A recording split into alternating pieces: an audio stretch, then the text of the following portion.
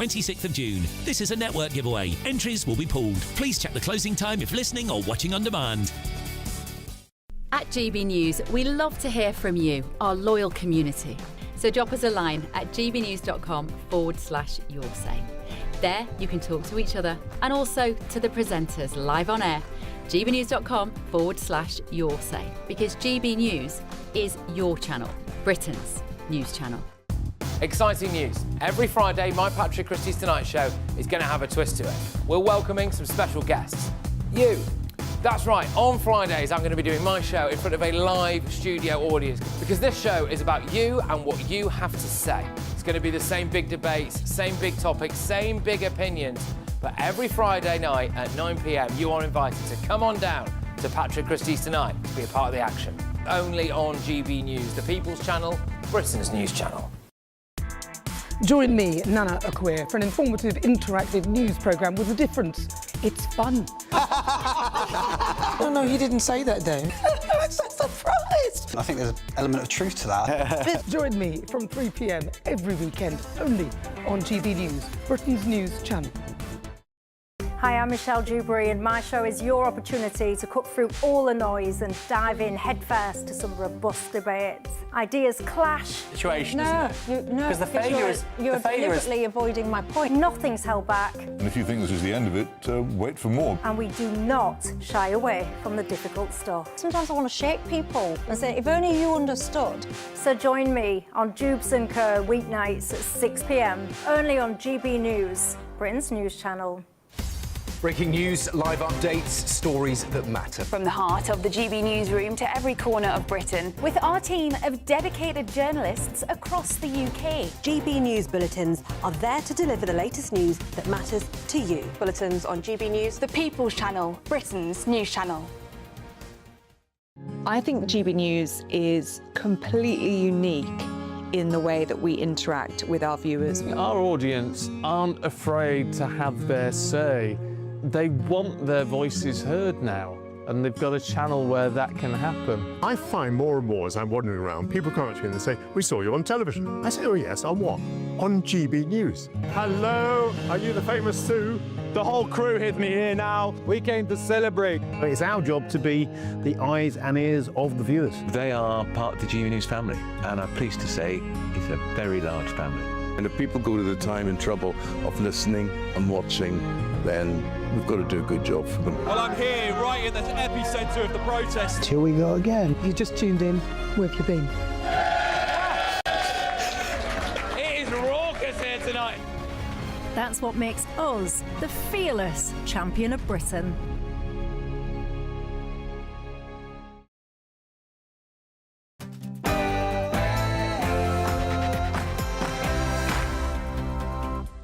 Hello, good morning. Hope you're doing well. Live from Washington, this is GB News with the stories shaping Britain and America. If there is a contest, just to be clear with you, then yes, I will run, I will stand, and I've said repeatedly, I'm not going to walk away from that. Keir Starmer on the brink with over 100 MPs calling for him to resign. There are now reports swirling around Westminster. He's planning to do just that. Our country's doing so well. Those ships are flowing out of the Hormuz Strait like nobody's ever seen before, actually. Breaking news this evening, JD Vance heads to Switzerland as cracks in the Iran-US ceasefire emerge. The Strait of Hormuz now closed, then it's open, then closed again, as Iran accuses the US of already breaching the so-called Memorandum of Understanding.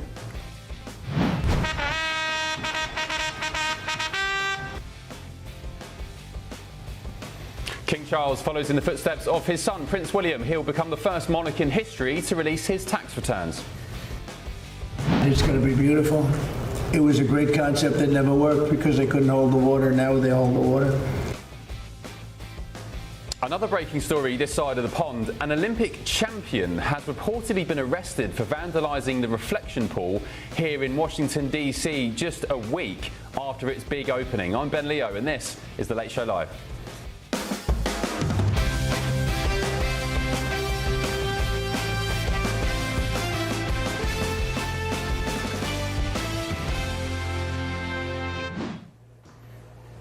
Morning, hope you're well and you've had a good Saturday. Joining me this evening in Washington is my panel. Tonight we have Matt Terrell and Hilary Fordwich, and in London, Benedict Spence and Matthew Torbett. And I have to say, Hilary, well done to you. Just explain very quickly. It's coming home. Yes. 2 World Wars and 1 World Cup, England. Oh, Hilary, well done. Big game against Ghana on Tuesday in Boston. Thank you for your company tonight. Hello, Matthew. Hello, Benedict. Good to see you. Right, let's move on to our main news this evening. Sir Keir Starmer is reportedly ready to resign. Do you believe it? Allies close to the PM have suggested Starmer could step down as soon as Monday after facing an evaporation of support over the weekend. And it's not just the PM set to go either, if you believe reports.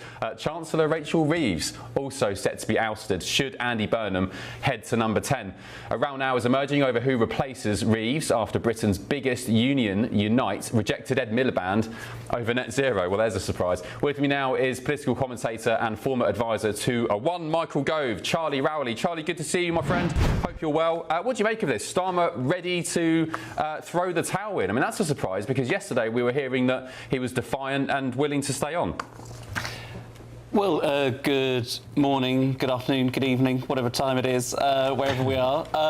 You're absolutely right. I was hopeful also that the Prime Minister would actually follow through with what he said, which is to stand in this leadership. He's come out fighting. I thought the one political thing that this Prime Minister could probably do is fight the campaign. He doesn't need the backing of MPs. He's the sitting leader. He will get on the ballot anyway. That he's entitled to that. So, you know, if Wes Streeting, as we've seen in the past, thought that he had the numbers to topple the Prime Minister. That didn't come to fruition. Andy Burnham, all things being considered, sounds as though he does have the numbers. But let's see how much support the Prime Minister has. Let's have that debate within the Labour Party. Because, for goodness, you know, the last few years, they haven't had a strategy. They haven't had a direction of travel. They don't quite know what they stand for. They don't know what they want to do with power. I think it would be actually quite a good thing to have all of those debates, all of those policy arguments fleshed out within the public for us to be able to see what Labour actually stands for, whatever wing of the party is ahead with the membership or whoever the members want. But let's have that debate. But it looks as though the Prime Minister might just be throwing in the towel. Again, another U-turn on his part, and it will be a coronation for Andy Burnham. Maybe he just wants to watch the World Cup in peace over the next 3 weeks or so. Rachel Reeves, also on the hit list. Unite, though, Britain's biggest union, has rejected Ed Miliband over net zero. I guess they saw what happened in Aberdeen South and thought, well, no, we can't have Ed.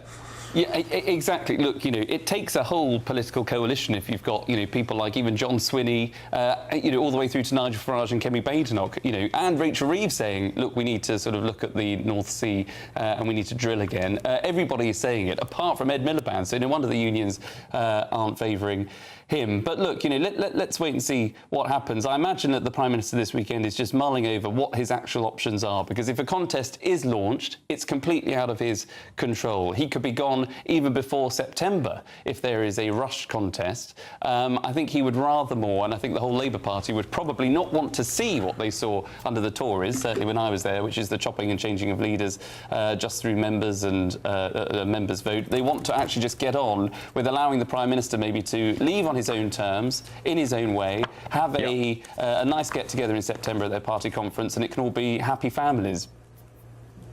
OK, last question, very briefly, though, please, Charlie. Will we be getting a snap general election? I think we should, in these circumstances, yes, because this man's been parachuted in from completely outside. He didn't stand on the manifesto that allowed the Labour Party to have the term that they've had in office. So if someone's just coming outside, I think we should have a general election. But do I think there's one coming? I don't think so. You don't think Burnham will call one? I mean, yeah. I mean, it's been argued yesterday that the way he won in Makerfield, the sort of emphatic nature that he cruised to victory there, and also the fracturing of the right, if you want to call it that. Well, I guess it's true. If you combined all of the Tories, Restore and Reform's votes, they still wouldn't have had enough to beat Burnham. I know it's a by-election. I know it's Makerfield. It's a very specific constituency, but you just don't think Burnham would take the bait? I mean, he could, and you know, I think that would be a good thing for the country, and that might actually get him some more support. But I just, you know, I've got the scars on my back from 2017 when Theresa May was 20 points ahead in the polls and said she wasn't going to call a general election. There was one, and you know, once you lose momentum, when you lose seats, then the narrative is set, and there's no doubt about it. Whatever the outcome of a general election, the Labour Party would lose a hell of a lot of seats, even if they still manage to retain power. That won't be good for Burnham's momentum. That won't be good for a prime ministerialship just up and running. So I suspect it won't happen. All right, Charlie, good stuff. Good to see you. Thank you very much. Let's get the thoughts of my panel in London. Former Labour advisor Matthew Torbett and the political commentator Benedict Spence. Hello, boys. Good to see you. Matthew, we'll come to you first as the Labour type in the room. What's your assessment on current affairs? Has Keir Starmer, as far as you've heard on the street, is he willing to pack it in? Yeah, I think if the Observer had it as an exclusive, that's Keir's paper of choice, has been since he was an MP. If they're reporting it, I would say that's as good as definite. He's clearly going to set something out on Monday. That's to get ahead of... Listen, he's not going to get through PMQs on Wednesday, is he, with his authority as shot as it is. It's interesting it's come before him and Andy Burnham meet. I know him and Andy are due to meet around Tuesday, and Andy was going to show him a list of 200 MPs that were going to back him, as if to say, look, it's not worth protracting this out. Just do the dignified thing and go on your own terms. My feeling is there will probably be a coronation. That brings its own pros and cons. And on your question earlier to Charlie, I think Andy wants to go long for another 3 years. I can't see a general election being called, and I don't think Andy would be in place until at least September, because I know they're quite keen to speak to civil servants almost as if it was a general election and have those access talks, putting forward his own policies and how achievable they would be. That's interesting you just mentioned there, Matthew, about Burnham apparently due to show Keir Starmer a list of what you said, 200 MPs who back him. Is that, where did you hear that? Is that being widely reported? No, these are through conversations I have privately with individuals in the room. I'm not going to start talking about that.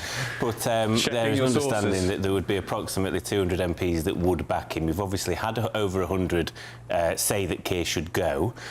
And there are others that obviously haven't said that because they're still sat around the cabinet table. And when you see half of your cabinet set to oust you, the writing is sort of on the wall. So it's interesting he's already made that link, probably because he did a ring around the day after Makerfield on the Friday, and people had frank conversations with him.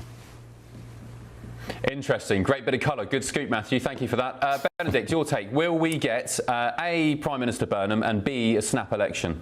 We will get Prime Minister Burnham. Obviously, Keir Starmer's not going to fight it, and I think actually that just compounds his legacy as an accidental Prime Minister. This has been 2 years in which almost nothing of note has been achieved. Things have, if anything, got worse, which is a pretty impressive thing given what he inherited. And everybody's going to sort of sit around and go, well, what was the point of that? If nothing else, if Andy Burnham is not going to call a general election after he is appointed, it would actually make a lot more sense, therefore, for Keir Starmer to fight a leadership contest, because somebody, I think, probably has to actually hold this man up slightly and say, right, do you have the minerals? What actually is it that you're going to offer that's different to me? There needs to be some sort of coverage of that, and there needs to be a little bit of stress testing. And that's not simply for the sake of those of us in political commentary who might find it entertaining. Actually, the party has been sort of fating Andy Burnham as this sort of messiah figure, as somebody who's going to sweep in and fix everything. But has anybody actually stress tested that? Not as far as I can see.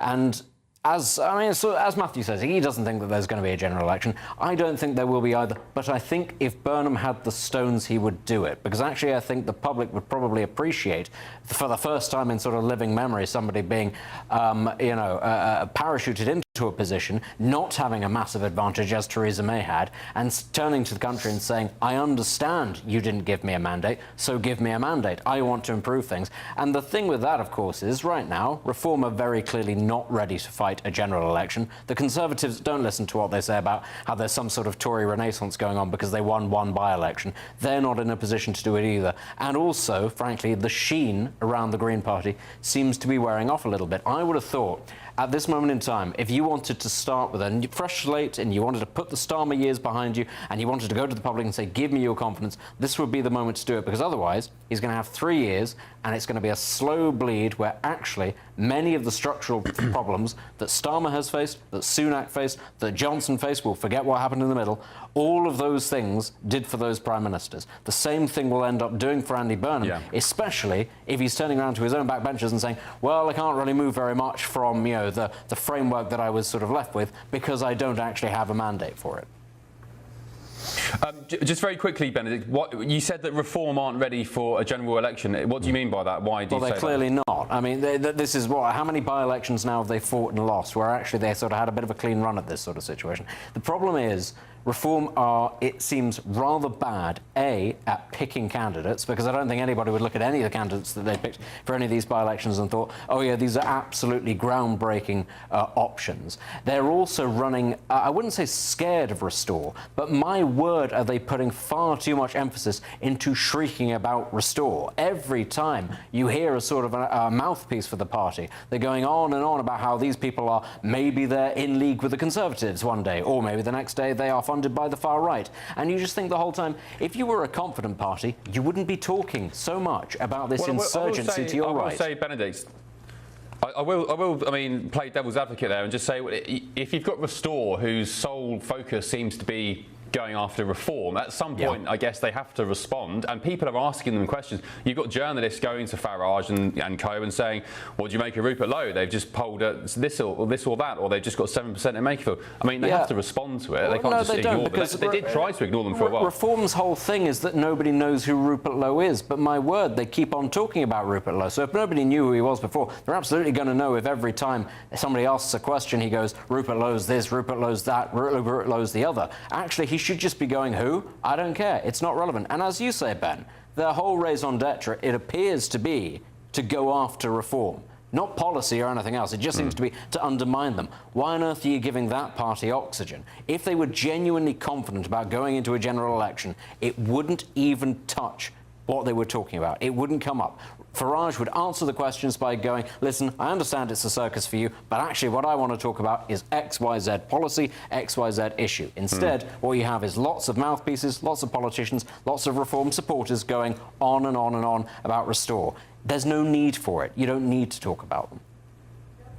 Yeah, I think Farage did try that tactic. He just said, I don't care, I don't want to talk about Rupert Lowe, but I guess the fact of the matter is they've now polled 7%. Yes, it's only 3,000 votes in Makerfield. Wouldn't have made a difference, but yeah, they are polling at 7% in that by-election after just a few months of being an active party, so I guess they have to comment on it. Boys, thank you very much. Let's get the thoughts of my panel here in DC, Matt Terrell and Hilary Fordwich. Hilary, hello. Yes. Are you keeping that on all night? England. Good. England. Well done, you. I can take it off if I look silly. I was meant to be speaking to President Trump yesterday on the tarmac at Joint Base Andrews, but we were surprised with the Air Force One tour, which was great, so we didn't get a chance to speak to him. I would have asked him, though, were you aware that Keir Starmer is possibly about to be replaced, and would you welcome it? Do you think the president this side of the pond would be happy to see a change of face in number 10? Well, it depends who would be replacing him, of course, because from all that we see so far, Andy Burnham, I think, is actually going to steer to the left. And if he's more effective, one of the things we can actually say about Never Hear Keir or Two-Tier Keir is he wasn't very effective at really much that he did. So if Andy Burnham is more effective with a left-leaning socialist agenda, that I don't think would be welcome to any degree whatsoever. What I think is the biggest takeaway from all of this, it's so sad. We really need to unite the right because I just see in the future not much success. Well, it wouldn't have made a difference in Makerfield. No, not Makerfield, but I'm saying given, you know, we can say it wouldn't have made a difference in Makerfield, but I just feel that it's too divided. But one party wants to bring the other down because they say they're not right-wing enough and they think Farage is a fraud. Yes. The other side call the police on them. I think uniting the right is a fantasy, I think. Yeah, it's not going to happen. And I think that's going to be electing probably a left-leaning socialist Andy Burnham. Great. Yes, for the nation. Matt, what's your take as an American watching this drama unfold from America? Yeah, look, I mean, obviously Andy Burnham's on track here, I think. We'll see. Be in the leadership role here, but you know, from President Trump's perspective, I don't want to speak for the president, but you know, Andy's not off to a good start here. You know, just a couple hours ago, he made remarks that were certainly talking down, if you will, to our electoral process, our political process here in the United States. Yes, that's not off to a good start. Yeah, just remind our viewers, he said we don't want the politics we see in America. In the United States, yeah, essentially. He said the dark and divisive, and he basically was saying of the United States, yes. And so, yeah, exactly right, Hillary. Well, I mean, it is divided here, though, right? Well, I mean, what did he say that's wrong? But the way he said it was so dark. Yeah, I just think going and painting a dark picture of the United States, we may have our differences here in the United States, but, to go out there and vocally say it the way he did, that's not extending the olive branch to President Trump. President Trump is an America First individual. Do you think it was an indirect attack on Trump? Making him responsible? I think any attack like that on our political process is an indirect. I took it as an indirect attack on President Trump. Because when people tend to say those kind of things, they're trying to direct it towards the leader, and the leader right now in the United States is President Trump. But this isn't even about President Trump. It's really about the people of the UK. And right now, what they want, I think, is change. I mean, look, you may have change in leadership here, but the issues will remain the same. The problems will remain the same. You have illegal immigration issues in the UK. You have skyrocketing energy costs. And until you have a leader who will actually do something about that, the UK, I think, will continue to suffer. That's the big challenge right now I think the UK faces. Interesting point you just made there about the attack on indirect. You think it's a direct attack? It wasn't indirect. It was totally and utterly direct. From Burnham on Trump? For Burnham on Trump, and who's in power? It's the same as Obama just opened the Obama Library and he made direct attacks. He talked about, well, this isn't a country of kings and emperors and we're not going to be serfs. He made a direct attack on President Trump, and so did Andy Burnham. Well, I wonder why. I mean, why would he be doing? I'm not saying you're wrong. Actually, I think the point's great, and I hadn't considered that before. But but why would he be so silly? He's seen what's happened with David Lammy. That's a great question. Why David Lammy, Yvette Cooper in yesteryear calling Trump a Nazi and whatever else, and then having to come with his tail between his legs to the White House, the State Department. I always say the same thing about the special relationship. The United States may not be perfect. I've never said it's perfect. I don't think Donald Trump is perfect. But who's going to be the UK's friend? Who's going to be our friend? Is it going to be China? Is it going to be Russia? Is it certainly going to be the EU? So absolutely silly. Okay, interesting. Right, gbnews.com/your say. Lots of comments coming in. Lorraine, good morning, Lorraine. You said, why did Kemi give Rupert Lowe a seat on the Public Accounts Committee if they're not in cahoots together? And Catherine said, Reform need to have some respect for their Restore brothers and sisters and vice versa. They want the same thing at the end of the day, to keep Britain great. Thank you for those. Keep them coming in. Right, coming up on The Late Show Live tonight.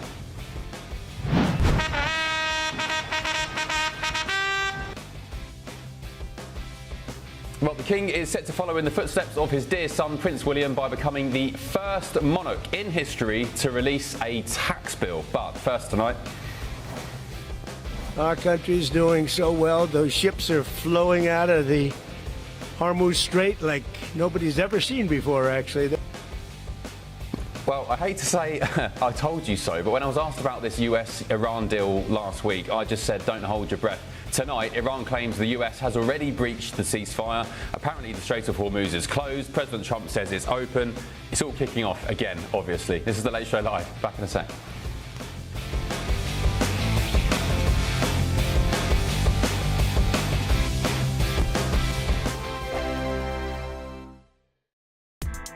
Join me, Nana Akwe, for an informative, interactive news programme with a difference. It's fun. No, he didn't say that, though.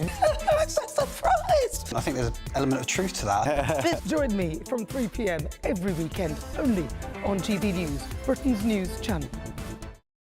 Hi, I'm Michelle Dewberry, and my show is your opportunity to cut through all the noise and dive in headfirst to some robust debates. Ideas clash. Situation, isn't it? Because the failure is you're deliberately avoiding my point. Nothing's held back. And if you think this is the end of it, wait for more. And we do not shy away from the difficult stuff. Sometimes I want to shake people and say, if only you understood. So join me on Jubes & Co. weeknights at 6 p.m. only on GB News, Britain's news channel. From court mornings to warm family brunches. From football to tennis. In the car. In the kitchen. GB News Breakfast is there. With the stories you need and the conversations that matter. Anyway, let's talk business. Well, it has been a historic night in British politics. It's astonishing, isn't it? We're here again. To start your day just right. GB News Breakfast. Every morning from 6 a.m. Only on GB News. Britain's news channel.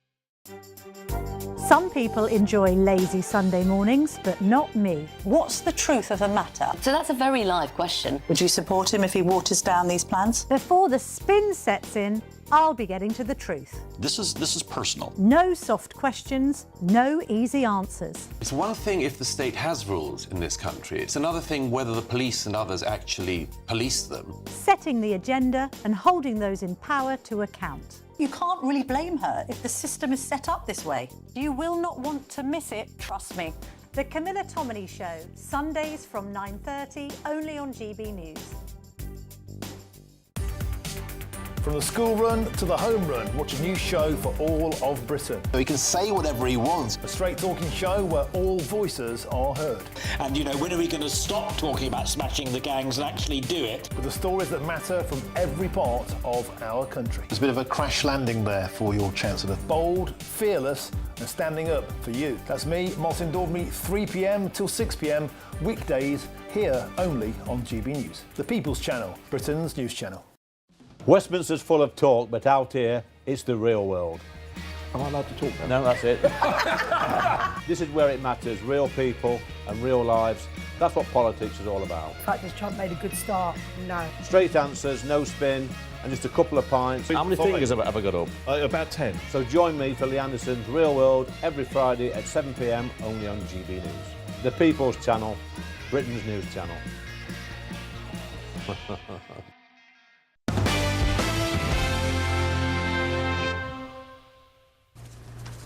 Bit of breaking news this evening. Vice President JD Vance is off to Switzerland. I think he's currently airborne this evening for talks with Iran. Top of the agenda, of course, will be the Strait of Hormuz. Iran said it is again closed after they accused the United States and Israel of violating the recently agreed ceasefire agreement. That was after renewed fighting in Lebanon. But US Central Command says the strategic shipping lane does remain open, contradicting Iran, insisting commercial traffic continues to flow while American forces monitor the situation.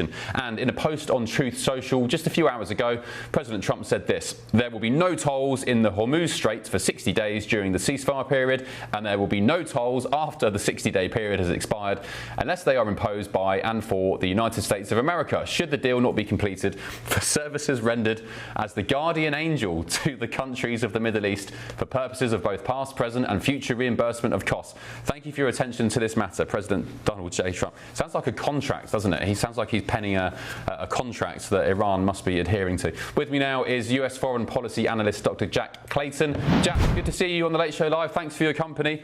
What's going on? Is the Strait of Hormuz open or not? Who do we believe, the Islamists or Trump? Well, as you said, opening the story there, they're contradicting one another. Iran has announced that it's closed again. CENTCOM in the United States insists that it's open. It's a little bit hard to tell, you know, of course, because really this has been a very fluid issue, and as far as that matter is concerned, I think only time will tell soon as what's right to believe.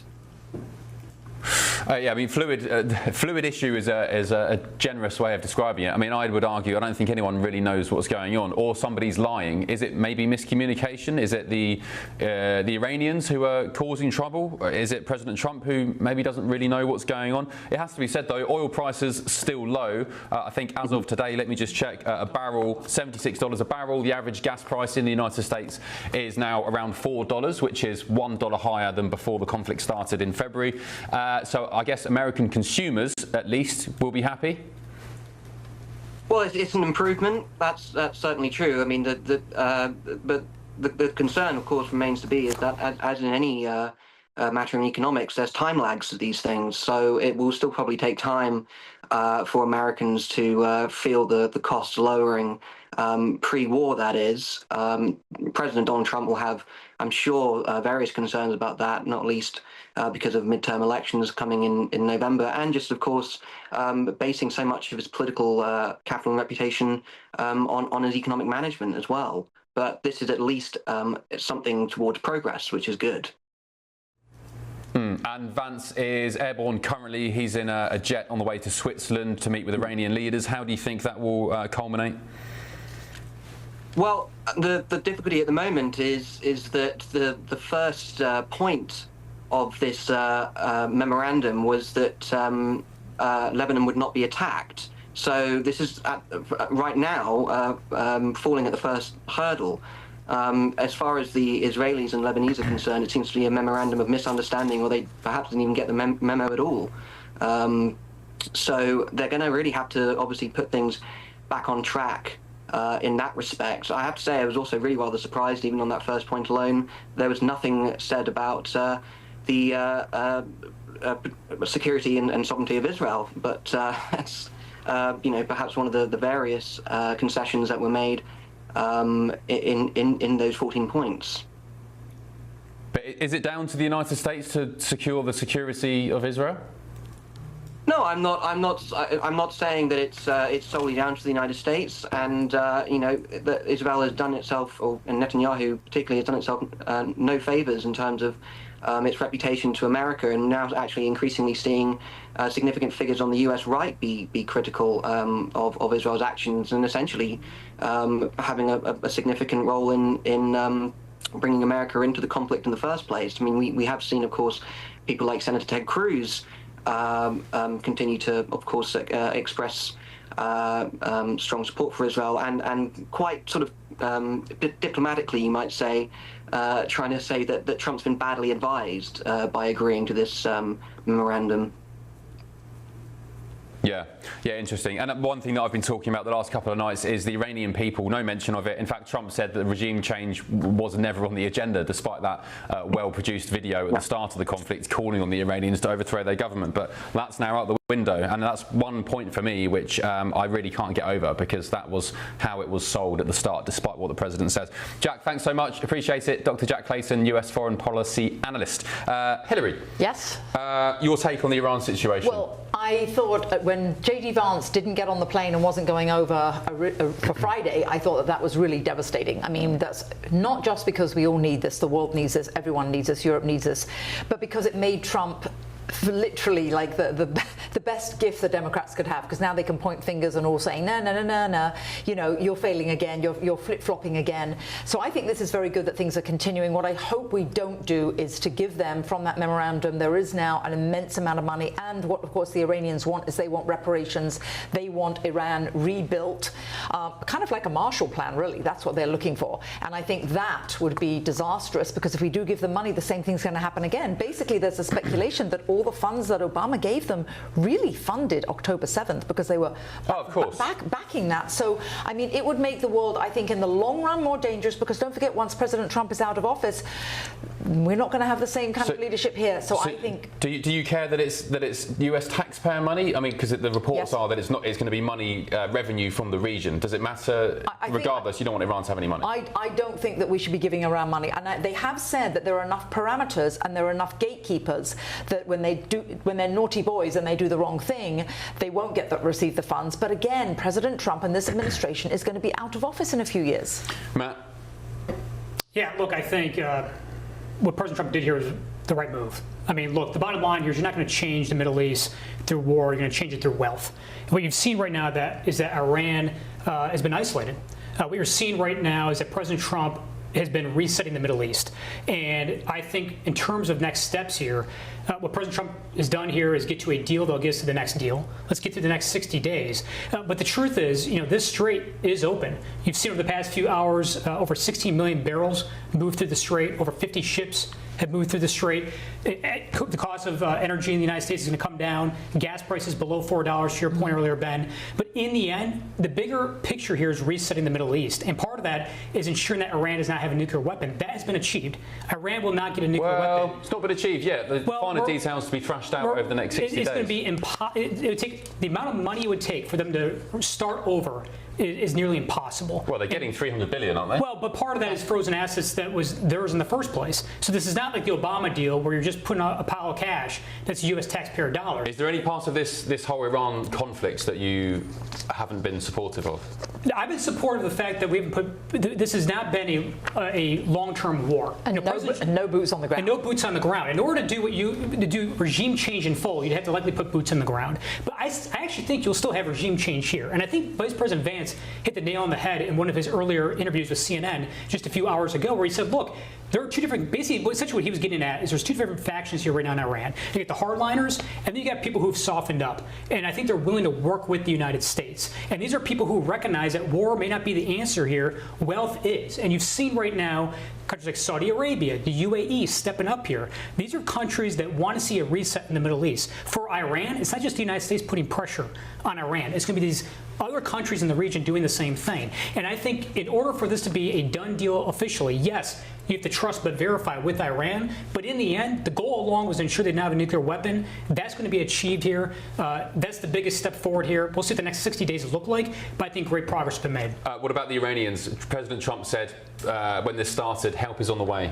overthrow your government? I think help has been on the way. I think the biggest question mark is who's going to rise up here in terms of the Iranian leadership truly, right? Is it going to be the hardliners, or is it going to be, in my opinion, which I think will happen here, is the people who are much softer, who are much more open to working with the United States, that hopefully the people who are going to rise up through leadership here. We don't know yet for certain, but there seems to be optimism from the White House. And let's be honest, they're the ones who are in the room right now. They're the ones who are the deal makers. They have the most information among anybody, frankly. And I do think that those softer people within the ground there in Iran, they are much more likely to work with the United States because they've seen what happens when you work with the U.S. And at the end of the day, money does matter. Their economy is being decimated. That matters for their I guess the disappointment for me, Hillary, last points on this, is that you've still got the Islamists in charge, whether they're hardliners or they're moderates. It's not prior Iran. It's not Iran prior to 79. Don't forget, his father was taken out. And when he's seen the leadership taken out, his father taken out, don't you think deep down inside there's massive resentment and hatred, and maybe playing along? I think they might end up being more dangerous. But to Matt's point, which is very valid, they don't care about their own people. They kill 42,000 of their own people. What they care about is they care about themselves. They care about money matters. And I think the fact that we basically took all of their we isolated them with their cryptocurrency, we managed to lock down that cryptocurrency, that we took their properties. I think that the economic fury was really powerful in this, and that's what really did get to them. Okay, interesting. Right, gbnews.com/your say. Hammez, good morning, Hammez. Good to see you back again. You've said you know these frozen assets are also weapons deals between Iran and the USA. Decades ago, Iran bought weapons and the USA never finished the deal. Wasn't there a British deal as well that we never coughed up for and we recently had to pay up?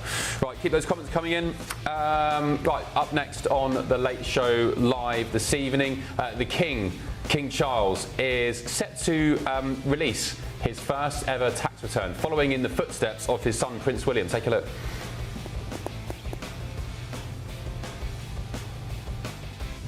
It's going to be beautiful.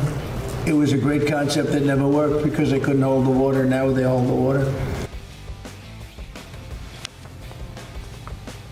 And elsewhere, President Trump's newly revamped reflecting pool, big story this, has been vandalised. They spent $10 million doing it up. President Trump was lauding it as the best pool ever. But now an Olympic champion, no less, an Olympic canoeist, has been arrested for allegedly vandalising it. All that coming up in a second. But first tonight.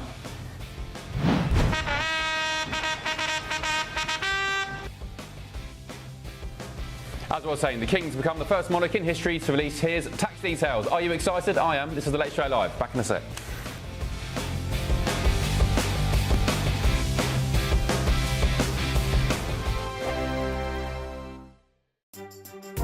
Some people enjoy lazy Sunday mornings, but not me. What's the truth of the matter? So that's a very live question. Would you support him if he waters down these plans? Before the spin sets in, I'll be getting to the truth. This is personal. No soft questions, no easy answers. It's one thing if the state has rules in this country. It's another thing whether the police and others actually police them. Setting the agenda and holding those in power to account. You can't really blame her if the system is set up this way. You will not want to miss it, trust me. The Camilla Tominey Show, Sundays from 9:30, only on GB News. Breaking news, live updates, stories that matter. From the heart of the GB newsroom to every corner of Britain, with our team of dedicated journalists across the UK. GB News bulletins are there to deliver the latest news that matters to you. Bulletins on GB News, the People's Channel, Britain's news channel.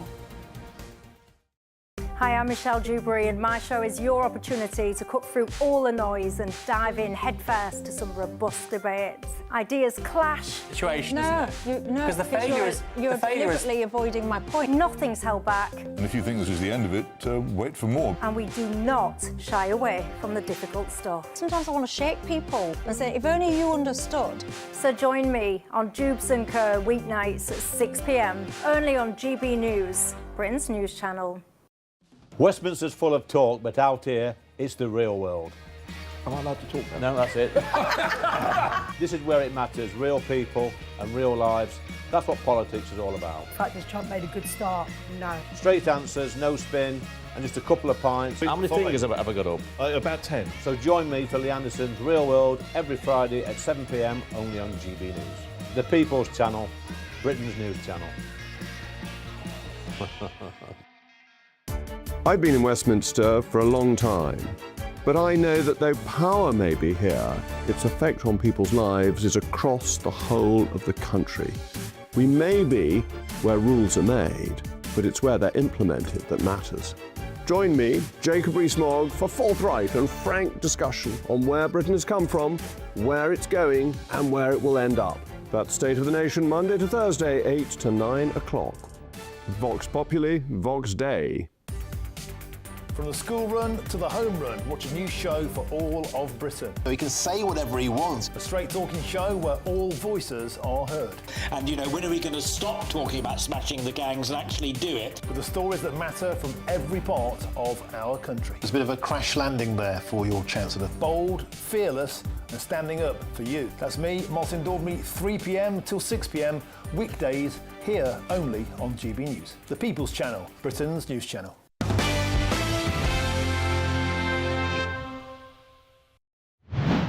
Women you don't like fat pigs, dogs, slobs, and disgusting animals.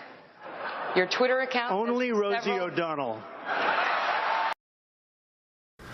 President Trump's worst nightmare, Jimmy Kimmel, is set to be replaced on his Late Show TV program here in America by Rosie O'Donnell. That is the US character who President Trump in recent years called a fat pig, crude, rude, obnoxious, dumb loser. Anyway, she's now heading the Late Show here in the US. Not this show, the other show, the Late Show. I'm still here. Right, let's move on. King Charles is set to become the first British monarch to publicly reveal his personal tax bill.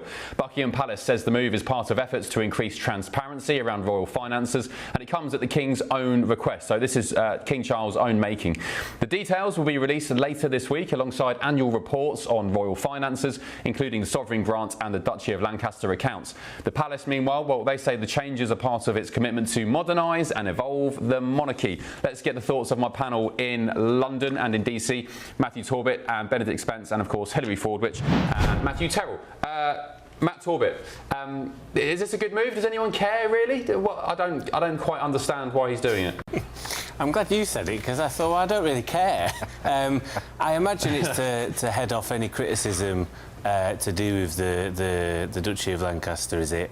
Because when he used to be the Duchy of Cornwall, the idea that if you didn't leave your house to anybody, you didn't have any family, he'd just inherit it. And there's been lots of criticism over his finances. And obviously his mother was famously in the Paradise Papers leak in 2017, and she'd funneled £10 million of her wealth into offshore funds in the Cayman Islands and Barbados, I think it was. So I suppose it's to look more ethical, transparent, garner some support. But, you know, a bit like you, I'm not really asked, to be honest with you. Yeah, Benedict, what's your take? I mean, who is he trying to win over here, really? Because Republicans, such as, what's the campaign group in the UK? Something Republicans. I mean, regardless of what King Charles does, surely they'll just be against him anyway. I don't see who he's trying to win over here. Yeah, I should just put it out there that I also don't particularly care about the King's tax arrangements, and I think that this is quite a nice unifying thing that all of us are kind of sat here going, OK, sounds great. But it is one of the major sort of criticisms, isn't it, that often gets sort of levelled at the royal family, which is that they sort of exist at the expense of the taxpayer, and I just don't think that that's actually true. And I do think that on the one hand, this has been a slightly sort of embarrassing situation for the royal family, that in recent years I think that they found themselves more at the behest of public opinion, which of course isn't really how a monarchy ought to exist if it's going to be an actual monarchy, but that's the route that they've decided to go down. They want to be more sort of relatable to people, they want to be more transparent. That's fine. That therefore I think requires, for them at least, justifying their existence. And if they turn around and go, OK, these are our financial arrangements, this is what we pay, this is what we're worth, and then if we were to have a broader conversation about what maybe the royal family is worth in terms of bringing things into the country, maybe that would be a good thing. And what I would say is that in the modern era, the royal family is trying to find a role for itself. It's trying to find a reason to exist. It's not enough anymore to just say, well, we're at the top because of hereditary privilege and power, and this is how it's always been, thus it's always going to be. They need a raison d'etre. So I think that, you know, coming out and saying, listen, we're not a financial burden to you, if anything, maybe we're a bit of an asset, is part of the strategy of saying that to people. There was a report in recent years which Republicans kind of poo-poo, but it was basically said the royal family benefits the UK by around £500 million a year. And do you know what? I'll say it, Benedict. Even if it costs us money or costs me money, I'd be happy to pay it, because we are losing lots of our heritage, our tradition, our national identity. And if it means paying a couple of quid a year for the royal family to kind of, you know, even ceremoniously just lead the way, I'm happy with that. And you know the cost to the average taxpayer? Basically, it's a cost just a little bit more than a pint of beer.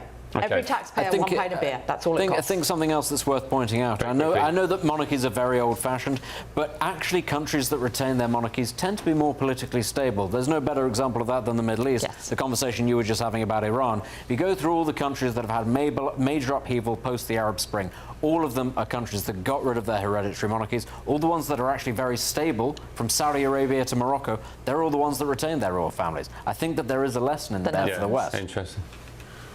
OK, let's speak to former royal butler Grant Harold. Grant, good to see you. Thank you for waiting patiently. What's your take on the King's tax affairs coming out? Are you particularly bothered, and what did you make of Benedict's comments just there?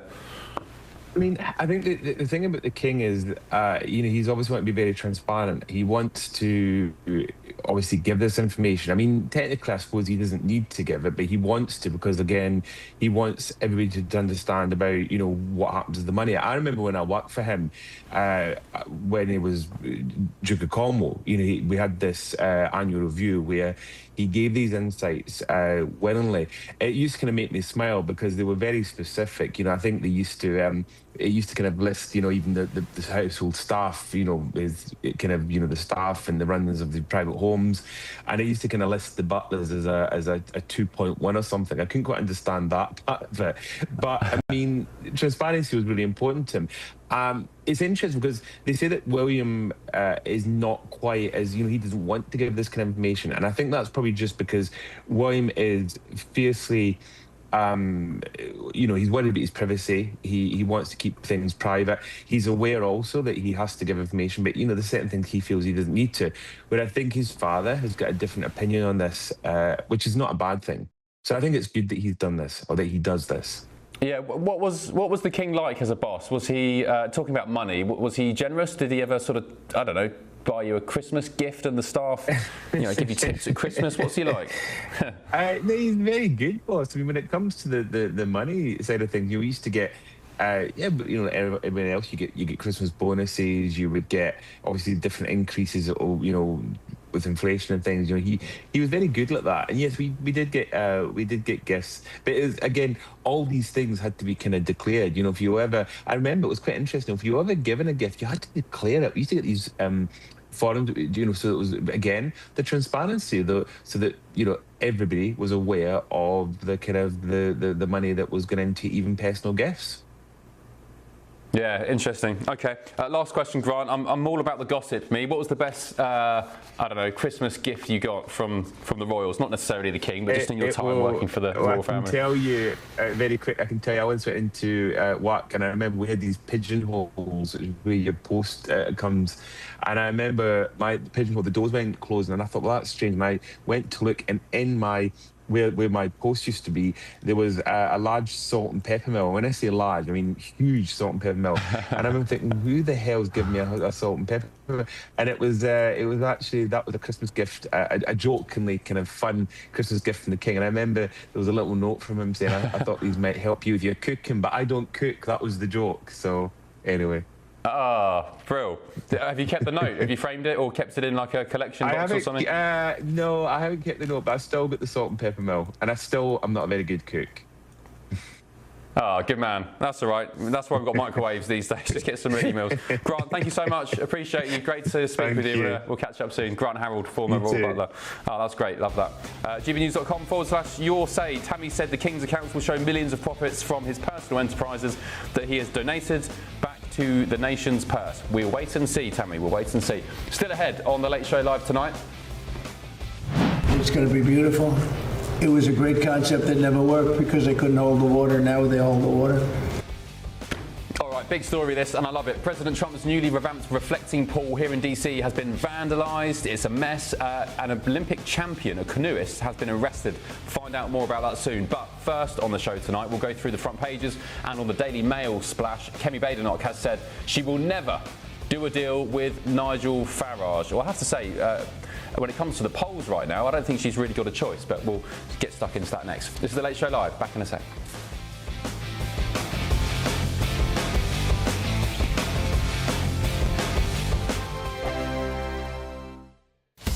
Breaking news, live updates, stories that matter. From the heart of the GB newsroom to every corner of Britain, with our team of dedicated journalists across the UK. GB News bulletins are there to deliver the latest news that matters to you. Bulletins on GB News, the People's Channel, Britain's news channel. From court mornings to warm family brunches. From football to tennis in the car, In the kitchen. GB News Breakfast is there. With the stories you need and the conversations that matter. Anyway, let's talk business. Well, it has been a historic night in British politics. It's astonishing, isn't it? We're here again. To start your day just right. GB News Breakfast. Every morning from 6 a.m. Only on GB News. Britain's news channel. Westminster's full of talk, but out here, it's the real world. Am I allowed to talk now? No, that's it. This is where it matters. Real people and real lives. That's what politics is all about. The fact that Trump made a good start, no. Straight answers, no spin, and just a couple of pints. How many fingers have I got up? About 10. So join me for Lee Anderson's Real World every Friday at 7 p.m. only on GB News. The People's Channel, Britain's news channel. At GB News, we love to hear from you, our loyal community. So drop us a line at gbnews.com/yoursay. There you can talk to each other and also to the presenters live on air. gbnews.com/yoursay, because GB News is your channel, Britain's news channel. Join me, Nana Akwe, for an informative, interactive news programme with a difference. It's fun. No, he didn't say that, Dave. I'm so surprised. I think there's an element of truth to that. Join me from 3 p.m. every weekend, only on GB News, Britain's news channel. You want to know what's really going on in the corridors of power? Labour don't know what to do with you half the time, and that makes you quite lethal in the chamber. Get behind the headlines with Chopper's political podcast. Join me, Christopher Hope, as I sit down with the great and the good of British politics. We'll see where this ruling takes us. These are the stories shaping our nation. Chopper's political podcast, available now on all platforms. Listen in and stay ahead. Hi, I'm Michelle Dewberry, and my show is your opportunity to cut through all the noise and dive in headfirst to some robust debates. Ideas clash. Situation, isn't it? Because the failure is you're deliberately avoiding my point. Nothing's held back, And if you think this is the end of it, wait for more. and we do not shy away from the difficult stuff. Sometimes I want to shake people and say, if only you understood. So join me on Jubes and Kerr weeknights at 6 p.m. only on GB News, Britain's news channel.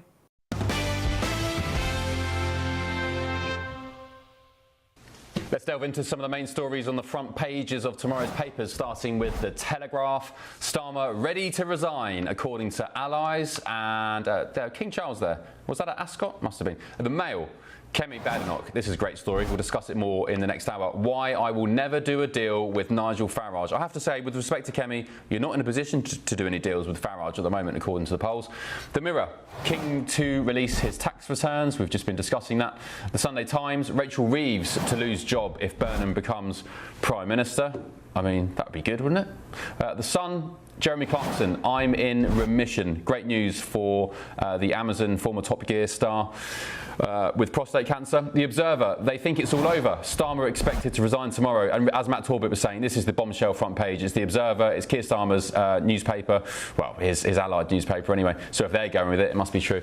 And let's focus our attentions to to stories this side of the pond, where an American Olympic canoeist has been arrested after allegedly vandalising the reflecting pool at the Lincoln Memorial here in Washington, D.C. Of course, we've been discussing it for weeks. $10 million roughly has been spent rejuvenating the pool. President Trump saying Biden and Obama wrecked it. They didn't take care of it. Authorities this side of the pond say a substance was poured into the water, causing damage to the recently restored landmark and prompting a major cleanup operation. Trump claimed chemicals were used in the incident and condemned those responsible, and police are continuing their investigation into the alleged vandalism and the extent of the damage caused. Hillary, this chap, I won't name him, although he has been named, he insists he's innocent. He says he was just cycling past, he put his hand in, and he says that he was touching a massive piece of sort of torn off paint, a chunk of the side of the pool that was already floating. So he's insisting that he's innocent.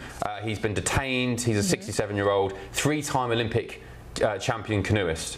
And he's been arrested. Do you believe him? Well, I can't speak to his innocence or his guilt. What I will say is anybody who did do this, should it be him or anybody else, you know, it's rather hypocritical because obviously that means they're anti-Trump, which means they're on the left, which means probably they're really into the environment, and now they're releasing chemicals into a pond. So I think it's the height of hypocrisy, as well as ghastly, as well as damaging something in our nation that all of us should be proud of, everyone should be proud of in terms of the 250th anniversary. Matt Terrell, why would anybody, it's got to be someone on the left, if they did do it, I'm not totally convinced it has been vandalised, but they'll know more than me. Why would anybody do this? Well, in many cases, it's just Trump derangement syndrome. I mean, we saw just a few days ago that somebody burned 8647 into the grass, not far from the reflecting pool. Oh yeah, just explain to British viewers what that means, that number. What is it? So it's basically, if you're working in a restaurant, everybody knows pretty much on the planet, in the United States, I should say, if you're working in a restaurant, when you say 86 something, it means to kill it. It means to take it off the menu. Right. The former FBI director, James Comey, took a picture of in seashells, 8647 on the beach. And it means kill Trump. It means kill Trump. You're telling me and somebody engraved that into the bottom of this pool. So they know. Well, no, the sand. Yeah, no, but also this pool. The grass. On the grass. Sorry, the grass. Someone put in 8647.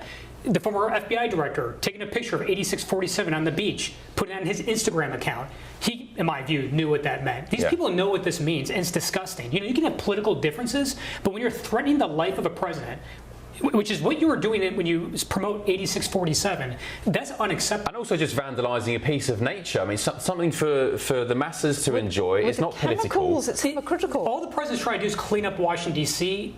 That's what anybody pushing back on that, I think, is ridiculous. Let's get a quick word from London very quickly. Matthew Torbett, any thoughts on the reflecting pool? Do you believe somebody would vandalise it in hatred of Trump? I can imagine it. I don't think this fella has. I mean, are we to believe he's done a 52-mile bike ride, pulled up to the pool, and then going to tell you what, I'm going to wreck this now? You know, he took a picture of it, I've seen online, just moments before, because he obviously couldn't see what he's believed. I think anyone that's ever dealt with pools, swimming pools and the like in this country or elsewhere, if you paint over something with an algae issue and then fill it back up in under a month, you're going to have issues. So he's got a load of cowboys in, and he's now reaping what he sows. Yeah, I'm not an expert, so I don't know. Benedict, really quickly, 5 seconds. Sorry, mate. Yeah, all that I would say is that one of the things about Trump derangement syndrome is that people who go out and do these things, they tend to be proud of it. They tend to publicise it because it gets them respect. So that's why I think this guy probably hasn't done it, because otherwise he'd be sat there going, yeah, look at me, so that all my mates are on board. Thanks very much, Benedict. Appreciate it. Let's get a look at your weather. Back in a sec.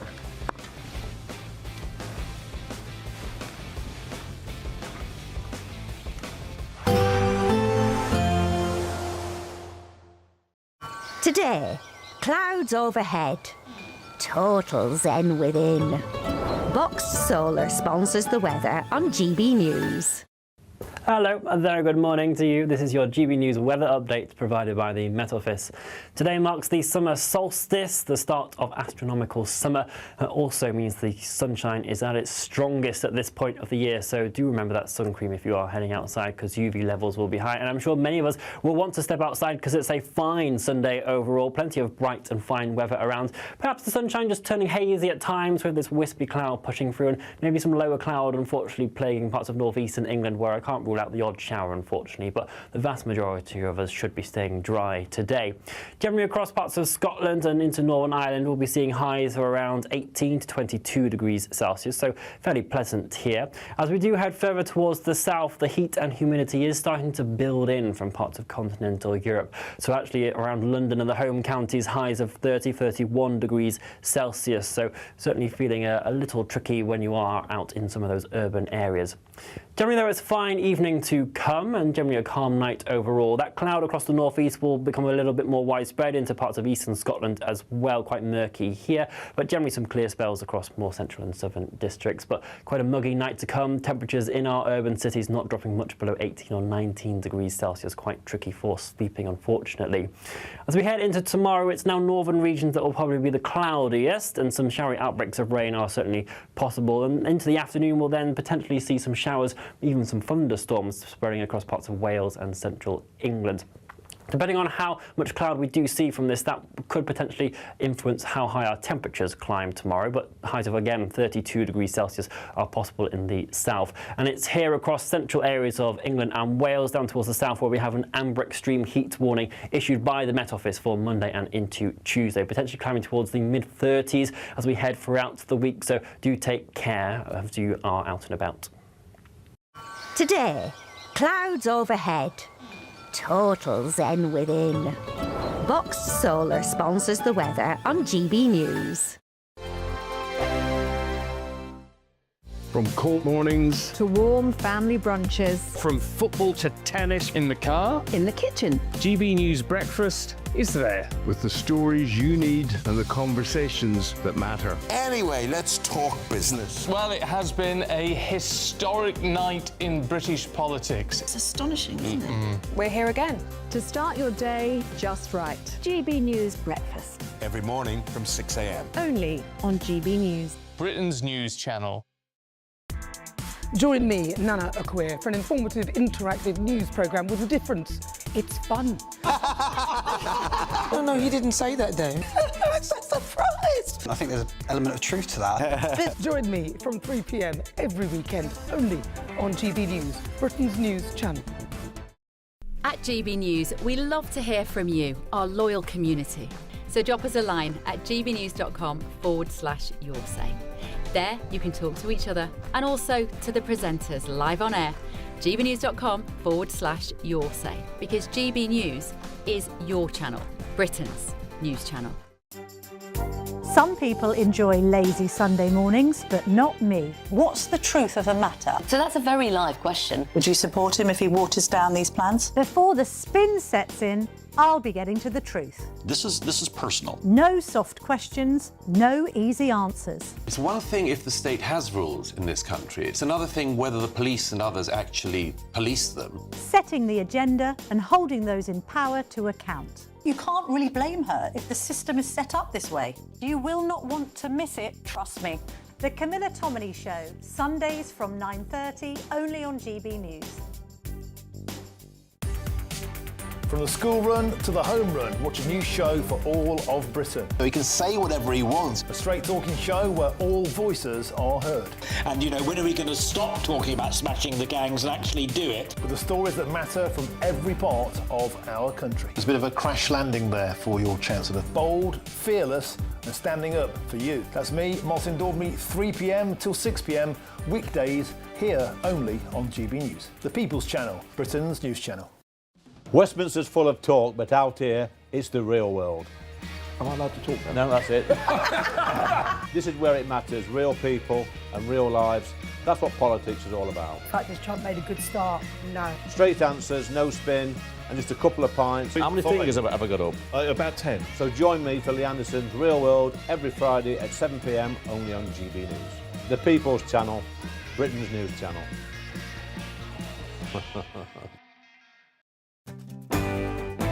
I'm Tom Harwood. This is GB News, Britain's news channel.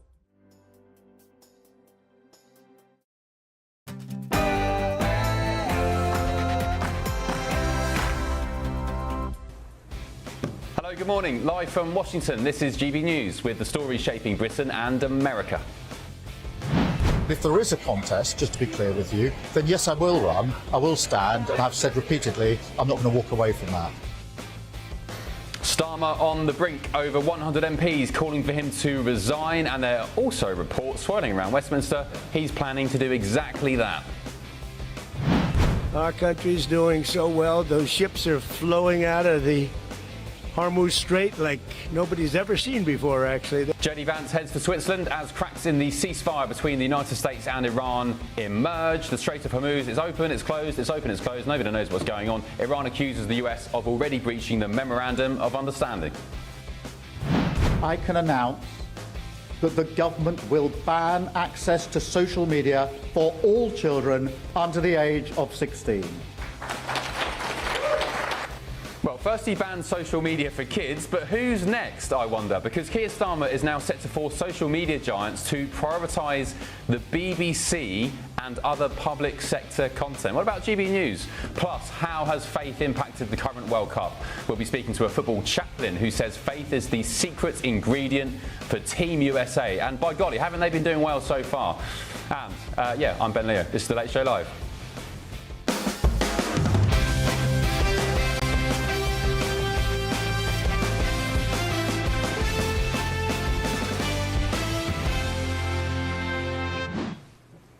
Welcome along to The Late Show Live. Joining me in DC this evening is my panel, Matt Terrell and England superfan Hilary Fordwich, and in London, Benedict Spence and Matthew Torbitt, who I'm quite sure, I don't need to ask, they are England superfans as well, cheering on the Three Lions ahead of Ghana on Tuesday in Boston. Thank you, boys.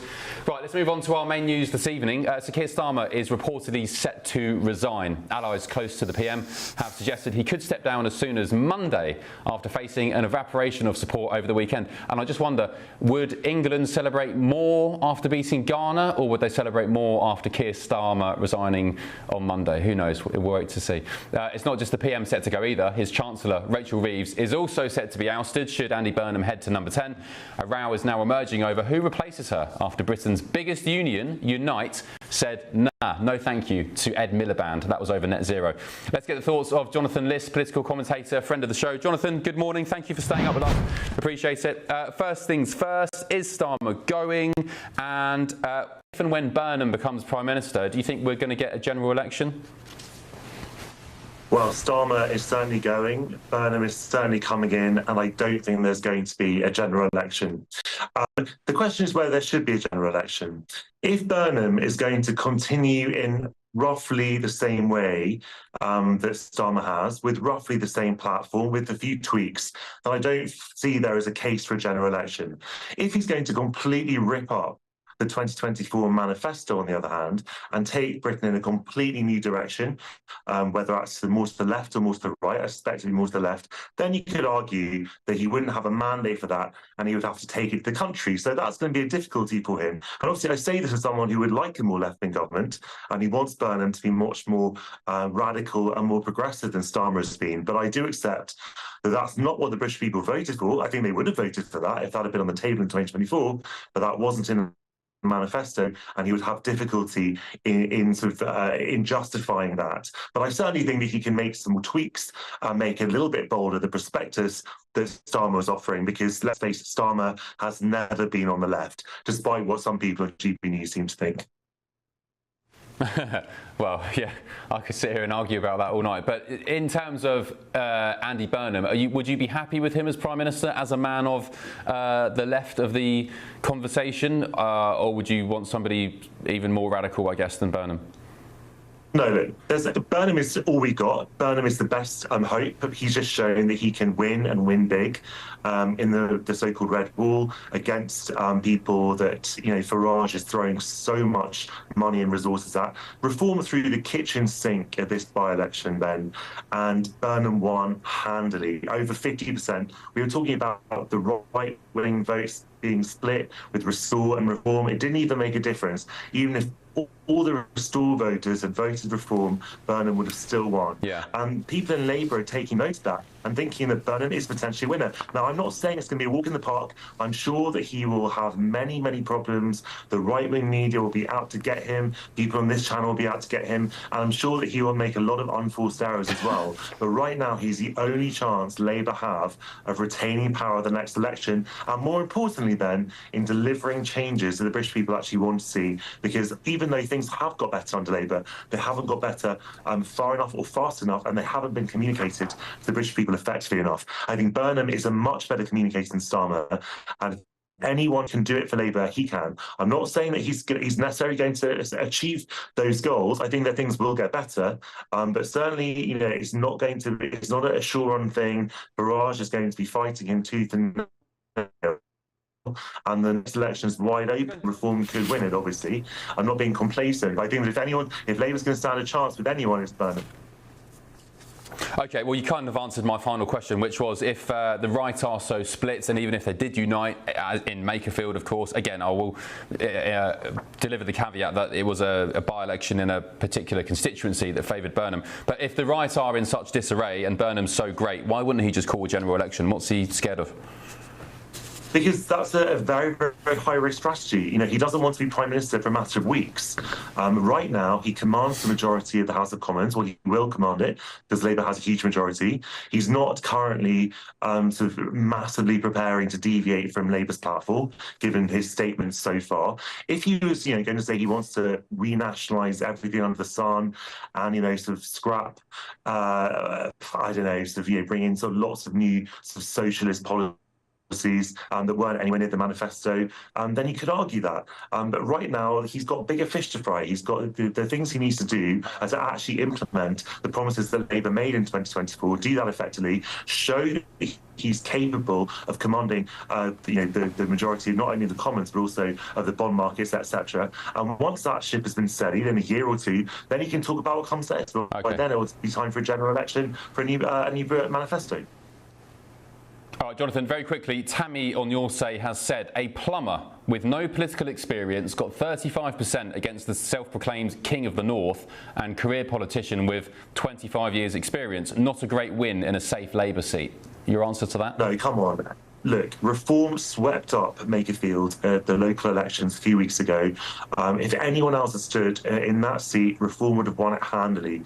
Burnham has shown that he can, in very, very difficult waters and territory for Labour, he can still pull it out of the bag. I'm not saying that he's going to win every seat. Reform is obviously going to make inroads in the Red Wall, but this is a very, very promising sign that all is not lost for Labour. OK. Thank you, Jonathan. Appreciate it. Enjoy your Sunday, whatever you're up to.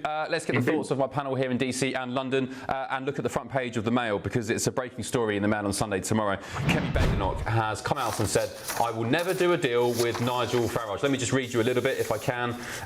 Kemi Badenoch has killed off any prospect of an electoral pact with Nigel Farage after Reform UK's poor showing in last week's by-elections. Writing in today's Mail on Sunday, the Tory leader emphasises distinctions between the Conservatives and Mr Farage's party, saying, we are not the same and voters are not ours to trade like football cards. Citing Reform support for a bigger state, more spending, nationalism, gimmicks and unfunded giveaways, she says, devastatingly, writes the Mail, Reform dress like Thatcherites but acts like Corbynites. OK, I'll just say, Matthew Torvett, I don't think Kemi Badenoch is in a position, yes, they did well in Aberdeen South on the net zero referendum. Who is Kemi to say she's not going to be doing a deal with Farage? I suspect if polls stay the same, she'll be begging him to do a deal in 3 years' time. That may be the case. I think the issue for Kemi is she's got to give people, certainly the Conservatives and people that are sympathetic to the Conservative cause, a reason to vote for her.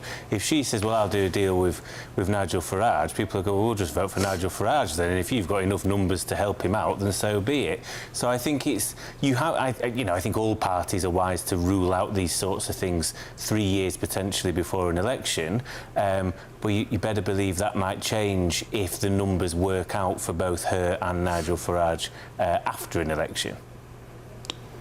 Yeah, Benedict, if we just look at Makerfield again, I mean, the Tories got less than 1,000 votes, didn't they? So I don't know why Farage, if you're basing things on Makerfield, why he'd even consider talking to the Tories. Oh, I mean, it's stunning, actually. They lost their deposit in Makerfield, having also lost their deposit in Caerphilly. That's never happened before in all of British electoral history, that the Tories have done 2 of those on the bounce, 2 mainland by-elections, and lost them both that badly. So whilst you can turn around and look at Aberdeen South, I think you picked it up right there, Ben, when you said that this was actually a referendum on net zero, where you had the SNP going, well, we hate oil and gas, and you had Labour going, we hate oil and gas as well. Then you had the Tories that go, well, we don't hate oil and gas as much, so people went, yeah, all right, we'll vote for you. It's not exactly a resounding strategy, and you can't replicate that across the country. The problem is, actually, I think that the other night was a bad result for just about everybody on the right. Restore, OK, they're starting from a very small position. Nobody was expecting a huge amount, but at one point, people were saying, they could be getting 8, 9, maybe even, 5-figure in terms of votes. Actually, what happened was they ended up getting squashed because a lot of people actually thought when it came down to the actual voting, we'll actually just vote for reform because this is bigger. So actually they've shown that they can't necessarily carry that through, although it is early days. Reform, of course, it's another lost by-election. You can't get away from that, and ultimately I think a lot of this is down to the candidate in question. I mean, we can say that it's, a plumber with no political experience, fine, but was a plumber with no political experience really the person to put up against the future Prime Minister of this country? Probably not, and I suspect that that shows a pretty bad judgment when it comes to selecting candidates, and again, not the first time given the number of by-elections they've lost. And then, as we've just talked about, the Tories, coming fourth behind Restore with fewer than 1,000 votes. I'm sorry, that's embarrassing. That's brutal. And whenever the Tories come out and they go, oh, well, we weren't really trying in this election, it wasn't the most important one for us,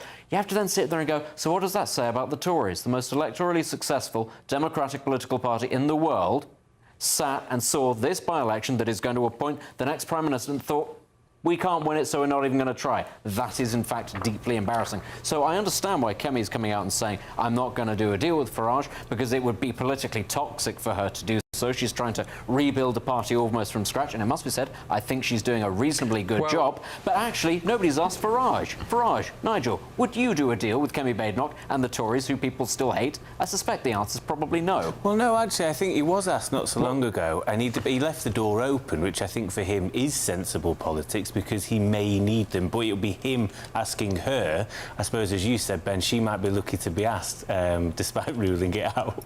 But I think there's something to be said, though, about people talking about Reformer having hit a bit of a ceiling. What was it that led to them hitting that ceiling? It was the moment at which they started taking in lots of former big-name Tories. It was the likes of Jenrick and all of them. They came on board, and suddenly a lot of people who joined Reform in the first place because they loathed the Tories started looking at Reform and going, there's a few too many Tories in this party for my liking. So what would those voters say if at a general election Farage sat there going, I'll do a deal with these people that you hate? I think the Zahawi recruitment was actually probably the icing on the cake for a lot of people. Yes. Bearing in mind he was the health minister. I mean, Jenrick, I think Jenrick's pretty solid, no problem with him. Nadine Dorries as well. I know she's not an MP, but again, Nadine Dorries, architect of the Online Safety Act, Zahawi as well. But look, talking about Kemi and this front page that we see on the screen now, this isn't the first kind of, it's not an attack, I guess, but she's been talking about Farage and Reform for a while. Let's just remind ourselves about what she said not so long ago. Take a look.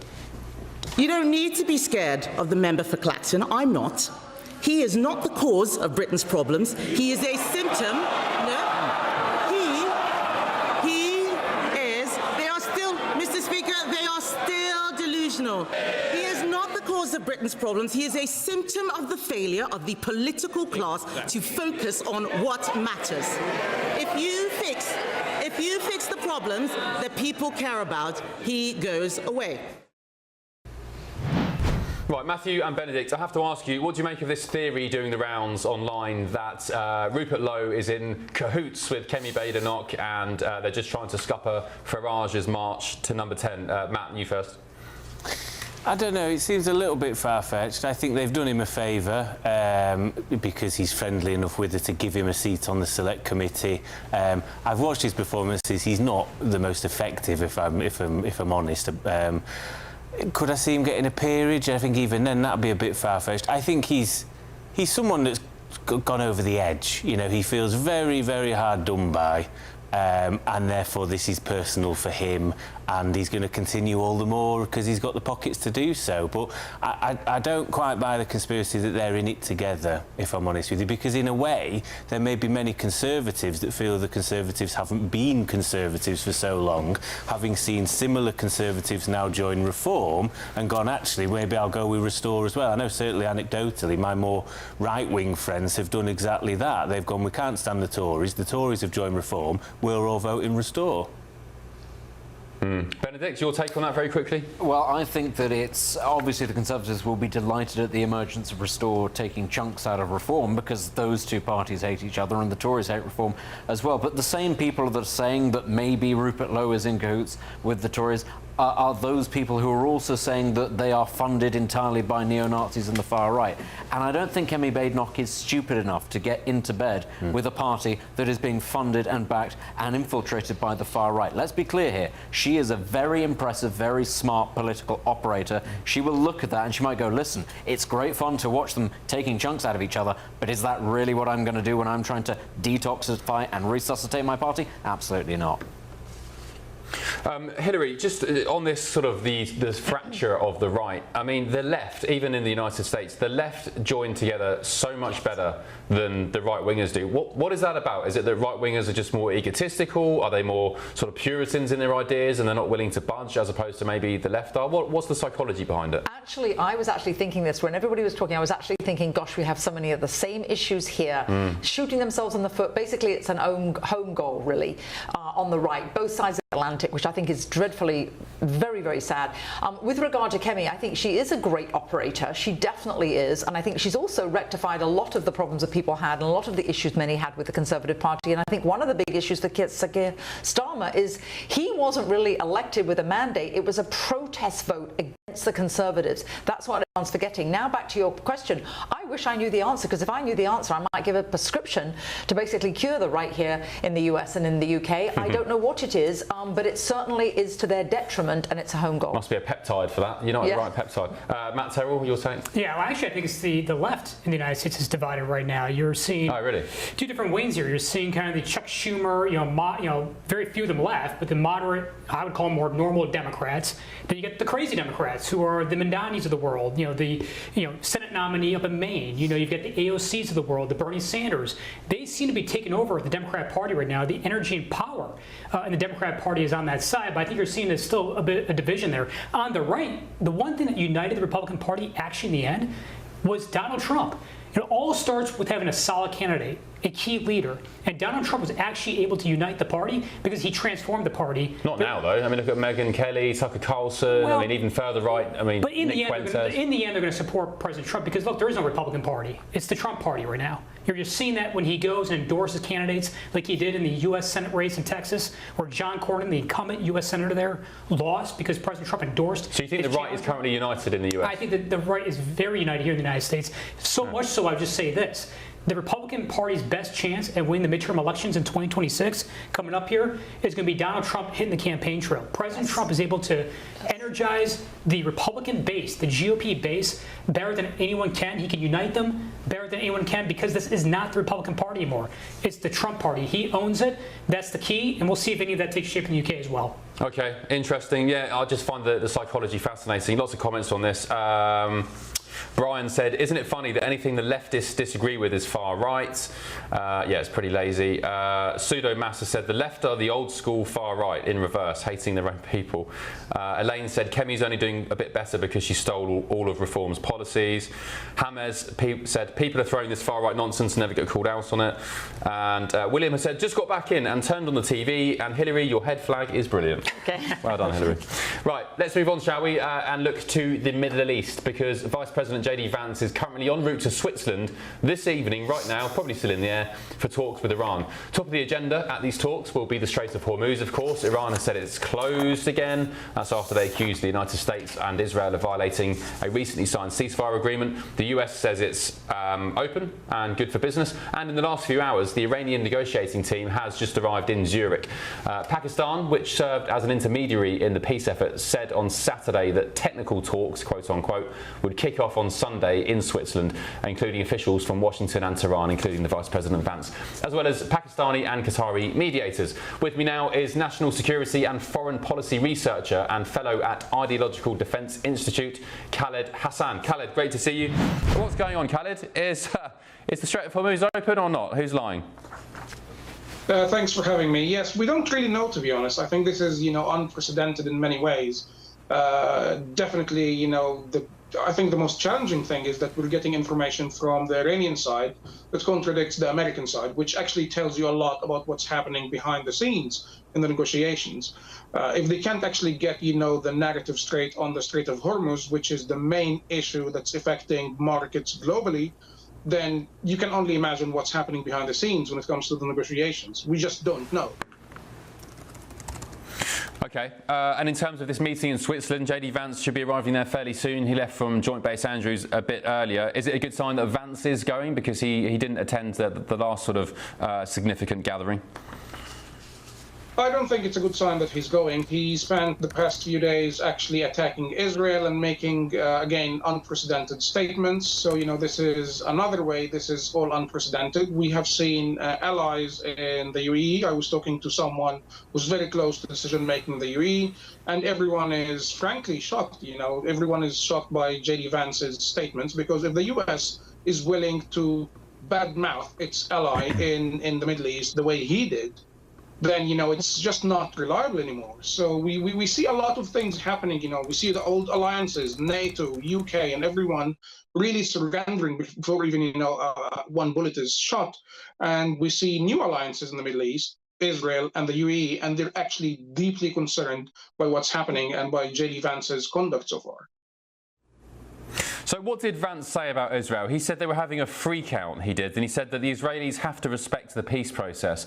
Iran tonight is saying the ceasefire process has been broken because Israel have been continuing to fight in Lebanon against Hezbollah. Vance said that Israeli military operations in Lebanon have sometimes gotten in the way of achieving a breakthrough in negotiations with Iran.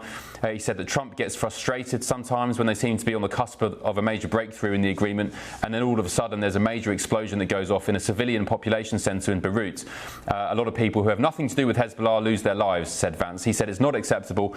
That's the sort of thing we've asked for closer coordination on so that we ensure it doesn't happen again. I mean, hasn't he got a point? If Trump's trying to broker this peace agreement, and as part of that Israel stops fighting in Lebanon temporarily and they're blowing up civilian sites, I mean, has he not got a point, or am I missing something? No, not really, for many reasons. The most important reason for me is that he's actually been suggesting things that are not true at all. He's been saying that Israeli ministers have been attacking President Trump, and there is no record of this happening at all. People are commenting on policies, they're commenting on this, reported peace deal, but no one attacked President Trump. On the other hand, we have, a regime, the Ayatollahs in Tehran, who have actually conspired to murder President Trump. They have conspired to carry out terrorist attacks in the West, including the UK. And it seems that JD Vance is actually going very soft on them. So, when you look at all this, you find that many of his statements are not true. And he also lacks even a basic understanding of what's happening in Lebanon, because you have to understand that the Israelis have been fighting for months. And this was after being attacked for months and telling everyone, please stop Hezbollah, because we cannot tolerate this. We will have to go to war. And this went on for months. And then eventually they went to war. They cannot just give up the territory or give up, the pressure they've been putting on Hezbollah, just because all of a sudden the Americans want this to stop and they want to save Hezbollah. It just doesn't work this way. Yeah, okay, interesting. Khaled, thank you so much. Khaled Hassan, appreciate it. National security and foreign policy researcher. Thanks, Hassan. Hilary and Matt Terrell, let me read you these comments from Vance again. He went on. He said, if I was in the cabinet of the Israeli government, I might not be attacking the only powerful ally that I have anywhere left in the entire world. Over the last 3 months, 2/3 of the defensive weapons that have protected your homeland, Israel, have been built by American hands and paid for by American tax dollars. Yes, I think he actually has a very valid point. I think, on the other hand, obviously the hypocrisy that's being pointed to here is, look what the United States did after 9/11. Look what would we do if we were constantly under attack? And so obviously Israel is being provoked. We know that, but nevertheless, I think they have to take a big step back and think, what matters more? Is it it the winning these small battles and incursions, basically, and trying to thwart them, or is it the overall, in quotes, big war? And Matt mentioned earlier, this may be the first time and the first chance we have, basically, in our lifetime to see peace in the Middle East. And I think whether it was the Abraham Accords which actually gave it a chance, and is it now the economic prosperity that we have basically on the table? And I think that Israel has to put what is really right. They are in the right because they've been attacked and they're being provoked, but I think they have to put that aside and think to themselves, exactly as J.D. Vance has said, in the long run, where would they be if they lost the United States? They would be done for. Yeah. On the relationship between the United States, Matt, and Israel, it's definitely fractured in recent months. President Trump last night saying he has to keep Benjamin Netanyahu sane. He says they do as I say, the Israelis. There was a report some weeks ago that Trump had apparently called Netanyahu and said, "What the F are you doing?" And Trump never denied it when he was asked in an interview, I think it was Fox News. Right. So the president and Vance clearly not happy with some parts of Israel's agenda. Yeah, they want to get peace here. And look, on one hand, I think President Trump has acknowledged that, Israel has a right to defend themselves, no question. But at the same time, you don't need to be taking down, apartment buildings, with your counterattacks, if you're Israel, by launching those attacks in Lebanon. But, look, at the end of the day, you got to look at it from Israel's perspective in the sense that the majority of the people there still want to keep going. To Hillary's point, this was their 9/11 with October 7th. This is all on the heels of that. But look, truthfully, I think the administration is taking the right approach here. They're essentially saying, look, we want to wrap this thing up. We want to get to the best deal we can get here, which is what we think we have. Let's work through the next 60 days. And part of that, yes, is getting Israel to back down here. But at the same time, Hezbollah needs to back down too. And ultimately, they're taking their marching orders from the regime. I think the good news here is that Vice President Vance is going over. And I don't think Vice President Vance would be going over if there wasn't great progress that continued to be made here. I don't think you send the Vice President into a situation that's completely turmoil. I think progress is being made here. Ultimately, yes, the goal is peace. We'll see what happens with Israel. I think at the end, you're going to have a few bumps along the way here over the next 60 days, but I think you're going to see this tamp down. I think you're going to see Hezbollah stop the attacks. I think we'll be in pretty good shape here towards the end of the 60 days here. OK, Kat Zeb, on your say, has said Hezbollah attacked and killed 4 IDF members. Israel had every right to retaliate. The US would do the same. And Trump has not included Netanyahu at all in peace talks. So why should Israel listen to the US? Why should they listen to the US? Well, because it's really important in terms of exactly what J.D. Vance said. Which other allies going to come to their aid? Which other ally, which other nation in the world would ever provide not only the arms, the support, the political support that we've done today, and really actually go to bat in any regard for Israel? Certainly not no member of the EU, certainly not China or Israel, China or Russia. So I think that they will be totally and utterly isolated. And the other thing they have to remember is there's that tiny little dot of them in the Middle East. Now, I will say the one thing that was in their favor, of course, was when the Iranians did bomb the Kuwaiti hotels and the airport over there. So, it was silly Iran to go and basically be bombing the other Arab nations. But nevertheless, they're still not going to come to the aid of Israel. So they will be totally and utterly isolated. They absolutely have to take a step back, bite the bullet, and basically do what they don't want to do, even despite that there are people in Israel, many of his obviously citizens want to keep going, but he's got to take heed of President Trump of the United States, or they'll be isolated, alone and done for. Pseudo Mass, good morning, Pseudo. You've said the Western civilization of the world will look back in 30 years and thank the Lord for Israel and Bibi Netanyahu. And Rosa, hello Rosa, good morning. You've said there'll be no peace in the Middle East unless the Islamist regime is obliterated completely. I agree with you, Rosa. That's why I'm disappointed really with how this conflict looks to be sort of concluding, because the Islamists are still in charge. What's changed really? Yes, you got the nuclear conversation, but even that's not a done deal yet. So, yeah, there we go. Still ahead tonight on The Late Show Live. Yeah. That's the beauty of the World Cup. Exactly. You never knew them before? Never met them before. Oh. I put the whole City shirt on. He's from Hull. He's from Leeds. Go on, Dean Windass. Exactly. It's the most famous goal. Yes. At Wembley finals. Oh, well, that was me in Dallas a few days ago for the England game. That was good fun. They're just some of the England fans I met over this side of the pond. But as tens of thousands of tourists arrive in the country for the World Cup from all over the world, there's one thing they're forgetting to do. Any guesses? What aren't the Europeans mostly and the Brits, what aren't they doing in America? What are they forgetting? Well, they may be forgetting. It's not customary culture. Anyway, your guesses on your say. Also, still ahead tonight, a surprise benefit of the World Cup in the United States, faith. religion. We'll speak to the former footballer turned pastor on what role faith is playing in the World Cup. Got there in the end. Easy for me to say. This is The Late Show Live. Back in a second. Here's your weather.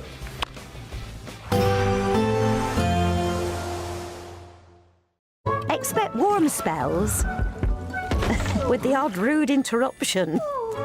Boxed Boilers sponsors the weather on GB News. Hello, a very good morning to you. This is your GB News weather update provided by the Met Office. Today marks the summer solstice, the start of astronomical summer. It also means the sunshine is at its strongest at this point of the year, so do remember that sun cream if you are heading outside, because UV levels will be high. And I'm sure many of us will want to step outside because it's a fine Sunday overall. Plenty of bright and fine weather around. Perhaps the sunshine just turning hazy at times with this wispy cloud pushing through, and maybe some lower cloud unfortunately plaguing parts of northeastern England, where I can't rule out the odd shower unfortunately, but the vast majority of us should be staying dry today. Generally across parts of Scotland and into Northern Ireland we'll be seeing highs of around 18 to 22 degrees Celsius, so fairly pleasant here. As we do head further towards the south, the heat and humidity is starting to build in from parts of continental Europe, so actually around London and the home counties highs of 30-31 degrees Celsius, so certainly feeling a little tricky when you are out in some of those urban areas. Generally though, it's a fine evening to come and generally a calm night overall. That cloud across the northeast will become a little bit more widespread into parts of eastern Scotland as well, quite murky here, but generally some clear spells across more central and southern districts. But quite a muggy night to come. Temperatures in our urban cities not dropping much below 18 or 19 degrees Celsius, quite tricky for sleeping unfortunately. As we head into tomorrow, it's now northern regions that will probably be the cloudiest, and some showery outbreaks of rain are certainly possible. And into the afternoon we'll then potentially see some showers, even some thunderstorms spreading across parts of Wales and central England. Depending on how much cloud we do see from this, that could potentially influence how high our temperatures climb tomorrow, but highs of again 32 degrees Celsius are possible in the south. And it's here across central areas of England and Wales down towards the south where we have an amber extreme heat warning issued by the Met Office for Monday and into Tuesday, potentially climbing towards the mid-30s as we head throughout the week, so do take care as you are out and about. Expect warm spells with the odd rude interruption. Boxed Boilers sponsors the weather on GB News. GB loyalty points are here. They're our way of saying thank you for spending time with GB News. Through commenting on your say, voting in You Decide polls and shaping the debate, you can earn GB loyalty points. Unlock rewards, reach milestones and climb leaderboards. Don't just watch our programmes, come and be part of them. Get started by scanning the QR code or go to gbnews.com/loyalty points.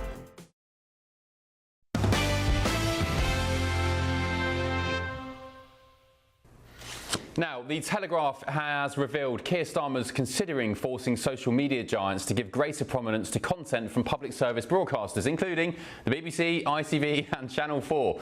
The plan comes only a week after his government introduced the ban on social media for under-16s, and according to The Telegraph, sources at the Department for Culture, Media and Sport said the rules would make it easier for Britons to discover trusted news sources online. Well, that's a contentious statement. With me now is former BBC producer and editor John Mayer. John, great to see you. Thank you for staying up with us on The Late Show Live. First of all, your reaction, please, to this proposal. Ben, look, Pierre is determined to go on a puff of internet smoke, isn't he? He really is. Two unenforceable bans. And first of all, the under-16 ban, that can't work. It just cannot work. You know, and now this. You know, does he seriously expect private internet companies to play BBC News and ITV News and Channel 4 News? No. What should happen? The relationship is all the wrong way around. The internet companies are parasites on the broadcast companies, not the other way around. So that the broadcast companies need to make product that's good enough to go into little sections and go onto YouTube, onto TikTok and everything like that. They're not making programs for TikTok and for YouTube. They're making programs for a TV audience. So let's forget it. You know, this is a flyer from the Telegraph. They're flying all sorts of things this week. I mean, if you only have to look at Simon Heffer's column later on in the Telegraph, where he just says, "Get rid of the BBC." No ifs, no buts. You know, The BBC is all, and all the others are all about making good programs, and programs have a beginning, a middle, and an end, and not 15 seconds of TikTok. So forget it, Keir. You know, think of more important things like preserving your job. My panellist in London, Matthew Torbett, former Labour advisor, he said an hour or so ago that Keir Starmer, or was it Benedict? Somebody said that Keir Starmer is not particularly left-wing. However, am I being hyperbolic by suggesting that this kind of proposal, banning people from, well, children from social media, prioritising state content, so this is the government public service run content. Let's be accurate. Public service content. It's the state broadcaster. You can, okay, call it public service if you want to dress it up. Is ITV a state broadcaster? Is Channel 4 News the state broadcaster? Come on, you know, it's public service state broadcasting. funded. Channel 4 is still partly state funded, no? No, it's not. ITV is not state funded. ITV is purely commercial. Okay. So, you know, it's Sky News. Okay, well, Sky News state funded. Channel 4. Okay, Channel 4 and the BBC, state funded. You know, it's pretty much a tax. The BBC, so it's state funded. They're not state funded. I mean, okay, it's very easy to make that slip. Yeah, it's very easy to make that slip. The public service broadcasters, you know, they're funded by the public, not by the state. Not yet, anyway. Okay, well, look, it's another conversation. I would argue that forcing people to pay for a licence fee and that your whole organisation and corporation is dictated by government policy. I mean, it's, for me, anyway, it doesn't matter. My point being, have you worked for the BBC? Have I worked the BBC? Have I worked there? Have you worked there? You know that the BBC is very independent, very strong. I mean, it used to be said that Jeremy Paxman would come into Lime Grove when he was on Panorama or on Newsline and say, how are we going to muck up the government today? No, don't you believe that the government tells the BBC what to do, because they don't. But, you know, they have some influence, but not all influence. Okay. But this idea is it's a bonkers idea from Keir, you know. I think he's losing his mind whilst he's trying to fight for his job.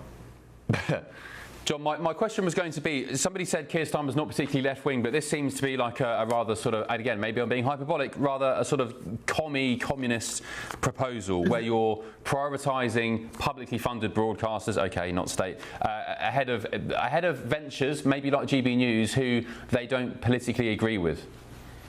Yeah, yes, I mean, this is nanny state time, something like this. No, it's nonsense. Look, if the public service broadcasters are going to exist and exist on social media, they exist in quality. They don't exist on people being force-fed it.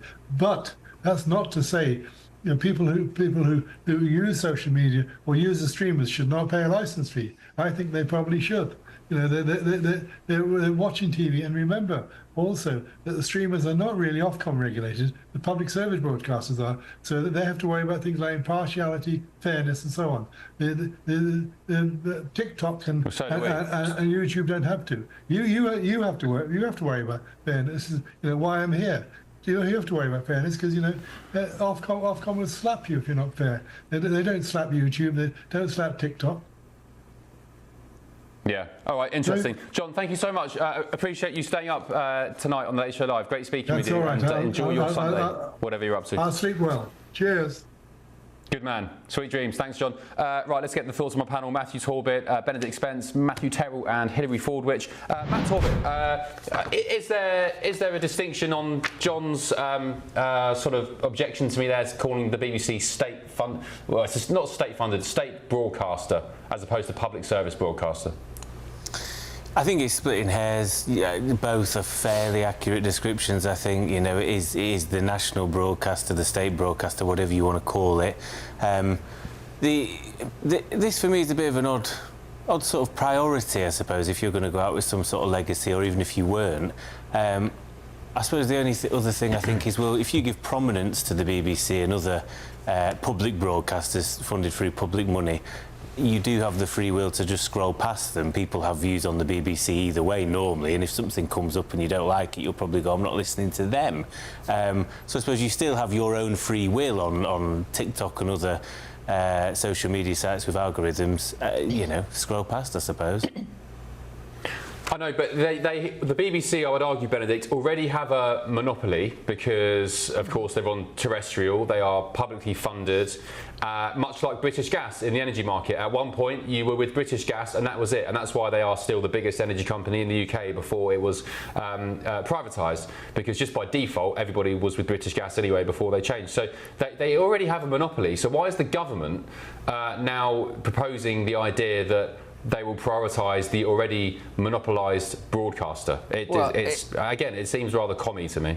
It's not a monopoly, it's more like a sort of a mafioso situation where if you want to do anything at all, this person comes around and shakes the collection tin and goes, oh, that's a nice licence fee, it'd be a shame if something were to happen to it, you got to cough up. And that's sort of how I tend to view it. Now, if you to then actually look at sort of the output that the BBC does, nothing could be further from a mafioso organisation. It's incredibly woolly. It's not particularly hard-hitting. And the thing is, it's wrong to really call it sort of a state-run thing, because we're not talking a sort of a state propaganda channel like in the Soviet Union, for instance.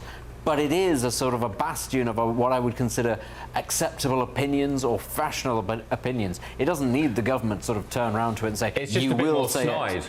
Yeah, it doesn't need the government to turn around to it and say, you will push X, Y, Z, because the people who work for it already sort of think the same things anyway. Does anybody really need more BBC content in their life? I think if the BBC were dynamic and interesting and putting out more content that people actually wanted to engage with, A, and were prepared to pay for, B, maybe you could make an argument for it. But that's kind of the key thing here. The BBC is undergoing the latest round of cuts. Its audience figures are down on what they ever were, and largely that's because what it puts out there is not really what people want to consume.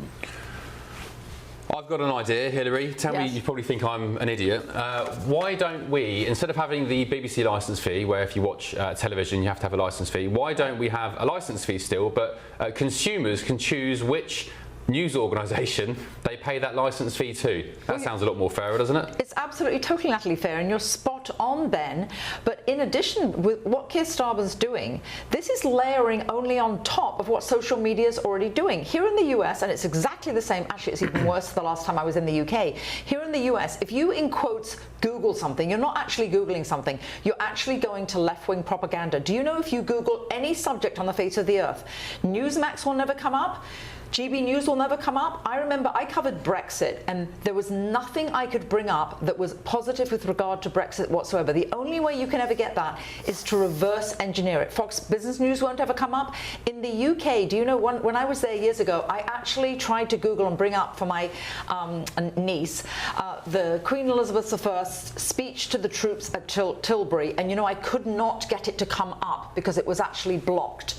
How ludicrous is that? Yeah, that's when you were in the UK and you do the search engine when you're in the UK. It actually censors even more than it does here. So it's left-wing propaganda already. All social media already is. So this is just what Sir Keir Starmer's doing, is layering that on top to have them also prioritise the BBC. But you're not going to get GB News coming up for anything you ever Google, any subject matter. You have to reverse engineer it. Well, I guess that's pertinent to what Benedict was saying, which is basically you don't need to have a sort of Soviet-style state broadcaster, because these institutions, these massive corporations, the BBC, Google, are already just infiltrated with rabid left-wingers anyway. Already. Yeah, we're talking about the same BBC that put out a false documentary on President Trump. Yes. Flatly lied about what he said. And look, the truth is, I don't think any government should be propping up specific media outlets. The truth is this: we've been here before. We saw on the heels of President Trump's first term as president that he was deplatformed. We've seen conservatives and Republicans in the United States deplatformed from social media platforms. And so, the reality is this is not right for any government to do, whether it's in the UK or the US, or for any platform to do. Freedom of speech at the end of the day should be freedom of speech. It should be people being able to go out, access the information they want, see the information they want. And when you have taxpayers funding outlets, well, those outlets should be non-biased. And I think many would argue the BBC is clearly biased. That's the bigger challenge here. In the end, hopefully this is something that won't go totally through. It's something that Keir Starmer is pushing through for whatever reason he is. And I think the reason why is he's pushing through a biased agenda right now. I think it's wrong. And I think this is, to your point, Ben, a very communistic kind of approach to media. And, the truth is, social media has been really the outlet that's allowed people to see the truth. But when you go and have those companies, whether it's Meta or other platforms, push out content, that's just flat wrong. Yeah, it reminds me of Jacinda Ardern in New Zealand during COVID. Do you remember, panel, when she was saying, we, the government, are the single source of truth. There is no other source of information anywhere. We are the bastions of truth and nobody else should be listened to, Benedict. Can I just say very quickly, I did take Hillary's advice, saying you can Google this and you can see whether or not things come up. I put in the words Keir Starmer into Google, given that that is kind of a big news story at the moment. GB News doesn't appear in the first 10 pages of searches. Everybody else does. Right. The only really right-wing, what you could say right-wing publication in the UK that turns up is The Telegraph a couple of times. Spiked Online is on page 9 of these results. It's not great. It's not the most balanced array of news sources, it must be said. You get American broadcasters, left-wing broadcasters, long before you even get right-wing newspapers in the UK. So it's an interesting observation. Yeah.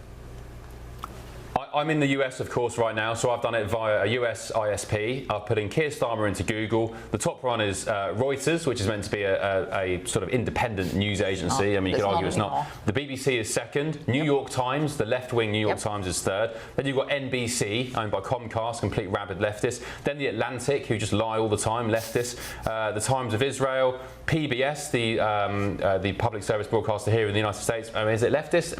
It's biased. Biased. And then now, leftist biased outlet. Then Al Jazeera, it keeps going. Then Al Jazeera. Then, Al Jazeera is CNBC. coming higher up in the results than GB News is. I mean, there's a turn up for the books. Yes. How about that? Well, and it's not just Google. It's if you go on YouTube, it's exactly the same thing. The only way you can get something is to reverse engineer it and say GB News Sir Keir Starmer or Fox Business News Sir Keir Starmer. You won't get it. But my point being, there are no forget GB News on the American results because you maybe would expect we wouldn't be on there yet. But there are no right-wing, there's no Fox News, there's no, I don't know, any sort of right-of-centre broadcasters or publications, all leftists. That's Google. But you know what? Google, YouTube, everything. But thankfully, Elon Musk has come along. You know, you need to remember, Twitter deplatformed the President of the United States. Deplatformed him. And yet Elon Musk come along. So I think for these outlets to survive actually going forward, they have to have new leadership because people are going against these kind of outlets. Well, also LinkedIn. LinkedIn's supposed to be a business networking platform. When you go on LinkedIn, I used to get like 800,000 likes whenever I did a keynote somewhere. The minute I posted being on one of the right-wing networks, absolutely squashed. I have over 8,000 followers, and you get like 50 likes. All right, everybody go and follow Hillary on LinkedIn. Yeah, hopefully it'll get deplatformed. Right, let's move on. World Cup fever has swept the United States this week, and it's been great. The atmosphere is amazing. The country is really taking it in its stride, but it isn't all about football because one interesting aspect of the current tournament is the intersection of faith. Take England player, Arsenal Premier League champion Bukayo Saka, a devout Christian, or Team USA, who have been openly praying as a team before and after their game. So I'm pleased now to say that joining the Late Show Live is Pastor Jesse Bradley, co-founder of Just Choose Hope, who's also a former professional soccer, it says soccer, we'll say football, Jesse, football player. Jesse, good to see you. Thank you for your company. So just remind me, who did you, tell our viewers in the UK, who did you used to play for? You're now a pastor for the US men's national team, I think, and a Major League Soccer team. Just to explain who you are and why faith is so important in the US team we see at the World Cup. Yes, I serve both as a chaplain and a pastor. I'm a former goalkeeper. And I played in Aberdeen, Scotland, in Zimbabwe, and in the United States. Oh, wow. And I was an atheist, and soccer was everything. I was at Dartmouth College, an Ivy League school, read the Bible for the first time, and then heard about Jesus. The historical evidence is compelling. I put my trust in him, in that eternal, infinite joy. I knew my sins are forgiven. It's a relationship, not religion. And so then going into ministry, my professional soccer career ended tragically. I was fighting for my life for a year. It took 10 years to fully recover. And that happened in Africa. And that's when God led me into this current role. And I love what I'm seeing because the World Cup, of course, 6 billion people watching. You talked about the U.S. team is playing well, but look at what's happening. The players on America right now are sharing about their Bible study, their faith. They're all praying together. This is a bold generation in our country. There's revival. It's coming through soccer. And Ben, last World Cup, we led 480,000 people to Jesus, and that was online. And now we have Victory Beyond the Cup, 70,000 churches participating worldwide, and there's 45,000 watch kits that we've distributed. We had a watch party at our church. 700 people came. I shared the message of hope at halftime. and then people receive Bibles, prayer, they turn to Jesus. And so God is working through soccer in amazing ways right now. Amen, Jesse. You just mentioned there you were fighting for your life. Your career ended tragically. Do you mind me asking what happened? Yes, I was taking a medication to prevent malaria, and it built up toxic levels in my system. What was supposed to protect me was actually killing me. And so it tested me to the core. It was brutal. But then I found that my identity can't be performance-based. A lot of athletes struggle with that. And it's a roller coaster ride of inflated, deflated pride and shame. But without soccer, I was looking for my identity. Who am I? And I needed to make that shift and find it in God's grace, in God's love. Because you never want to put your ultimate hope in something you can lose. And soccer can't satisfy the soul, only Jesus. Well, I would say Arsenal just won the Premier League, Jesse, so it satisfied my soul temporarily. Maybe it's not long-lasting, though. Jesse, you said you played for Aberdeen. Did you play in the Scottish Premier League? You know, I took a time there training with them, and I was on the verge of being professional, so I spent 3 months living there. Also, my college team here toured Scotland, played there, and then at that time I played up in the Highland League Rothes just to get some experience while I wouldn't break any NCAA violations. So those were the years when Aberdeen was in the golden age. Congratulations to Arsenal. I happen to support Liverpool, but I'm going to celebrate with you in Saka. Like you said, Saka sharing his faith. You know, you have Cody Gakpo right now for the Netherlands. The teammates call him a pastor, and he prays. You have Doku, Jeremy Doku on Belgium. He was baptized publicly. He's leading Bible studies online. Allison carrying his Bible around with him wherever he goes. Felix in Germany celebrating with the knee down and then putting a crown for Jesus, honoring the King. So God is moving right now through the World Cup in an unprecedented way. What do you make of FIFA and so on, and I think it was UEFA, who penalise players? Say, for example, they score a goal, I can't name anybody off the top of my head, but they put up a top and say, Jesus loves you or something, and they get penalised for it. Is that fair? Should we be keeping religion out of football itself, the physical act of playing the game? I don't think we're going to change FIFA. They're pretty strong. They're pretty big. But I think what we can do is be creative. For example, I'm the chaplain for the FIFA World Cup 1 year ago, and FIFA didn't allow us to meet for chapel in the stadium, so we met in the hotel. And that worked out better because we actually had longer time together, and the players want prayer. The players want Bible. The players, they want God. They know there's a lot of pressure on them, and they, just like us, they have anxiety, they have worries, insecurities, but when they go to God in prayer, they're reassured that God is with them, God is for them. And then they're playing for their team. They're playing for something greater than just the game and the results and the match. They're playing with great purpose. And God frees us up to use the abilities that He's given to us. God doesn't give us a spirit of timidity, but power, love, and a sound mind. And you can actually be close with God, whether you're in the locker room, on the pitch, at home, in a church, wherever you are. This is our 24/7 relationship with God. And Jesus loves us. Nothing can separate us from the love of Jesus. Jesse, England play Ghana on Tuesday. Can you, before I let you go very quickly, can you just say a prayer for the Three Lions, please? We're very impressed with Harry Kane, your explosive power right now. So we will be cheering for you. 250 years for America. No hard feelings. We're united with you. We're hosting. We're glad you're here, and we want you to do well. We're cheering on Scotland as well. So let's see the UK bring home the championship this year. Yeah, thank you, Jesse. Good man. Amen. Thank you very much for being with us. Appreciate it. On GB News, Jesse Bradley, co-founder of Just Choose Hope, former professional football player. Thanks, Jesse. Appreciate it, mate. I'll say the prayer, Hilary. With your St George's cross on your hand. Dear Lord, please grace the England football team on Tuesday in their World Cup game against Ghana. The nation wants it. We need it. We need our mojo back. Please grace Harry Kane, Jude Bellingham to bang a couple of goals in, and for all the football fans to stay safe. And for Pickford to save every single goal, not let any in. Thank you. Amen. Matthew Torbett, any thoughts on that? Religion in football? Did you listen to that interview? What's your take? I know you're a football fan. Yeah, I mean, I played with lads who were religious. It was never really my bag, despite having a religious name. And ironically, Matthew is Hebrew for gift from God, which, you know, make of that what you wish. It's not really my bag, and actually I used to struggle a little bit with some lads who would go, you know, I'm really grateful to God for me allowing to do this today, or for scoring. I used to think, you did it, lad. You trained hard. You were disciplined. You know, it's not divine intervention. I think I'm a believer in, you know, not that. But I guess if you're religious, and I'll speak from experience, they would say they're probably channeling the energy and the love of God. So that's kind of their excuse, I guess. Matthew, thank you very much. gbnews.com/your say. Here's your weather. Back in a sec.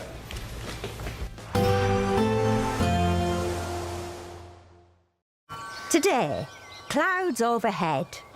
Total zen within.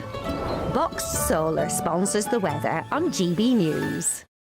Hello, a very good morning to you. This is your GB News weather update provided by the Met Office. Today marks the summer solstice, the start of astronomical summer.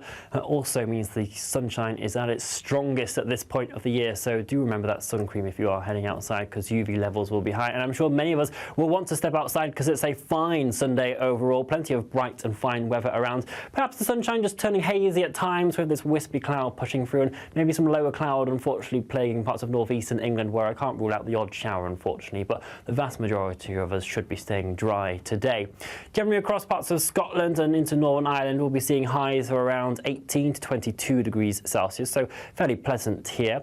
As we do head further towards the south, the heat and humidity is starting to build in from parts of continental Europe, so actually around London and the home counties highs of 30-31 degrees Celsius, so certainly feeling a little tricky when you are out in some of those urban areas.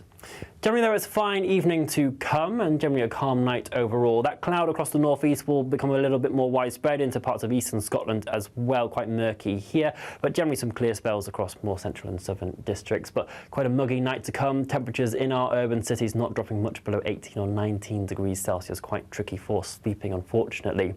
As we head into tomorrow, it's now northern regions that will probably be the cloudiest, and some showery outbreaks of rain are certainly possible, and into the afternoon we'll then potentially see some showers, even some thunderstorms spreading across parts of Wales and central England.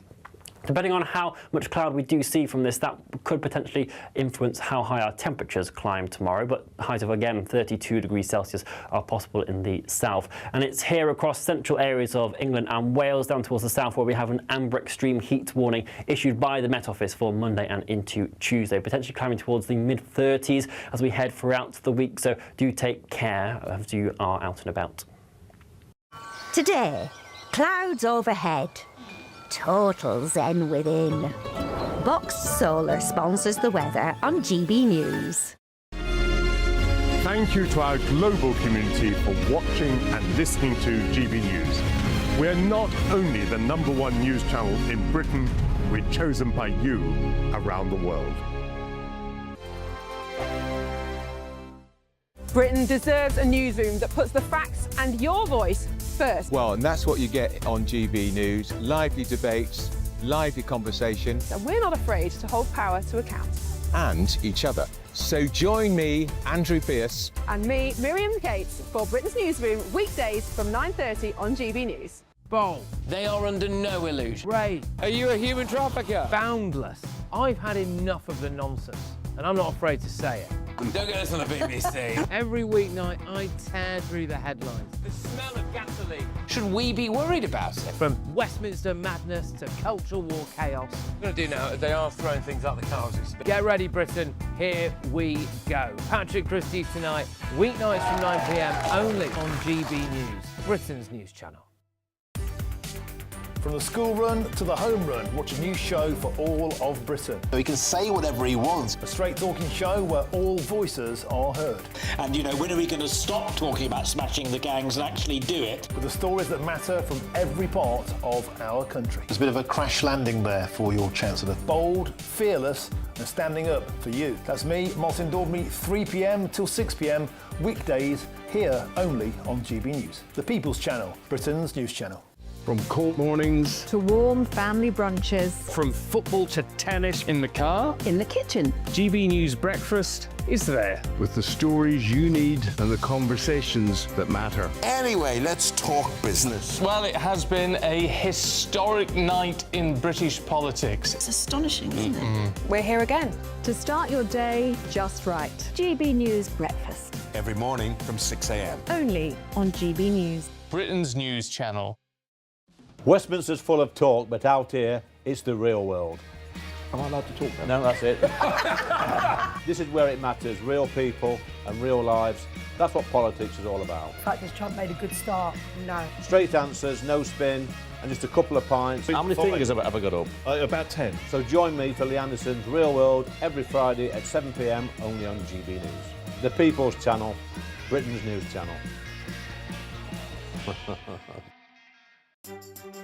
Some people enjoy lazy Sunday mornings, but not me. What's the truth of the matter? So that's a very live question. Would you support him if he waters down these plans? Before the spin sets in, I'll be getting to the truth. This is personal. No soft questions, no easy answers. It's one thing if the state has rules in this country. It's another thing whether the police and others actually police them. Setting the agenda and holding those in power to account. You can't really blame her if the system is set up this way. You will not want to miss it, trust me.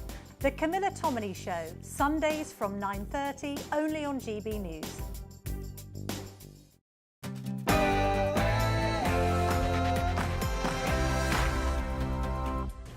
Hello, good morning, happy Sunday. Live from Washington, this is GB News with the stories shaping Britain and America.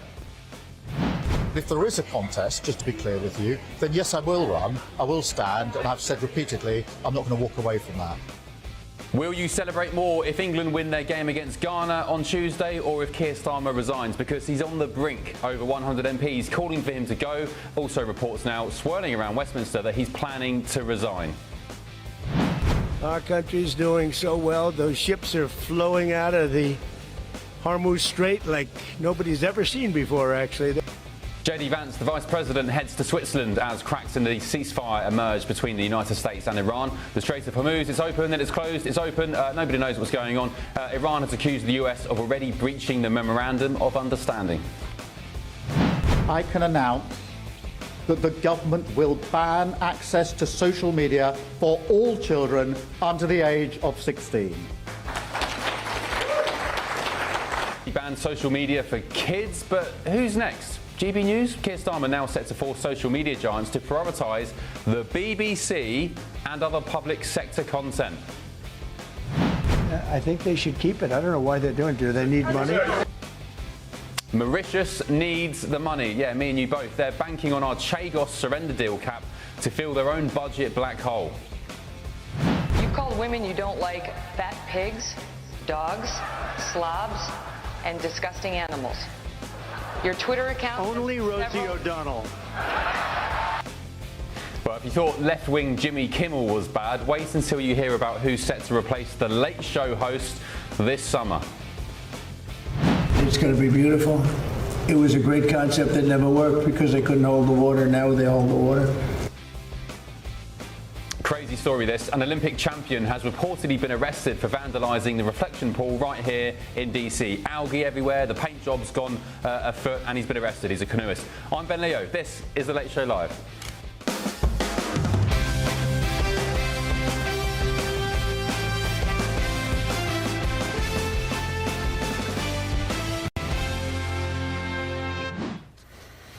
Joining me on this beautiful God-given Sunday here in DC is my panel, Matt Terrell and Hilary Fordwich, showing her support still for the third hour for England. Yes. It's coming home, 60 years of her coming to an end. And in London, Benedict Spence and Matthew Talbot. Thank you, chaps. Appreciate it. We'll catch up in just a second. Right, let's move on to the main news this evening. Keir Starmer reportedly ready to resign. It could come tomorrow, Monday. Allies close to the PM have suggested Starmer could step down tomorrow after facing an evaporation, a hemorrhage of of support over the weekend. But away from the chaos of Westminster, one issue has come up again: the Chagos Islands, the surrender deal.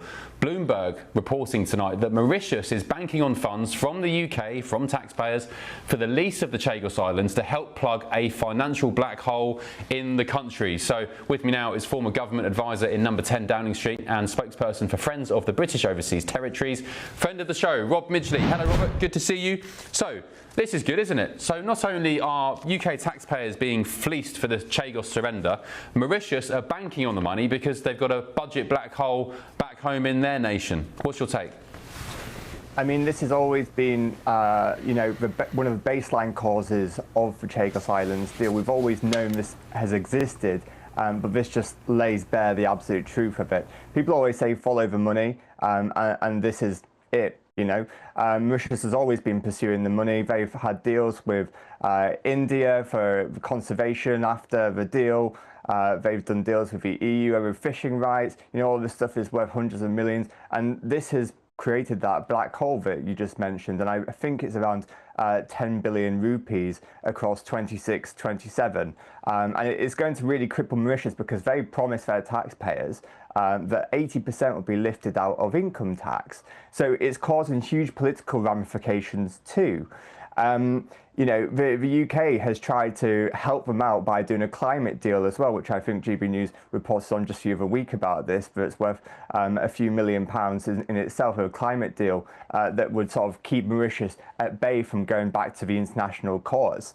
But the whole point of the Chagos deal and giving them this amount of money was to make Mauritius dependent on UK money in the long term. So when it reached that 100-year lease end, they're so dependent on UK cash that they would be forced to renew the deal. That's how the government was thinking about this. But also they had the emotion of the campaign where they were using Mauritian Chagosians to extend the deal and how that would run in the future, because they promised resettlement for those Mauritian Chagosians. But actually in the deal, when you look at it, it shows there's nothing from them there. They're just after the money to keep the islands completely clear for the British. So they've been betrayed as well in all of this. And if we tie this into what's going on in London right now, if you think about the Andy Burnham situation, if the Prime Minister resigns and all of this, I actually think Andy Burnham may take a different stance on all of this.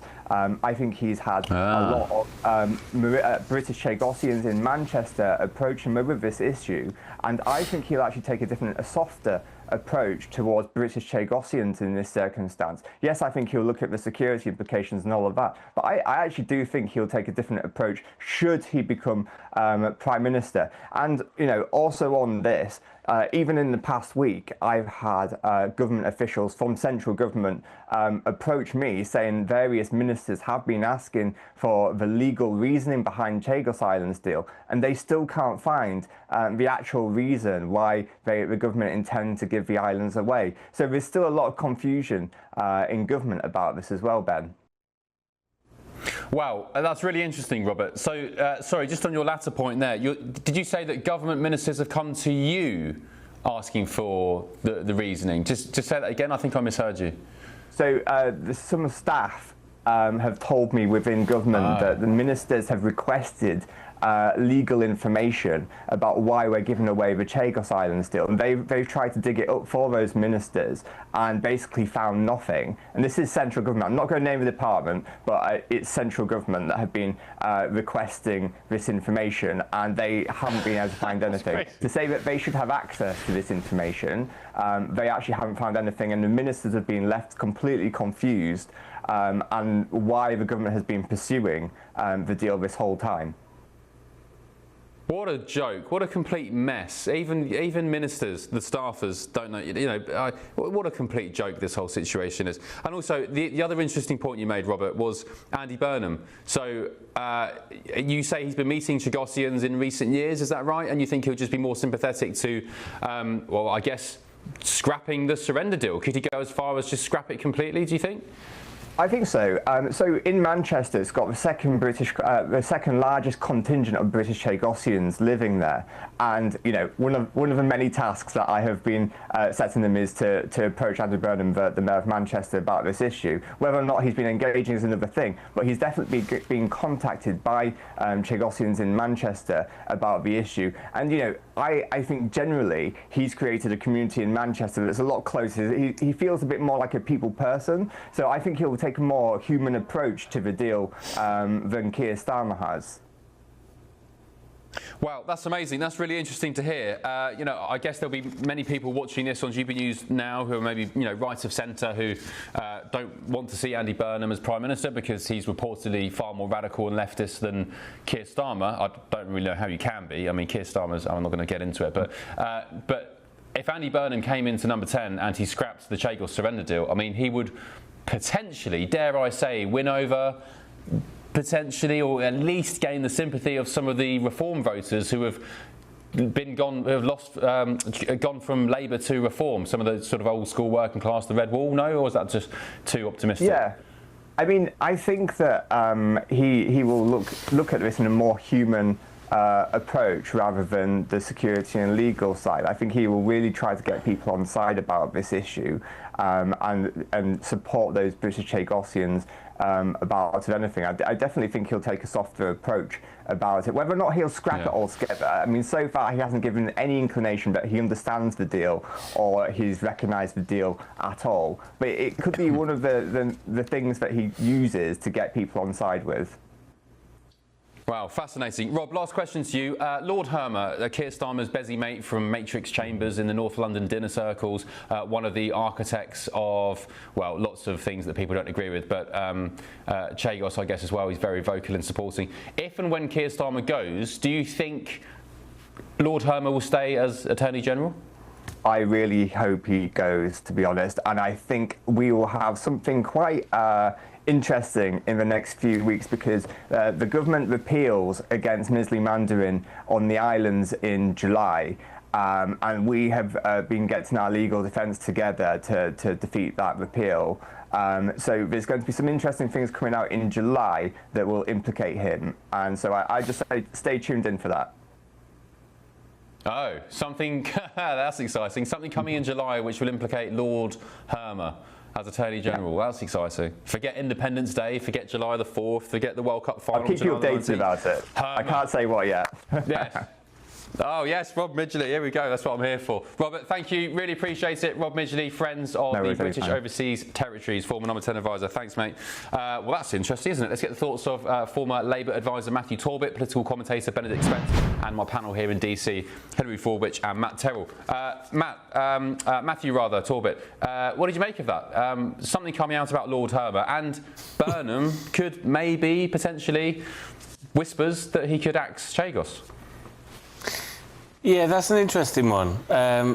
Nothing to... Well, he's never mentioned it to me, and I've never heard him mention it to anybody, so it'd be interesting to see what he makes of the deal. Don't torpedo it already. No, I'm not. No, listen, Ben, I'm against the deal. If Andy wants to text me next week, I will let him know I think he should torpedo the deal, and there's no reason to go ahead with the ruling that was just advisory. The Manchester bit is interesting because there was 700 Chagossians protesting at the deal in Manchester only last month. I don't think there's many in Makerfield, so there's not going to be a constituency point in mind. But I think he could curry favour quite early at going, we've got no money, we're throwing a load of money at this, nobody really seems to like it. I don't think people in the Labour Party would be that bothered because I've never known it come up on a doorstep, truth be told. I know it gets people riled. It's not an electoral, loser, but I think you would gain popularity for it. So I hope he does.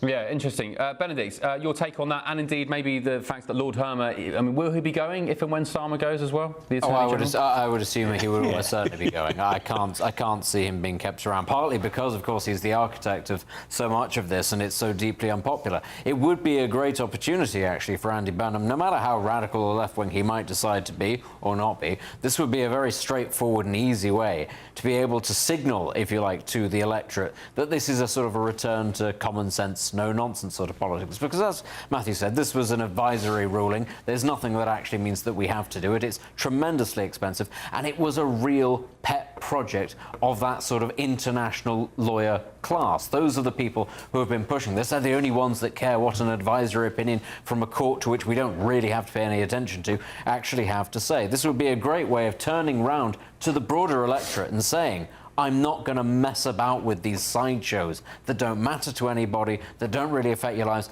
that marginally make us a little bit poorer and that embarrass us on the international stage. That's it, done, line drawn under it. And it's really interesting, actually, that this is something that extends slightly further out. You know, the impact and the influence of that sort of international legal set on all sorts of things, be it the prosecution of former servicemen in this country, indeed the prosecution of current serving servicemen in this country. The fact is, under Keir Starmer, those people from his own sort of background have been able to get away with an awful lot that the average person in this country sits, scratches their head, looks at and goes, in what way is that in our best interest? Yeah, 100%. Matthew Torbett, last question to you. I'm starting to feel a bit, well, how do I articulate this? More sympathetic to Burnham as Prime Minister than Keir Starmer, because as Benedict and maybe you just said as well, this is a man, Keir Starmer, who frequents the international lawyer North London dinner circles, who I would argue doesn't really get the United Kingdom or the British people. He would disagree with me, but I'd say he doesn't prioritise Britain either. He prioritises the international order and impressing his lawyer mates, whereas Burnham, maybe, if he did get rid of Hermer, I mean, that's a great start. If he did scrap Chagos, he could do potentially. Is it fair to say that Burnham gets Britain more than Starmer? He's spoken before about the divide, certainly even in the Labour Party, between the sort of London set and places like Makerfield that have been sort of left behind. And I don't know, there's always been a sort of Labour type that looks down their nose at places up north where I'm from, and you know, they think they know better, and all they've got to do is, you know, keep promoting verbiage and facts, and eventually you'll listen and you'll agree because we're right. And I'd push back slightly against this idea that, one, Andy Burnham is a socialist. He's never described himself as that. I think maybe once, actually, in a leadership election previously, but he's not a socialist, never has been really. And I think Makerfield will be the making of him as a Prime Minister. I think if he'd have got in at Gorton and Denton, his soft left tendencies will have got the better of him, because he could have done that with the constituency that he would have had. I think in the back of his mind, the small c nature of Makerfield and the people that inhibit it means he will think very carefully about whether policies he may pass are the right thing for the country, because it's going to bite him in the backside come election time. So, you listen, Shabana Mahmood will likely still be Home Secretary, Hermer will be gone, Reeves will be gone. There'll be somewhat of a clear out, and it's not going to be some sort of left-wing panacea, put it that way. OK, well, good. Well, look, I'm willing to give them a chance. I'm not just tribal where, you know, just because they're left-wingers is by default, I don't want people to succeed. I want the country to succeed. So if they can come in, get some GDP going, scrap Chagos, I don't think they'll ever stop the boats because nobody's got the balls to do it properly. But yeah, I want the country to succeed, Benedict. And I guess viewers watching this as well do as well. So if it means Andy Burnham comes in and does a lot better than Keir Starmer and has a proper clear out, then, I mean, yeah, what's not to like, I mean, the problem is he has to avoid simply being a Prime Minister who gets the vibes but there's no substance. Because, of course, that was Boris Johnson's failing. Boris Johnson was big on the vibes and everybody had that feel-good moment post the election victory and he's going to get Brexit done.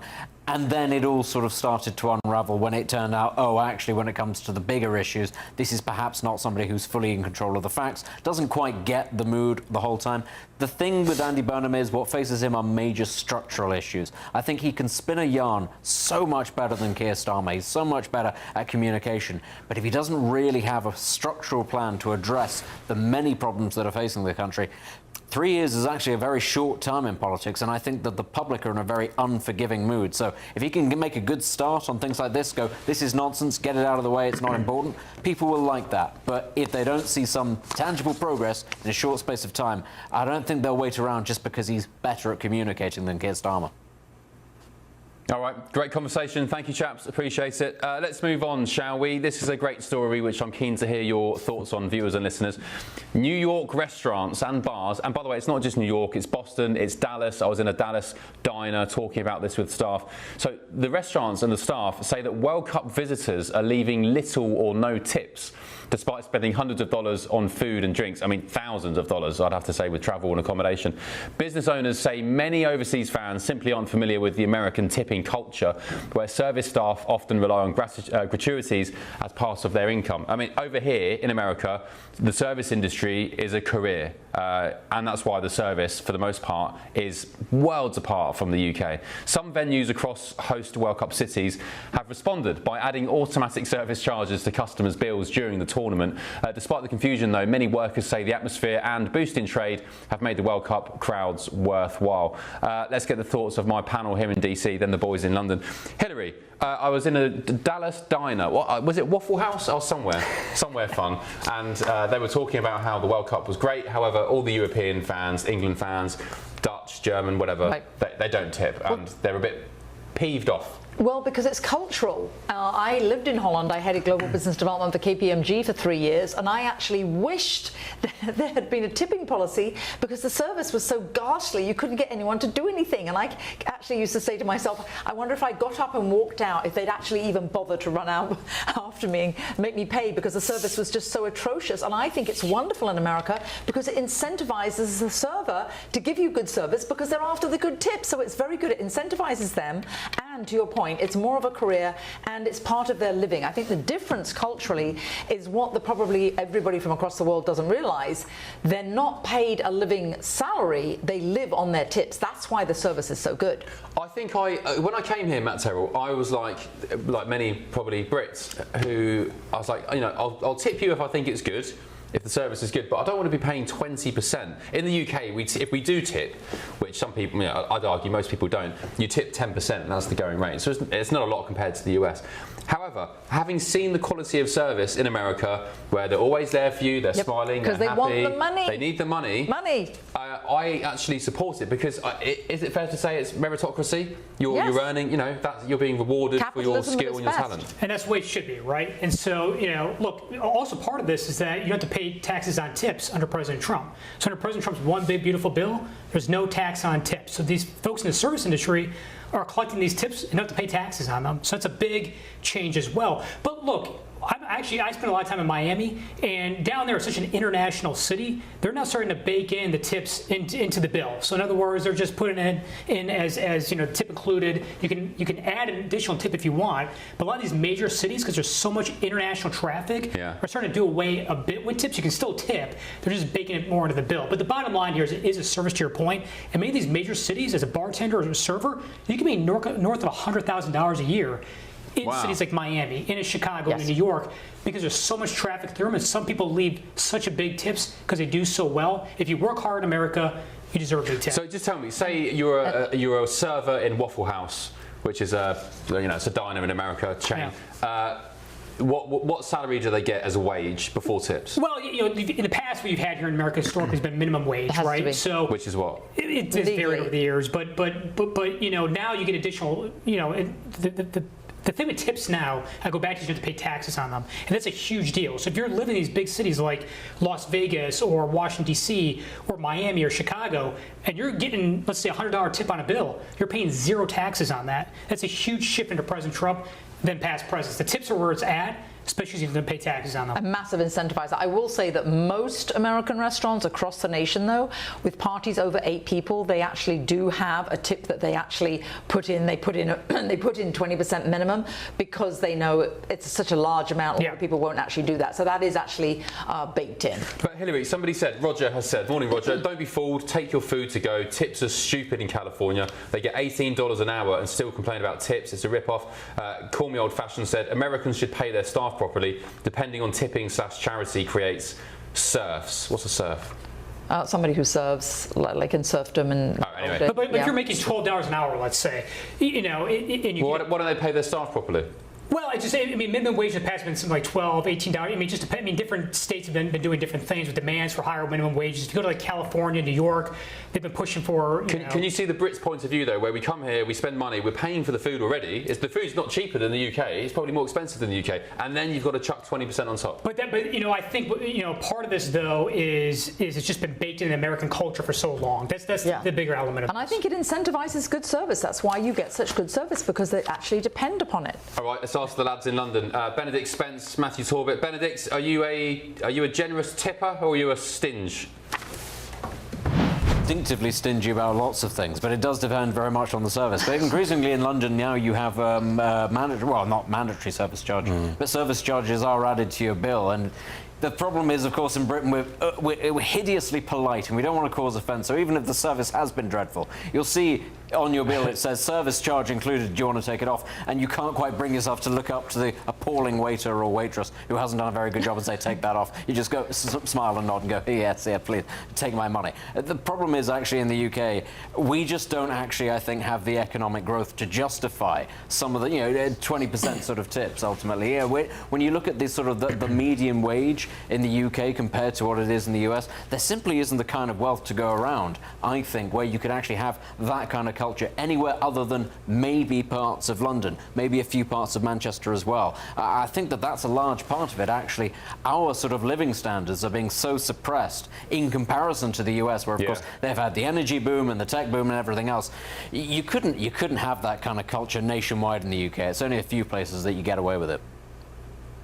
No, I think you're right. I had a family member once, well, it was their sort of habit, I won't name them, who I'd used to leave a tip. We'd go out for a carvery or something, I'd leave a tip, and then they disagreed with tipping, so as we were walking out, they'd swipe the tip from the tray, the naughty so-and-so. Oh, that is... That is stingy. That's impressive. Yeah. Matthew, you spent some time in America recently, I think, didn't you? Were you happy to tip when you were here? Yeah, because I knew the first time I went, I didn't realise, similar to probably lots of people, I don't think they're doing it on purpose. I think it's just totally cultural. I think it's because they've got to survive on it. I'm all right with it. Over here, I would do it if the service is good. There's just, and the thing is, Hillary makes a good point about it encourages the service to be brilliant, but I think you must be stressed out of your mind. The people I know in Oklahoma, they're paid $2.13 an hour as a server. No wonder the service is outstanding. Whoa. You'd be breaking your back just to get those tips in, and that's a culture I don't want over here whatsoever. Yeah, interesting. Hillary, I will say that last point on this. You go into like a coffee shop or Starbucks or somewhere where you are going up to the counter yourself. They are serving you. You're not sitting down. You're not having a nice meal over the course of hours where they're running back and forth. And they say, you pay, and it says, what do you want to tip? 10, 15, 25? It's like, no, thank you. Yeah, absolutely. What for? That's different. Yeah. I will say one thing, though, whenever I go anywhere, if the service is good, not just 20%, I always think whatever the 20% is, I add another $5 or $10. I figure, what's $5 to me? But this is their living. And some of them work so hard. And a lot of them are, young people just starting out their career. And then when it's an older person, I just feel bad that this is what they're doing. And so I think it's very, very important. Yeah. Some guy in Dallas was trying to sell me some sort of black market Pantene Pro V shampoo. He was just hustling. He was a homeless guy. I said, I don't want your shampoo. I gave him $20 just because for the hustle. I was like, I appreciate you trying to, Well, I think we should point out some people can't afford to tip big, right? So, you can be methodical about this as well. But if you can afford to do it, they do a great job serving you. Try to leave a good tip. Yeah. All right, worlds apart. It's an industry here. It's great. Most of the time, the service here is amazing. In the UK, I mean, it's a struggle. Anyway, interesting conversation. gbnews.com/your say. Let me know your thoughts. Let's move on to the Middle East. Vice President JD Vance is currently en route to Switzerland this evening for talks with Iran. Top of the agenda will be the Strait of Hormuz. Iran said it's closed again after they accused the US and Israel of violating a recently signed ceasefire agreement after renewed fighting in Lebanon. And in the last few hours, the Iranian negotiating team has arrived in Zurich. Pakistan, which has served as an intermediary in the peace effort, said on Saturday that technical talks would kick off on Sunday in Switzerland, which would include officials from Washington and Tehran, as well as Pakistani and Qatari mediators. With me now is friend of The Late Show Live, editor-in-chief at the Foreign Desk, Lisa Daftari. Lisa, good to see you. Sorry for keeping you insinuating there. Is the Strait open? Is it not? And also, it seems to be growing friction between the United States and Israel, actually. JD Vance, the latest, with comments about Israel's behaviour in Lebanon. What's your take on what we've seen so far?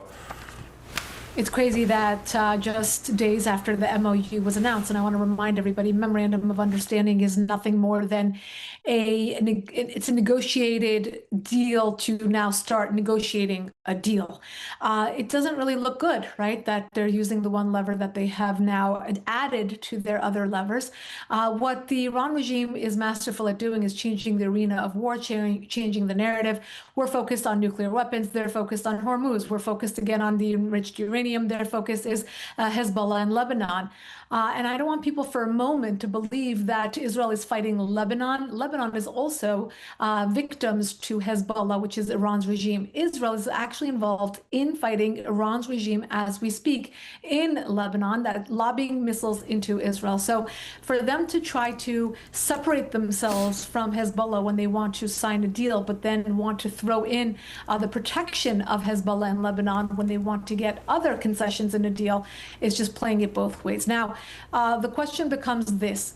Does the Iran regime believe that the United States has the appetite to go back to war if a good deal is not struck? If we don't get what we want, if we don't meet our strategic imperatives in this deal, do they believe that? I don't believe that they do. Right now, they're claiming victory. If you look at the regime media outlets, state media outlets, you see that they're claiming victory. They believe that they ran circles around the United States. They believe that that money is coming, that the sanctions relief is coming, and it will go back to business as usual. I do not think there is a way to meet our objectives through diplomacy, unfortunately. Yeah, interesting. I think I'm of the same mind of you as you. Does that make me a war hawk? Are you a war hawk, Lisa Daftari, in that case?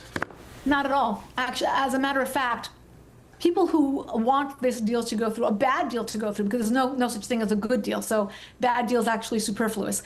If people want a deal to go through, you are actually signing on to a forever war, because for as long as this regime is in power, they will export their ideology, meaning it is not just, let's say they do become a nuclear state. We're not looking at in North Korea. We're not looking at, a China where it's contained, meaning they are not exporting that revolutionary ideology to, in fact, kill others. When they say death to America and death to Israel, these are not just slogans, they have acted upon them.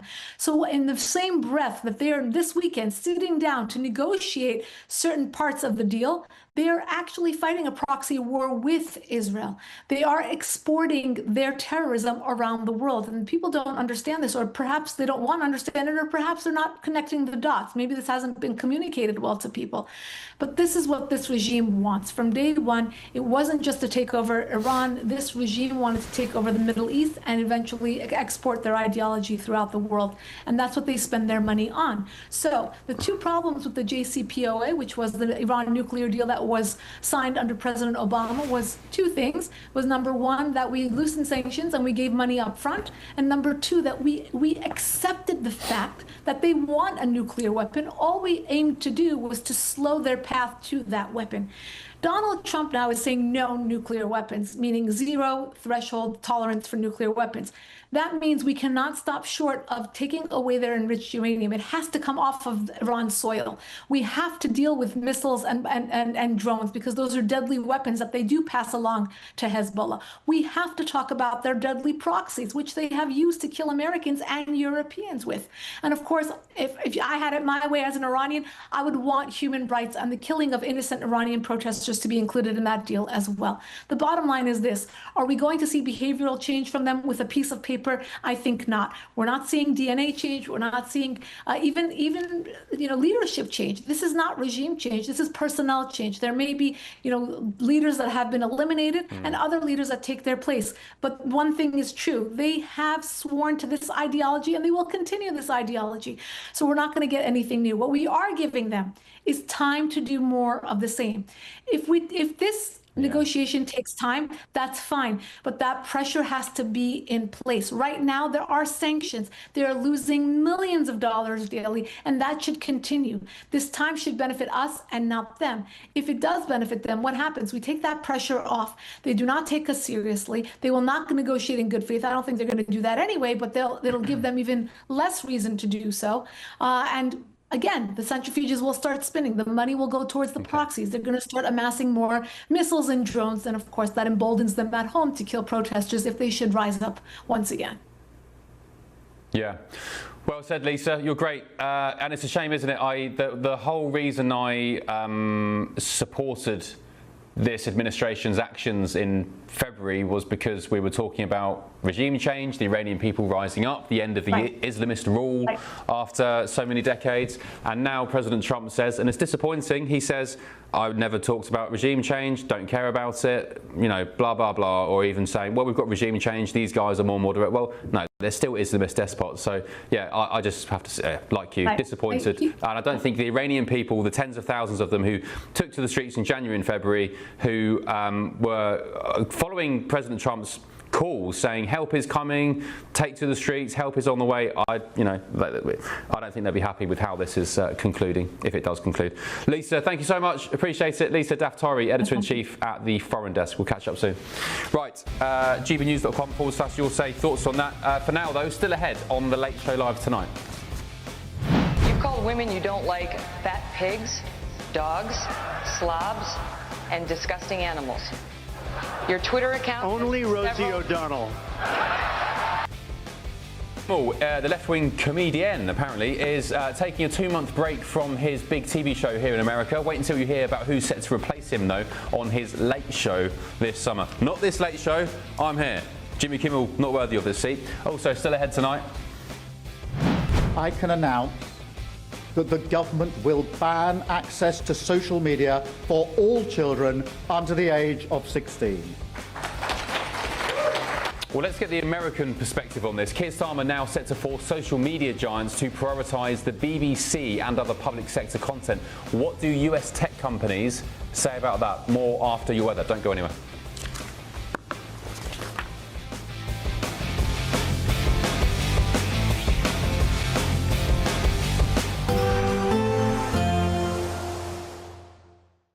Expect warm spells with the odd rude interruption.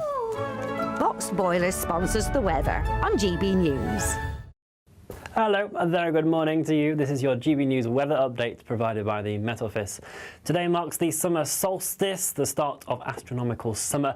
It also means the sunshine is at its strongest at this point of the year, so do remember that sun cream if you are heading outside, because UV levels will be high. And I'm sure many of us will want to step outside because it's a fine Sunday overall. Plenty of bright and fine weather around. Perhaps the sunshine just turning hazy at times with this wispy cloud pushing through, and maybe some lower cloud unfortunately plaguing parts of northeastern England, where I can't rule out the odd shower unfortunately, but the vast majority of us should be staying dry today.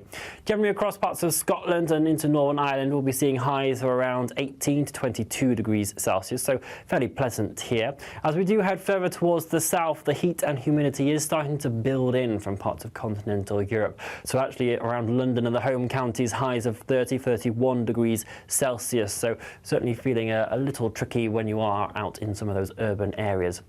Generally, though, it's a fine evening to come and generally a calm night overall. That cloud across the northeast will become a little bit more widespread into parts of eastern Scotland as well, quite murky here, but generally some clear spells across more central and southern districts. But quite a muggy night to come. Temperatures in our urban cities not dropping much below 18 or 19 degrees Celsius. Quite tricky for sleeping, unfortunately. As we head into tomorrow, it's now northern regions that will probably be the cloudiest, and some showery outbreaks of rain are certainly possible. And into the afternoon, we'll then potentially see some showers, even some thunderstorms spreading across parts of Wales and central England.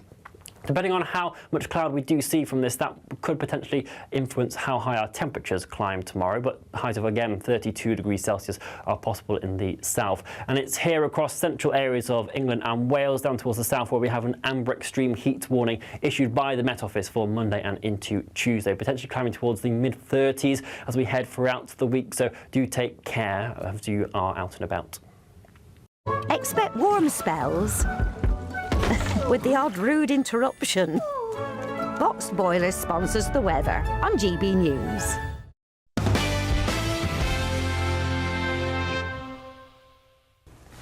Now, The Telegraph has revealed Keir Starmer is considering forcing social media giants to give greater prominence to content from public service broadcasters, including the holier-than-thou, always accurate BBC, ITV and Channel 4. The plan comes only a week after his government introduced a ban for under-16s on social media. According to The Telegraph, sources at the Department for Culture, Media and Sport said the rules would make it easier for Britons to, get this, discover trusted news sources online. With me now is Head of Emerging Technology Policy at the Consumer Choice Centre, James Chernowski. James, good to see you. What's your take as an American on what we're seeing here from this Labour government, prioritising the publicly funded state broadcaster BBC over the likes of, I don't know, GB News? Yeah, thanks for having me, Ben. And honestly, I've been on this program multiple times talking about what feels like a lot of bad ideas from Keir Starmer and his government. And I think it just ultimately reinforces the culture of control that has really, I think, identified his entire legacy of really running the UK government in his time as the Prime Minister. And it's really unfortunate because the BBC has certainly been littered with controversy when it comes to its reporting in recent years. And I think that in the United States, if this was something that we tried doing, and we certainly had some issues around the government trying to jawbone how information was getting distributed during the COVID pandemic, people were not happy when they found out about that going on. There's something fundamentally wrong when the government is essentially putting its thumb on the scale and saying, you must go and, basically consume this type of content over another type of content. And while certainly traditional media has struggled, let's say, in the emergence of technology and young consumers going and taking their news and information through the online ecosystem of Twitter and Facebook and elsewhere, rather than going and innovate, they're trying to go and basically have a square peg get into a round hole and then have their buddies in the government go and force feed their content onto consumers, whether it's good or not. So I think that it's a net loss for consumers that Keir Starmer is doing this. And I just think it's a wildly inappropriate step from this government to once again be putting its thumb on the scale to try to control what information British consumers are seeing online. What's the perception of the BBC from Americans? Because at one point, some years ago, maybe it still is amongst Americans, but I understood that Americans looked at the BBC as a sort of bastion of trusted news, and they had a great reputation. The World Service, for example, BBC World Service, I think still is quite highly respected. But generally, just tell me, James, on behalf of the Americans I guess, what is the perception of our BBC? I think you're absolutely right, Ben, that historically that is how Americans did perceive the BBC. Like they thought of it as, well, I mean, probably because of the British accents, they thought of it as a very posh, very professional kind of news outlet there that was trying to deliver the news. So they thought of it as a very proper thing.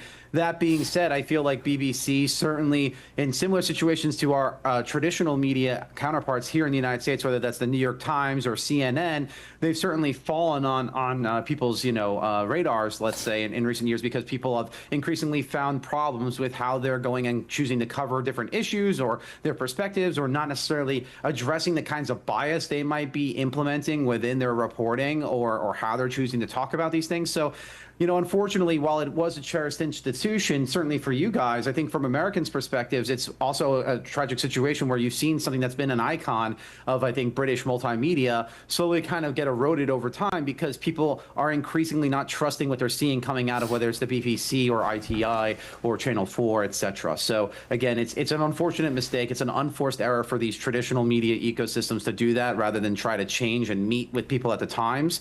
And yeah, I think that there's an opportunity here for the BBC to go and correct course, but they don't really have to worry about that if the government's just going to force feed their content onto consumers.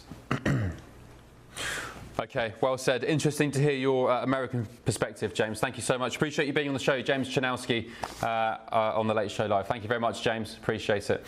Right, let's take a quick look at some stories on the inside of the papers hitting the shelves in Blighty tomorrow.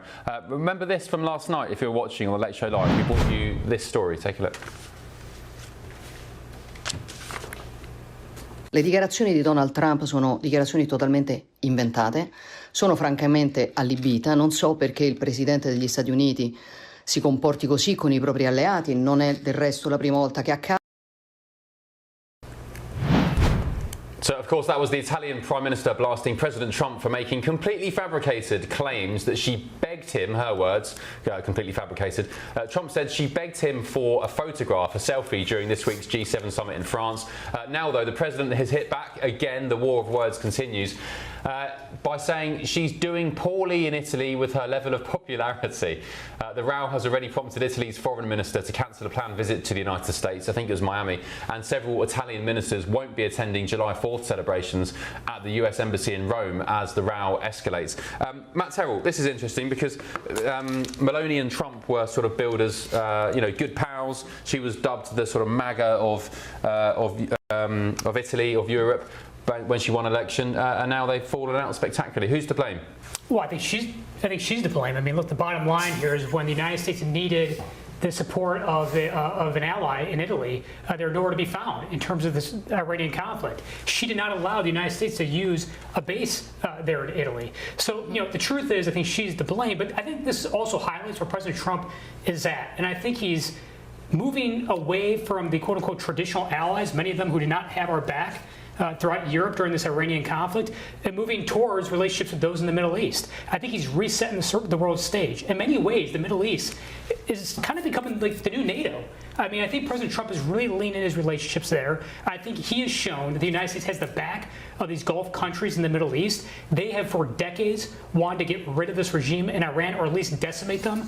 President Trump has done that, in terms of decimating their abilities. That's something that the Middle East has wanted for years. And what you're seeing here is really a reset on the global stage. So I think whether it's with Italy or other European leaders, President Trump is, I think, disgusted by the fact that they were not there to help the United States when we need them the most in terms of helping us with this Iran conflict. And, it'd be one thing not for them to get involved with sending their own military hardware to help in Iran, but they actually stopped us from using airspace, using U.S. military bases. Italy was included in those who did not help with Iran. I think she's to blame on that. So who's lying then? Did Meloni beg him for a selfie or not?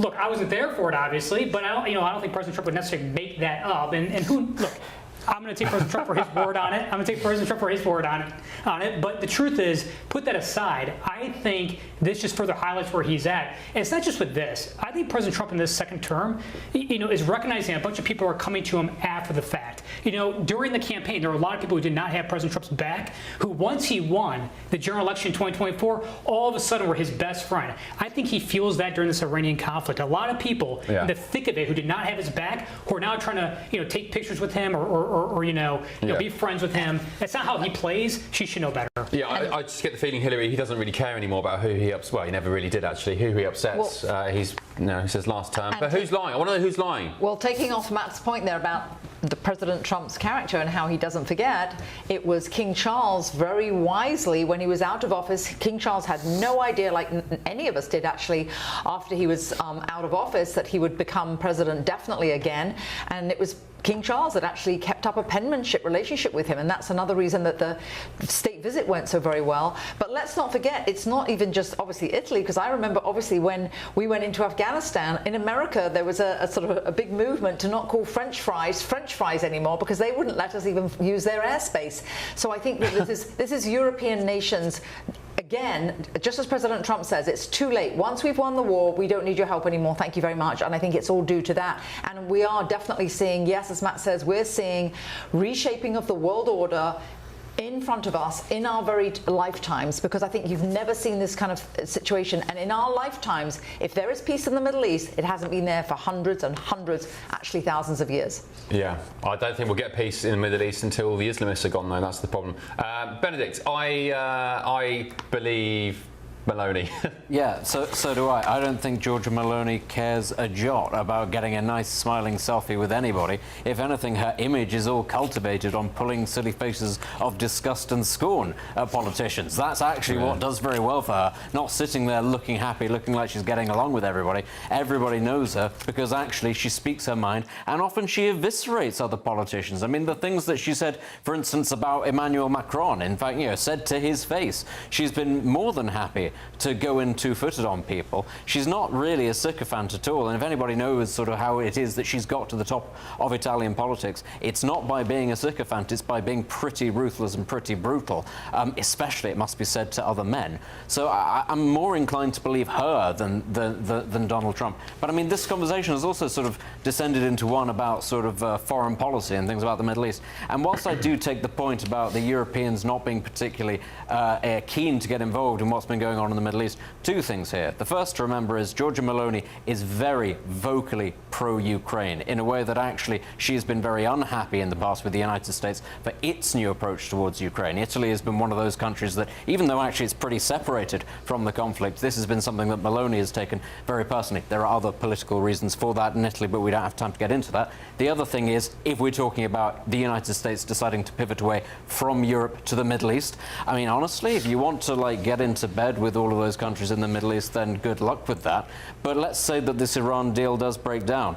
All of the Gulf states demonstrated during the last conflict, none of them can defend themselves. None of them can defend themselves without the United States, and that's going to mean if there is an outbreak of hostilities later on, the US will be drawn back into this. And as we talked about earlier on in the program, J.D. Vance is taking pot shots at the Israelis, and we all know that if the Democrats end up in the White House in a couple of years' time, they will not be particularly big friends with the Israelis. What's going on with that alliance? And it must be said, I think that the United States is pushing the Israelis away, and I actually think that they're not going to like it. And Israel that decides that it's going to become more strategically autonomous, the Americans aren't going to like that. They are not going to like what that looks like. They're not going to like it when they don't have access to the Mossad and its intelligence anymore, which plays a huge role in guarding America's shores, a massively outsized one, because America isn't able to project that same sort of power in that part of the world. And if it's simply relying on the Gulf states and all of that and going, yeah, they'll be our new allies, they weren't able to keep the Strait of Hormuz open. They weren't able to defend themselves. And then you're sort of looking around and thinking, right, well, who else would America's allies be? Oh, it's Europe. That's about it. What has what has Saudi Arabia got? And this is actually, it must be said, is something else that needs to be discussed, and it's why it's very important when we talk about the United States potentially withdrawing and the possibility of Iran at any stage reneging on what it's saying about its nuclear options, which, to be clear, it is not. It intends to get a nuclear weapon. For as long as Israel has a nuclear weapon, Iran will always ideologically pursue a nuclear weapon. The Saudis have said themselves, if Iran gets a nuclear weapon, we will get a nuclear weapon. If the Saudis get one, Turkey will get a nuclear weapon. If Turkey gets a nuclear weapon, Egypt will demand that it is allowed access to nuclear weapons. And you can tell that these countries are serious about this because these are also the ones that are pursuing nuclear power programs, even though they have absolutely no need for this. So if those are the people that you want to get into bed with, those countries that are going, well, nuclear proliferation, why not? I mean, good luck with that. That's fine, but I don't think it's a particularly stable way of doing international diplomacy or security. I get your point. I think probably Trump, as a sort of tough guy, big character figure, Matthew, probably gets on better with MBS than he does. I suppose Netanyahu shares those characteristics as well, but he just seems to enjoy the sort of dictatorial leaders a little bit more. Don't know why. I think he has a respect for them because I think really he'd love to be in charge of America for 20, 30, 40 years and whatever, like a lot of these sham democracies around the world. I think on the photo gate, I would question why Giorgia Meloni would want to have a selfie with someone who has a 7%, only 7% of Italians have a favourable opinion of. And we see this now across Europe, you know, I think partly because of Iran. Jordan Bardella has questioned Trump's decision-making, and I think lots of European leaders are looking at voters and going, we don't want to be tied to this, the same way that Pierre Poilievre did in Canada during his failed election bid, because that's what done him in. So that's probably where I'm at with it. And I think Meloni's also under pressure because she has this retired army general to the right of her, a bit like a Rupert Lowe type, who's trying to push her further right on things like national identity, immigration in the EU. So she might have to go into coalition with him because her approval rating isn't the greatest in Italy either. So there's a whole load of things going on there, which is why I think, one, she wants to push back against Trump and probably didn't ask for a photo. Yeah, you know, maybe it's just Trump in the way I'm not defending him, but maybe it's just the way he spins things, or, you know, some sort of infantile comment, but yeah, anyway. Right, let's move on very quickly. Jimmy Kimmel is stepping away from his late night television show for 2 months and has tapped longtime Trump critic Rosie O'Donnell, he must be trolling, as one of his replacement hosts. The comedian will join a roster of guest presenters while Kimmel takes what he described as a voluntary break over the summer. O'Donnell and Donald Trump, if you're not familiar with the feud, have been rowing for years publicly, with their long-running rivalry reigniting after Trump's return to the White House. The announcement marks another high-profile return to US television for Rosie O'Donnell, who moved to Ireland following the 2024 election. Let's take a look at what Rosie O'Donnell had to say about... So this is Trump on Rosie O'Donnell previously. Take a look. You've called women you don't like fat pigs, dogs, slobs, and disgusting animals. Your Twitter account... Only Rosie O'Donnell. Very quickly on this, Hillary and Matt Terrell, is Jimmy Kimmel trolling Trump with Rosie O'Donnell? Oh, absolutely. And to bring her back from Ireland, it was President Trump who had basically said that she should leave the nation, and she absolutely did. She packed up and went, and that was she actually gave the threat that if he was elected that she would be leaving. She lives in the Cotswolds, I believe, in the UK, and there was a point in time where I do believe there was some sort of suggestion that maybe her citizenship would be revoked, or at least her ability to return to the US, but that actually hasn't been undertaken, and she did quietly come back to the US because she came back to visit her family. She said that she misses her children, and she's come back to the US quietly. But yes, definitely this is trolling, and she will be extremely vociferous. She will go at Trump, and that of course is what their audience there wants to hear, and that's the demographic for that show. Matt Terrell, Trump has said he called Rosie O'Donnell a fat pig, a real loser, crude, obnoxious, dumb. Notice how much weight she's lost, though. She probably did that in response. Been on the old Ozempic. Well, she also called him Hitler. So, yes. You know, the bottom line is she said some very nasty things about the president. And look, I think what Jimmy Kimmel is doing here is probably trolling, but, you know, that doesn't really matter. I just think no one cares. Really. I mean, I think there's very few people around the country who care. Maybe in LA and New York, they care about this. It's not even the best late show in America, is it, Matt? It's the Late Show Live is the best show out there. But, you know, look, the bottom line is this. Michael Jordan said it best. You know, Republicans and Democrats buy shoes, you know, hence, you know, Air Jordans. And the bottom line is this is a bad business decision. Okay. You know, Donald Trump got north of 70 million votes. I don't know why late shows, besides Late Show Live like this, make these decisions. You guys make good decisions on this show. That's why you're number one. Ray, thank you. $20 tips in the post. Yeah, guys, tax on tips. Yeah, thank you guys for tonight. Guys in London, Benedict and Matthew Talbot, thank you so much. Appreciate you staying up late with us and the viewers and listeners. Hillary as well, Matt Terrell here. Will Kingston's in tomorrow night. I'm going to Boston for the England game on Tuesday. Love you lots. Have a great Sunday, sweet dreams, and good night. Mwah. Goodbye.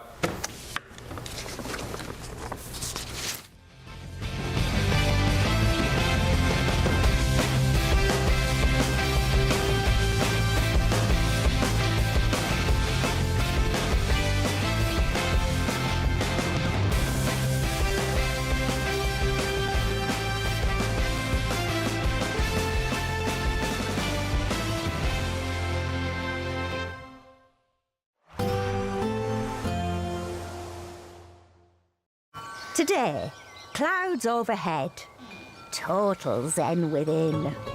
Boxed Solar sponsors the weather on GB News. Hello, a very good morning to you. This is your GB News weather update provided by the Met Office. Today marks the summer solstice, the start of astronomical summer.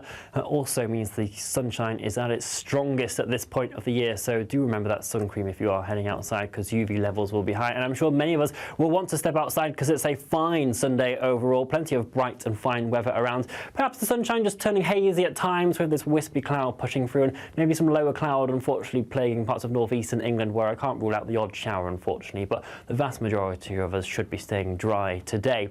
Generally across parts of Scotland and into Northern Ireland we'll be seeing highs of around 18 to 22 degrees Celsius, so fairly pleasant here. As we do head further towards the south, the heat and humidity is starting to build in from parts of continental Europe, so actually around London and the home counties highs of 30-31 degrees Celsius, so certainly feeling a little tricky when you are out in some of those urban areas. Generally though, it's fine evening to come and generally a calm night overall. That cloud across the northeast will become a little bit more widespread into parts of eastern Scotland as well, quite murky here, but generally some clear spells across more central and southern districts. But quite a muggy night to come. Temperatures in our urban cities not dropping much below 18 or 19 degrees Celsius. Quite tricky for sleeping, unfortunately. As we head into tomorrow, it's now northern regions that will probably be the cloudiest, and some showery outbreaks of rain are certainly possible. And into the afternoon, we'll then potentially see some showers, even some thunderstorms spreading across parts of Wales and central England. Depending on how much cloud we do see from this, that could potentially influence how high our temperatures climb tomorrow, but highs of, again, 32 degrees Celsius are possible in the south. And it's here across central areas of England and Wales, down towards the south, where we have an amber extreme heat warning issued by the Met Office for Monday and into Tuesday, potentially climbing towards the mid-30s as we head throughout the week. So do take care as you are out and about. Today, clouds overhead. Total zen within. Boxed Solar sponsors the weather on GB News.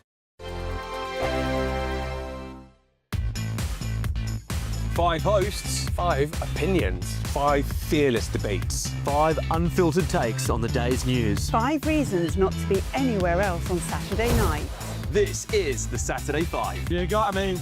You got me good there. Britain's biggest Saturday night TV show. It's not a bad brand. Yeah. Uncensored. Very, very racy tonight. On the unpredictable. What does she say? Can you translate it for us? And always entertaining. And how can a country go from being led by William Wallace to Saturday nights from 6 p.m. only on GB News, the People's Channel. Britain's news channel. You're going to want to stay tuned, trust me. Do you trust what you're being told? Good, because neither do I. Those are just facts. I'm Alex Armstrong, and on my show, we'll expose the spin. Well, I want to answer that, because you didn't let me last time, because you always speak over me. The broken promises. To deny that is denying the truth. And the hypocrisy. Needs to stop. You think we can allow? Politics, policy, parliament. Nothing is off limits. No sugarcoating, no fear of offence, just the truth laid bare. Tune in every Saturday and Sunday at 9 p.m. for Alex Armstrong Tonight, only on GB News, Britain's news channel. Join me, Nana Akwe, for an informative, interactive news programme with a difference. It's fun. No, he didn't say that, Dave. I'm so surprised. I think there's an element of truth to that. Join me from 3 p.m. every weekend, only on GB News, Britain's news channel. Westminster's full of talk, but out here, it's the real world. Am I allowed to talk then? No, that's it. This is where it matters, real people and real lives. That's what politics is all about. In fact, has Trump made a good start? No. Straight answers, no spin, and just a couple of pints. How many fingers have I got up? About 10. So join me for Lee Anderson's Real World every Friday at 7 p.m. only on GB News. The People's Channel, Britain's news channel. Breaking news, live updates, stories that matter. From the heart of the GB newsroom to every corner of Britain, with our team of dedicated journalists across the UK. GB News bulletins are there to deliver the latest news that matters to you. Bulletins on GB News, the People's Channel, Britain's news channel.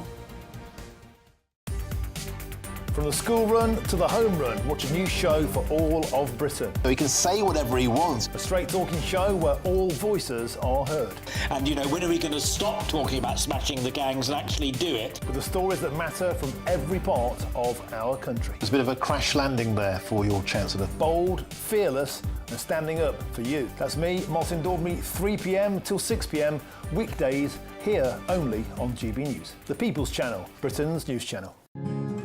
The GB News audience is different, it's unique, because they see through the nonsense. We want to debate with each other, we want to listen and maybe learn. We have a chat, that's what we do, we try and have a chat. They'll watch my programme while they're eating their tea, they'll watch breakfast while they're busy getting their kids ready for school. We want to hear what matters to you, what is news for you. And what's brought you out here today? What are the biggest issues affecting this particular area? The audience are the best thing about GB News. They're friends. They're family. They're people who need to have their voices heard. They're passionate about the channel, they're passionate about what they believe in. The one thing about GB News is you get a chance to speak. Talk to me about why so many people have gathered here today. Do you want to say something back in return? The GB News audience is what makes GB News special. It's incredible to see. They shape our programmes, they shape our output, and they shape our channel. That's what makes us the fearless champion of Britain.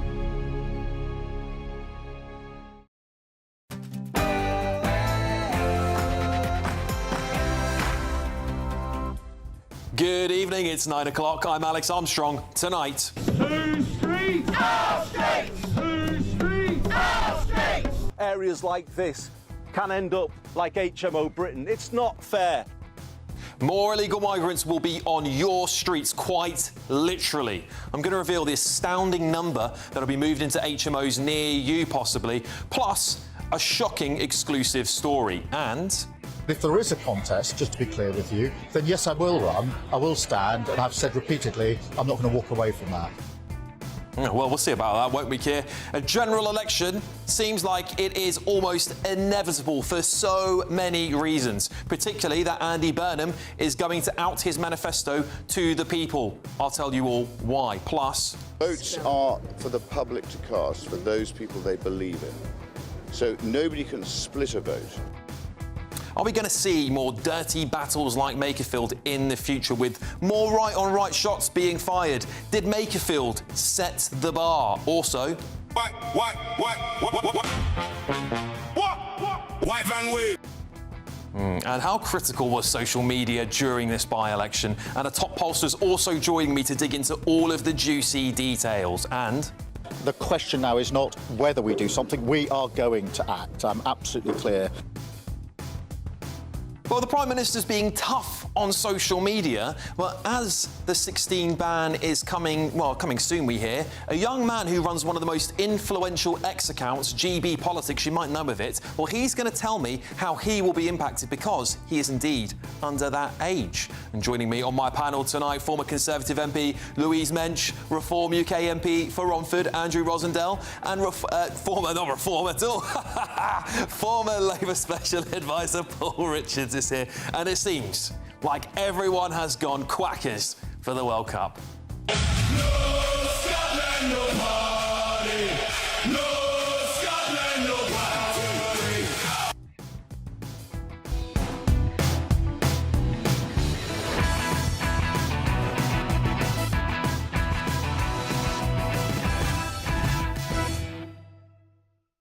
A snap general election is coming very soon.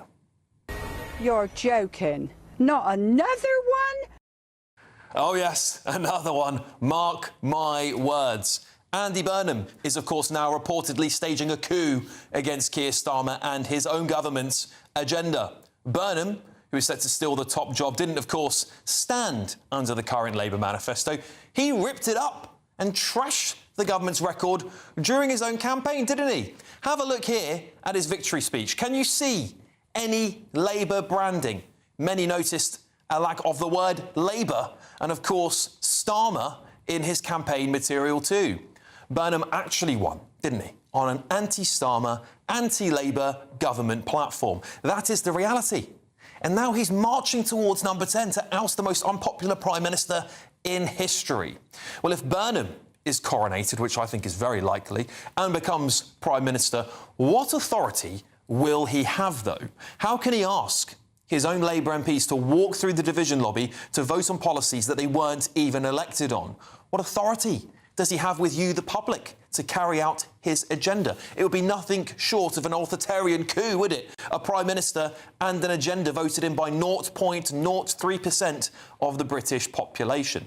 And let's be honest, he does need a mandate, a general election, given he is clearly going to rip things up and start again.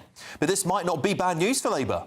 Hear me out, because I predict Burnham's going to see a nice honeymoon bounce because he simply isn't Keir Starmer.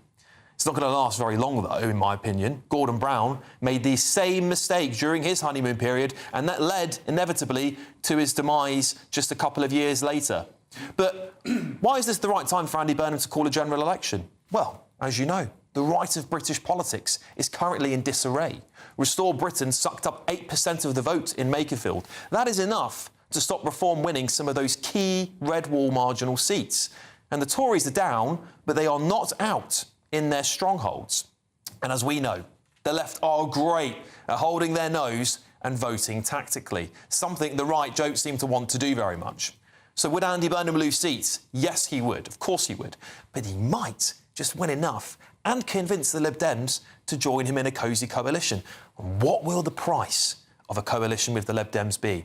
Well, something both Burnham and Davey deeply desire. That is a referendum on the European Union.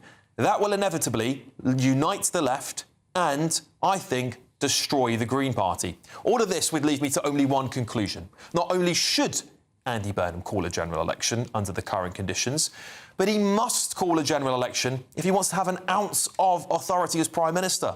Let's not forget how the public punished Rishi Sunak for failing to do the same thing. So brace yourselves, because I think this is going to be the reality, a general election by May next year. Do you get the thoughts of my panel? People who have been there, done that themselves. Former Conservative MP Louise Mensch is here, making her debut on the show. Good to see you, Louise. Thanks for joining me. Reform UK MP back again. Andrew Rosendale, good to see you. And former Labour Special Advisor Paul Richards as well. Paul, I'm going to start with you. Hello. Hello. I do have an interesting thing here, which I want to talk to you about in a minute, which is a leaked document.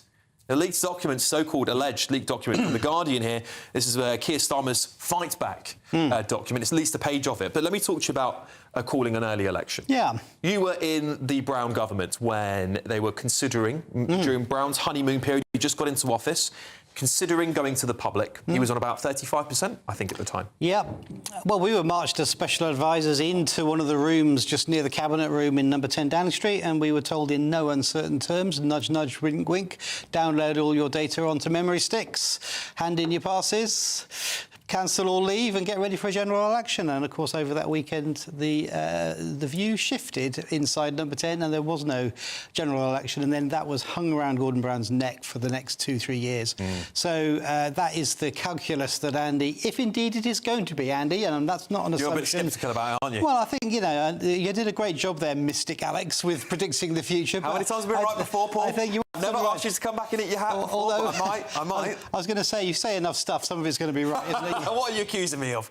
But I would say it's not a done deal, and there is a legal disclaimer here. Yeah. There is no contest. Yes. We don't know who's going to stand. Starmer says he will. Can I get all of that out of the way now? Are you reading from this? Well, this you know, leaked document I've given you, by I think there is some truth in that, but I am happy to concede it's incredibly fluid over this weekend. I mean, tomorrow's papers, the Monday's papers, who knows what stories we'll be reading. And I think by this time next week, an awful lot will have shifted. So it is, you know, despite the disclaimer, I think we are in the zone now of a potential contest. As, what is it, Harriet Harman, who Keir Starmer just brought back into as an advisor role. Yes, exactly. The stampede, the herd isn't just moving, it's stampeding. Yeah. It does feel like that. By the way, I've got the other 11 pages of this, if you want. Oh, yeah, please send them over to me. That would be really helpful for tomorrow night, actually, Paul. Louise, welcome to the show. I'll come straight over to you on this one because, again, in similar circumstances, you were in the Conservative government. Were you in the coalition government, or were you later on? I can't quite remember. Coalition. That's right, coalition, wasn't it? And Andy Burnham cozying up to the Lib Dems. They seem to flow with the wind at times. Nick Clegg with a little bit more right wing, a bit more cosy to the Tories at the time. But now they would not go with the Tories, I would assume, and they might find themselves at home with Labour. Well, look, no fence left unsat. That is the motto of the Liberal Democrats, isn't it? They are always willing to go whichever way the wind will blow. And when they got into government, they really didn't know how to handle it because they've never been a party of government before. And that is the only way they're getting in, through coalitions.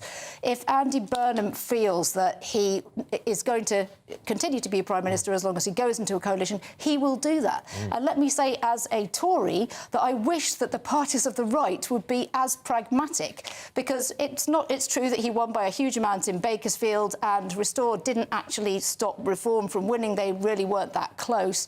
However, you cannot split the Conservative, small c Conservative vote in this country three ways, in the first past the post system, and still beat Labour, especially if they bring in the Lib Dems. If they're going to unite, why are we going to be fractured? Yeah, and I think the Green Party vote is going to be destroyed. I think that's a whole piece in itself. I mean, I could sit here and give you a lot of reasons why I think the Greens are going to implode, which is great for Andy Burnham. And Andrew, of course, Reform UK now looking ahead. from Makersfield. Of course, not the result you were looking for. Makerfield, people. Thank you. I don't know why I'm calling it Makersfield. I've no I've been idea. telling everyone stop calling it the last week. Now I'm saying it.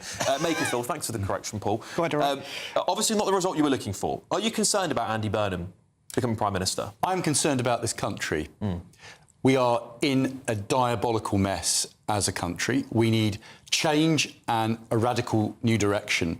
The type of change we had in 1979 when Margaret Thatcher became Prime Minister. There's only one party with the radical edge and the determination to rescue Britain, and that's Reform UK. So I say, let's have a general election, because I don't think the British people are going to vote Labour. I think people are crying out for a new government that's going to be a patriotic government, going to put this country first and deal with the mess that, I'm sad to say, 14 years and 5 Prime Ministers of the Conservative Party left us with Labour making it much worse. So I think, yes, let's have a general election, let the British people decide, because I actually think when the chips are down, most people know in their hearts that this country needs a new direction. But the other parties offer nothing. You've just tested that proposition, and millions of people, thousands of people got to vote, and you got tonked.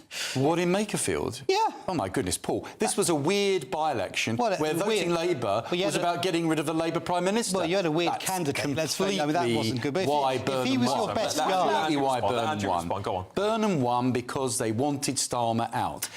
Normally, they would have voted any other candidate, any normal by-election, that had been a Reform UK MP, as demonstrated only a few weeks ago when 50% of people in Makerfield voted for Reform. But what about it's about getting rid of Scotland, Starmer. then? What about the two you lost in Scotland?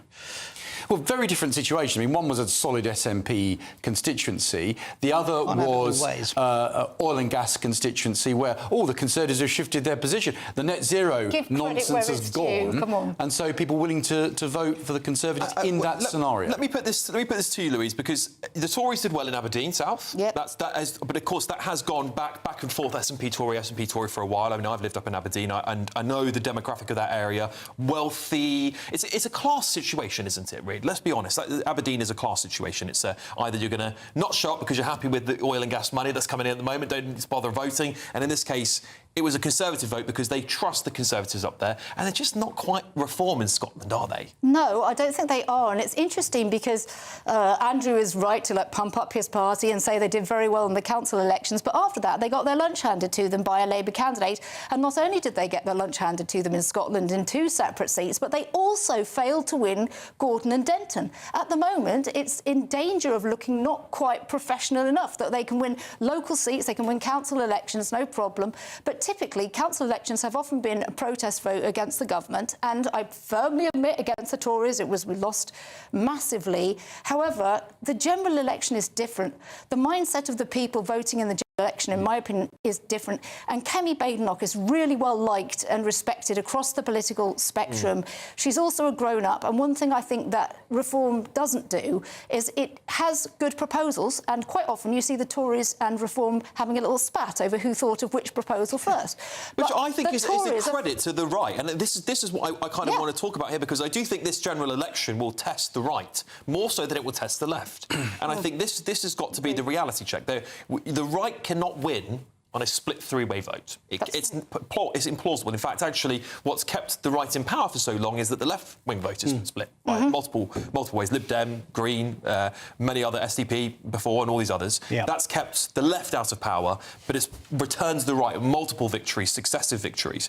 Andrew, can you see a situation? Let's say if Andy Burnham comes back. Let's say he starts polling at 27%, and you are at neck and neck, where you have to look at your parties around you and go, are you going to allow a left-wing coalition of chaos under Zach Polanski, Ed Davey, Andy Burnham to govern, while Kemi Badenoch's sitting there with similar policies to you? Look, Alex, as you know, after the general election in 2024, when I got back in against the trend in Romford, in my constituency, I spent 18 months arguing very publicly on your show. You did, yes. At every possible opportunity that there should be a coming together of the right. I pleaded with Kemi. I went to see her and I said, please, let's stop throwing mud at Nigel. Talk to him. Let's build up good relations. Let's align on policy. Let's try and build something. She didn't want to know. Robert Jenrick did. He would have been different. He would have handled this very differently. So, you know, the rest is history. It's a shame. But I think the British people understand that we can't carry on as we are. And I'm really worried about the future of our country. I've been an MP 25 years, and I'm looking at what's going on today, and I think, what future are we handing over to the next generation? We need a radical change. We need, as I said earlier, a Margaret Thatcher-style shift.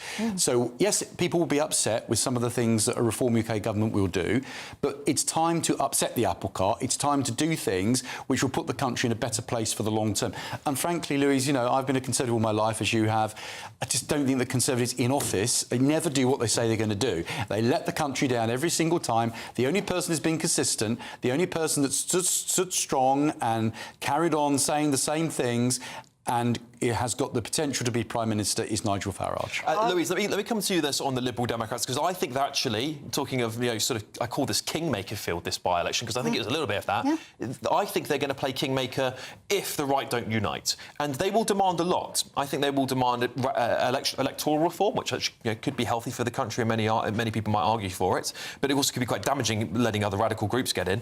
And I think they're going to demand a referendum on the EU. I've been saying this for a really long time. Burnham obviously wants it. It's very difficult to offer that when you're a big party, governing party, to offer a referendum on the EU. The Lib Dems could demand it.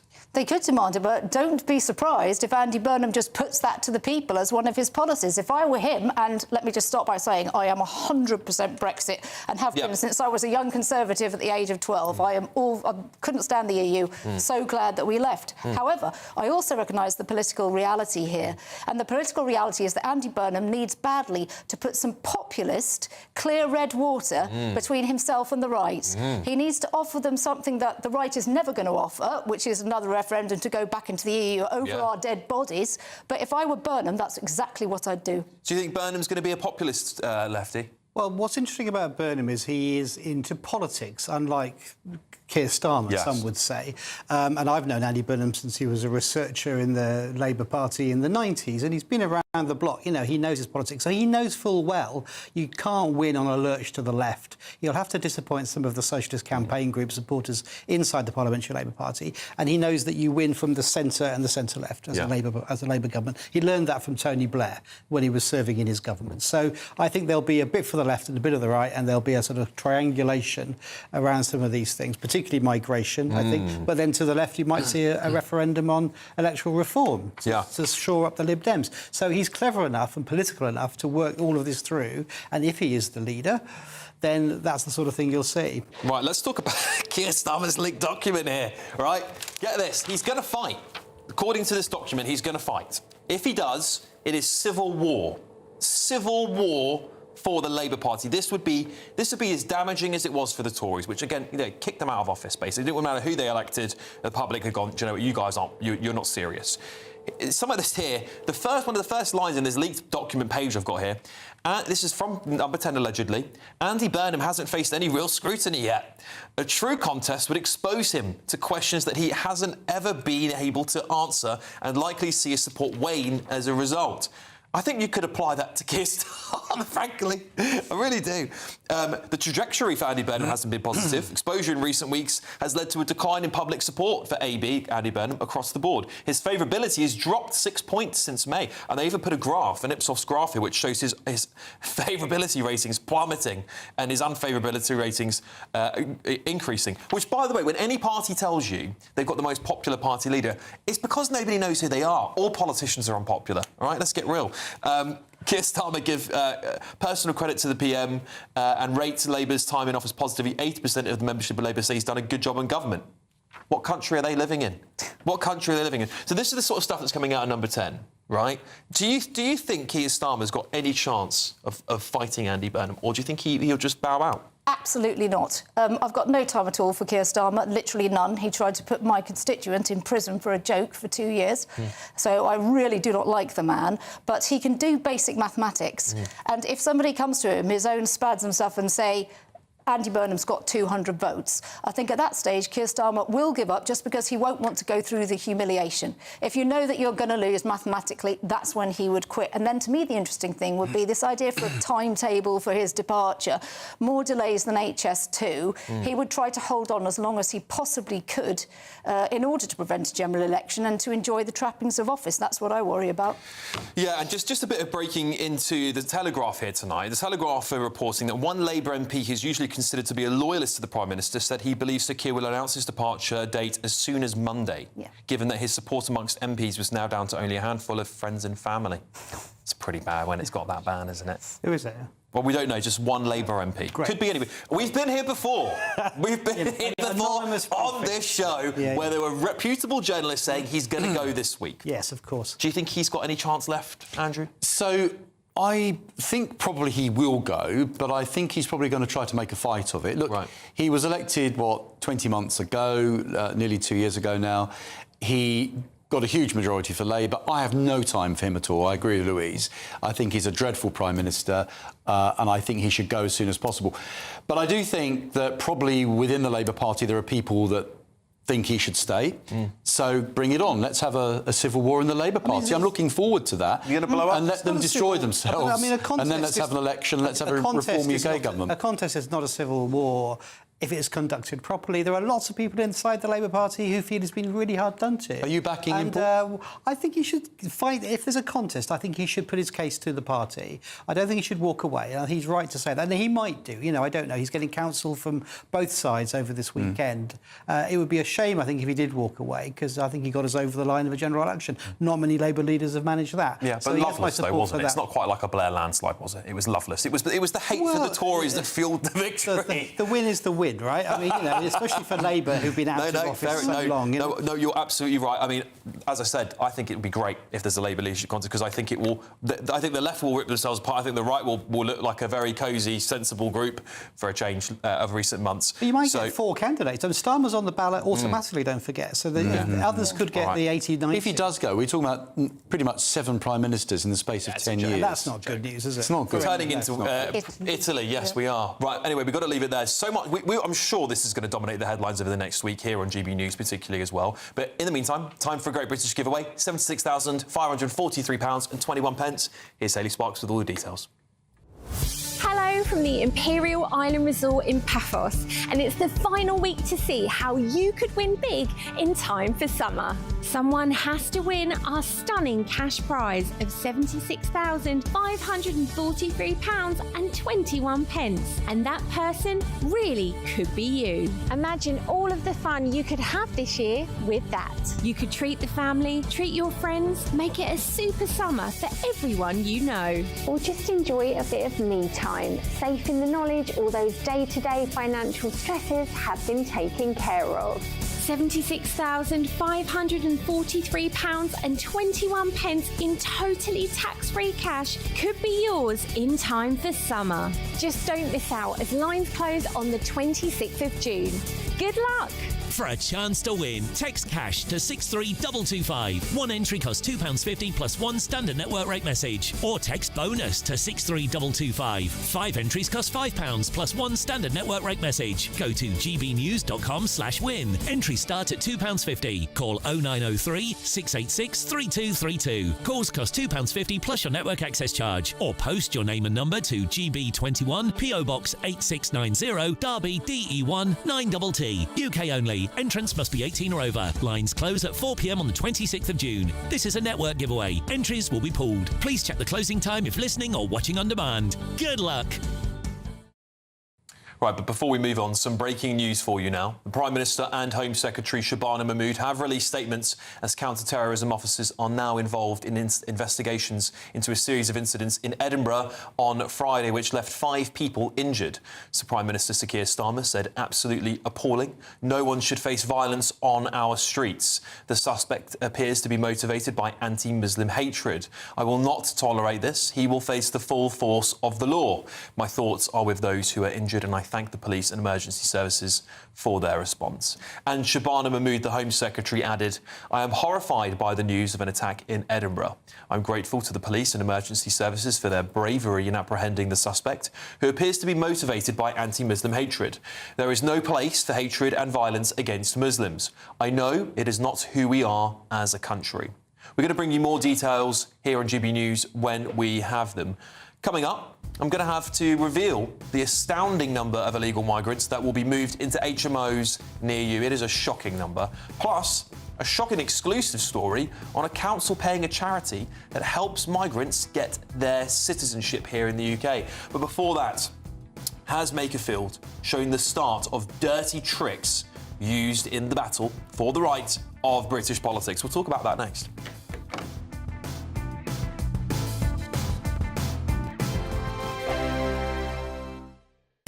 I've been in Westminster for a long time, but I know that though power may be here, its effect on people's lives is across the whole of the country. We may be where rules are made, but it's where they're implemented that matters. Join me, Jacob Rees-Mogg, for forthright and frank discussion on where Britain has come from, where it's going, and where it will end up. That's State of the Nation, Monday to Thursday, 8 to 9 o'clock. Vox Populi, Vox Dei. Join me, Nana Akwe, for an informative, interactive news programme with a difference. It's fun. No, he didn't say that, though. I'm so surprised. I think there's an element of truth to that. Join me from 3 p.m. every weekend, only on GB News, Britain's news channel.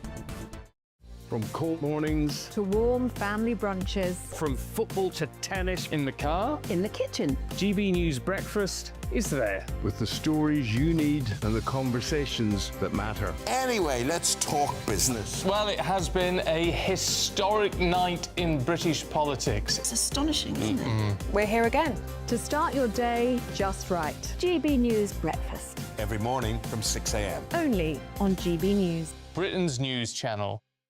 At GB News, we love to hear from you, our loyal community. So drop us a line at gbnews.com/yoursay. There you can talk to each other and also to the presenters live on air. gbnews.com/yoursay, because GB News is your channel, Britain's news channel. From the school run to the home run, watch a new show for all of Britain. So he can say whatever he wants. A straight-talking show where all voices are heard. And, you know, when are we going to stop talking about smashing the gangs and actually do it? With the stories that matter from every part of our country. There's a bit of a crash landing there for your Chancellor. Bold, fearless and standing up for you. That's me, Martin Daubney, 3 p.m. till 6 p.m, weekdays, here only on GB News. The People's Channel, Britain's news channel. Hi, I'm Michelle Dewberry and my show is your opportunity to cut through all the noise and dive in headfirst to some robust debates. Ideas clash. Situation, no, isn't it? No, because the failure is... You're deliberately avoiding my point. Nothing's held back. And if you think this is the end of it, wait for more. And we do not shy away from the difficult stuff. Sometimes I want to shake people and say, if only you understood. So join me on Dubes & Co weeknights at 6 p.m, only on GB News, Britain's news channel. Breaking news, live updates, stories that matter. From the heart of the GB newsroom to every corner of Britain, with our team of dedicated journalists across the UK. GB News bulletins are there to deliver the latest news that matters to you. Bulletins on GB News, the People's Channel, Britain's news channel.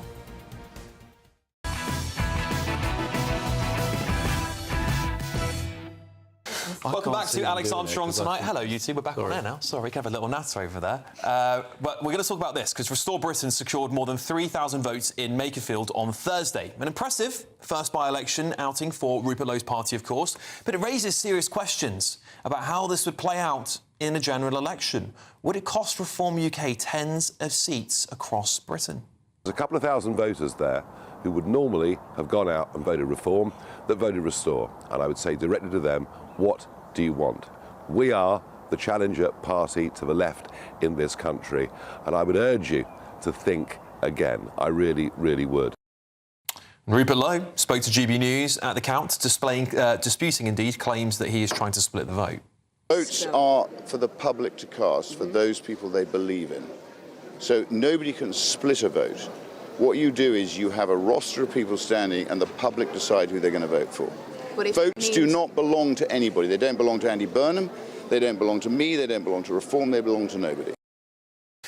Yeah, and there were some ugly scenes on polling day as Reform accused Restore of dirty tricks as a Muslims for Reform van was spotted tailing the Reform battle bus in Makerfield. High-profile members of Restore Britain later fiercely rejected claims they were behind it. So, do you think we're going to see more of this up to the next general election, which I think is months away at this point? Joining me now, journalist and commentator David Shipley.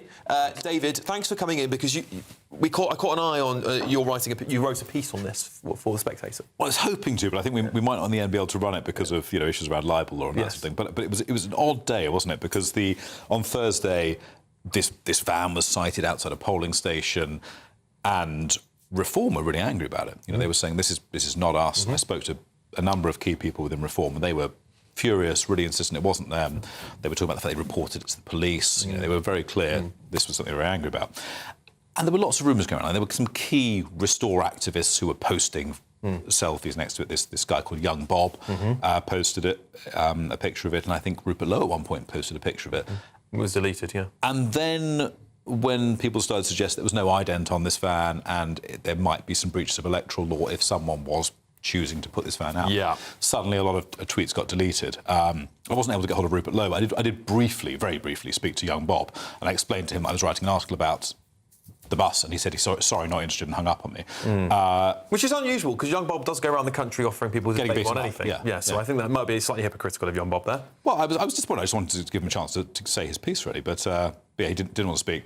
And then people suggested a particular Restore activist who'd been active in the constituency during the campaign might have been behind the van. Right. And people were sort of posting stuff about it. So I actually finally spoke to this particular activist today, and he has been very active. He's posted lots of other stuff he's done, but he was very clear on that day. He drove to the constituency in his Discovery. He doesn't have a van. He was with two other guys. They were filming all the time. They were driving about. They do quite sort of dramatic campaigning. They've been shot sort of outside Reform's headquarters, shouting and chanting. But he was very, very, very clear it's not him. So I think there's a mystery there. As I said, I understand from Reform there has been a police report. Yeah. And ultimately, that van belongs to someone. It does. And if it was hired, it has been hired by someone. There will be a paper trail. Yeah. And whoever is behind that stunt, I think, is eventually going to get caught. Yeah, I mean, obviously, the Restore group were quite having a good laugh at Reform's expense with it. And I think the reason why this caught my eye is that, and I said this on X the other day, Restore's campaign is really anti-reform.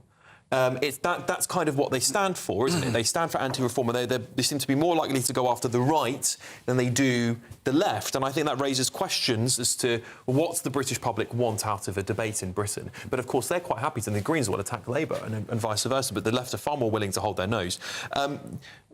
What's your gut tell you? Potentially just an activist who's taken it a bit too far?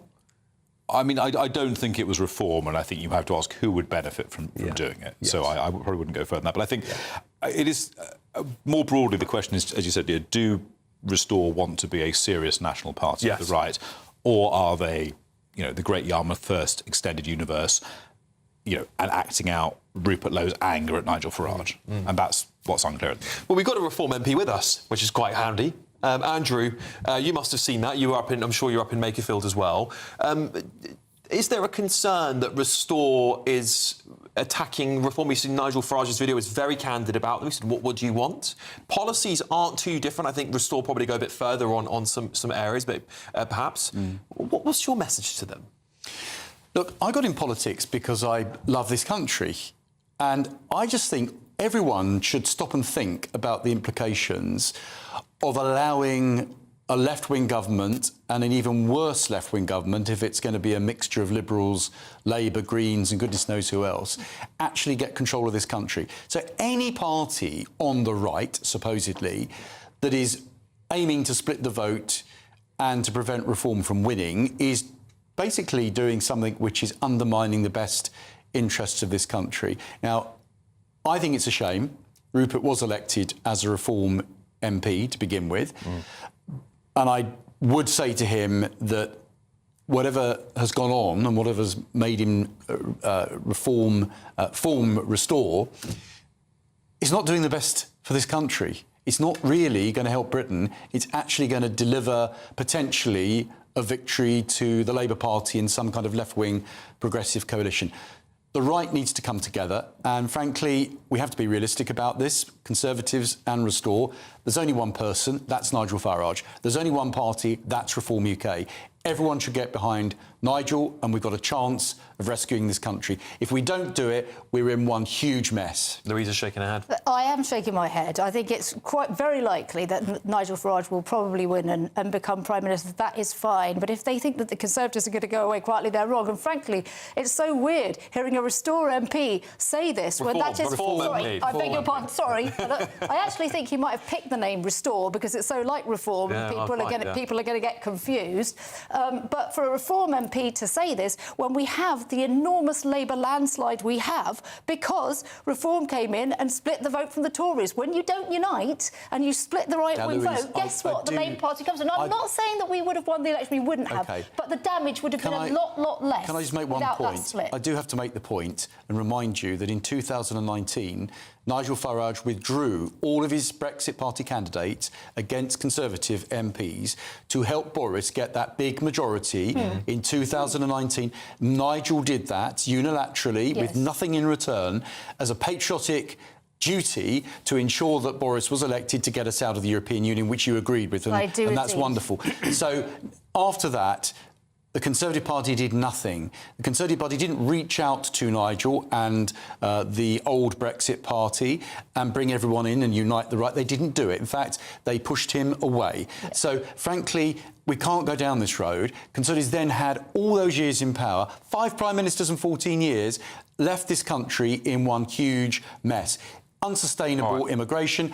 All of these issues were not resolved. That's why we need a radical change. Let me bring in. I mean, it's ironic, I think, that Reform are now experiencing what they did to the Tories. There is a now party, an insurgent party to their right, harrying them and taking their vote. So, you know, you be careful what you wish for. To David's point about what's behind all this, I do get the sense that it is a personal spat between millionaires falling out with each other rather than a serious, you know, doctrinal schism on the right. It's just its egos fighting in a sack. And then on the question of dirty tricks and dirty tactics, I mean, I'm afraid by-elections do often see this. I'm reminded of Peter Tatchell's election in Bermondsey in the early 80s, you know, dirty tricks all over the place. He wrote a very good book about it. I just want to give, before we leave this, final thoughts to you, David. More of this to come? I think so, yeah. I mean, I interviewed Rupert Lowe at the beginning of the campaign, and I think it's clear to me he is really, really animated by anger with Nigel Farage and with Reform more generally, with Zia Youssef. And I don't think he's going to give up. I think he's going to keep fighting, and that does mean we're going to get more of this. Come back when you have some more great stories like this. If you get to the bottom of it, you know where I am. Give me a call. Restore Britain, of course, has fiercely rejected claims that they were behind the Muslims for Reform van in Makerfield. Campaigns director Charlie Downs told LBC he doesn't know who was driving it or who paid for it. Coming up. Areas like this can end up like HMO Britain. It's not fair. Yeah, there's going to be a lot more illegal migrants in HMOs near you. I'm going to reveal that astounding number. But before that, one last bit on Makerfield. How did social media win the election for Labour? That's coming up next.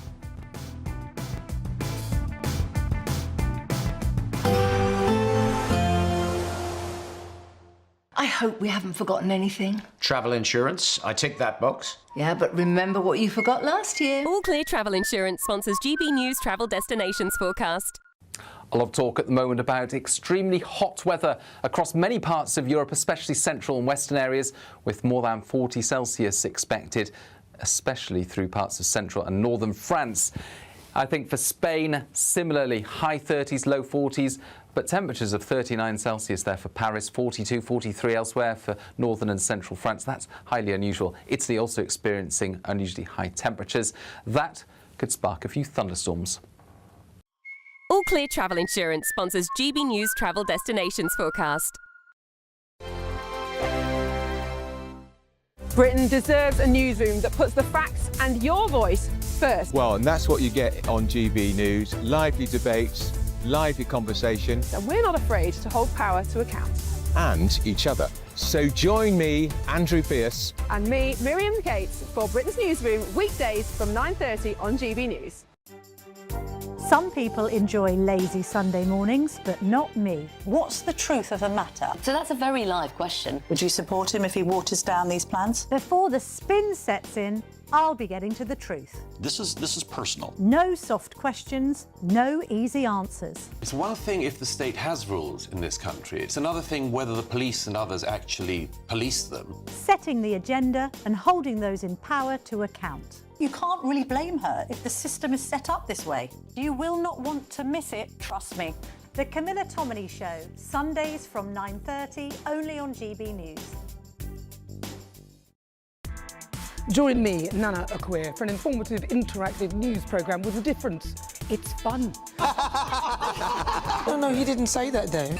I'm so surprised. I think there's an element of truth to that. Join me from 3 p.m. every weekend, only on GB News, Britain's news channel. Breaking news, live updates, stories that matter. From the heart of the GB newsroom to every corner of Britain, with our team of dedicated journalists across the UK. GB News bulletins are there to deliver the latest news that matters to you. Bulletins on GB News, the People's Channel, Britain's news channel. At GB News, we love to hear from you, our loyal community. So drop us a line at gbnews.com/yoursay. There, you can talk to each other and also to the presenters live on air. gbnews.com/yoursay, because GB News is your channel, Britain's news channel. Westminster's full of talk, but out here, it's the real world. Am I allowed to talk then? No, that's it. This is where it matters, real people and real lives. That's what politics is all about. In fact, has Trump made a good start? No. Straight answers, no spin, and just a couple of pints. How many fingers have I got up? About 10. So join me for Lee Anderson's Real World every Friday at 7 p.m. only on GB News. The People's Channel, Britain's news channel. From the school run to the home run, watch a new show for all of Britain. He can say whatever he wants. A straight talking show where all voices are heard. And, when are we going to stop talking about smashing the gangs and actually do it? With the stories that matter from every part of our country. There's a bit of a crash landing there for your Chancellor. Bold, fearless and standing up for you. That's me, Martin Daubney, 3 p.m. till 6 p.m.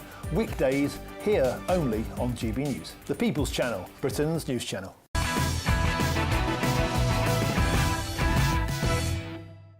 Well, in this digital age, social media is proving crucial in the momentum of British political parties. According to a new data piece by Knox Digital, Nigel Farage is leading the way as the most effective politician on TikTok. But in the Makerfield by-election period, it was Restore Britain, whose engagement surged by a huge 47%. Meanwhile, the so-called King of the North, Andy Burnham, ran the most active online operation, amassing close to 4 million views on the app during the month-long contest. And to tell us more is former digital advisor to the UK government, director of Knox Digital, Laura Rides. Laura, thank you very much for joining me this evening. Now, look, Restore had a very, very good digital campaign. How did it not translate out for a big sweeping victory for them if the digital was so strong? Yeah, you're right. Rupert Lowe's Restore, look, their campaign was phenomenal, and they've seen an increase in engagement on TikTok of nearly 50% since the by-election was called. And that's in part because content on immigration performs 7 times better than content on equivalent local government issues. Now, their candidate only received 3,000 votes, but clearly there was a fragmentation on the right, and that's what Nigel Farage has referred to. However, I will add that in 2026, Nigel Farage remains the best performing MP on TikTok. And for Reform's battle against Labour, an average post from a Reform representative on TikTok performs 12 times better than an equivalent Labour Party post. So, yes, there were gains for Restore, but Reform still come out on top. Laura, is there question marks then, with all these parties doing so well, Nigel Farage, Reform doing super well on digital? Andy Burnham managed to break through the noise. What's the story there? Yeah, so Andy Burnham launched his TikTok account to coincide with announcing his candidacy in the Makerfield by-election. In the last month, he's posted over 100 videos, amassing over 4 million views. He campaigned on bread and butter issues with a mixture of rough and ready unfiltered content as well as high production quality content. And I will say there were parallels with New York Mayor Zoran Mamdani's campaign. Even some of the pop art that Andy Burnham used represented that we saw in New York. But to caveat, this was very much Andy Burnham's own digital campaign. The Labour Party official account didn't post any of original content with Andy Burnham, so it was his own digital race, and the Labour Party can't take credit for it. Yeah, absolutely fascinating stuff. Come back and join us again soon. That's Laura Wright there, Director of Knox Digital, giving us some very interesting insights on the right and, of course, on the victor, Andy Burnham there.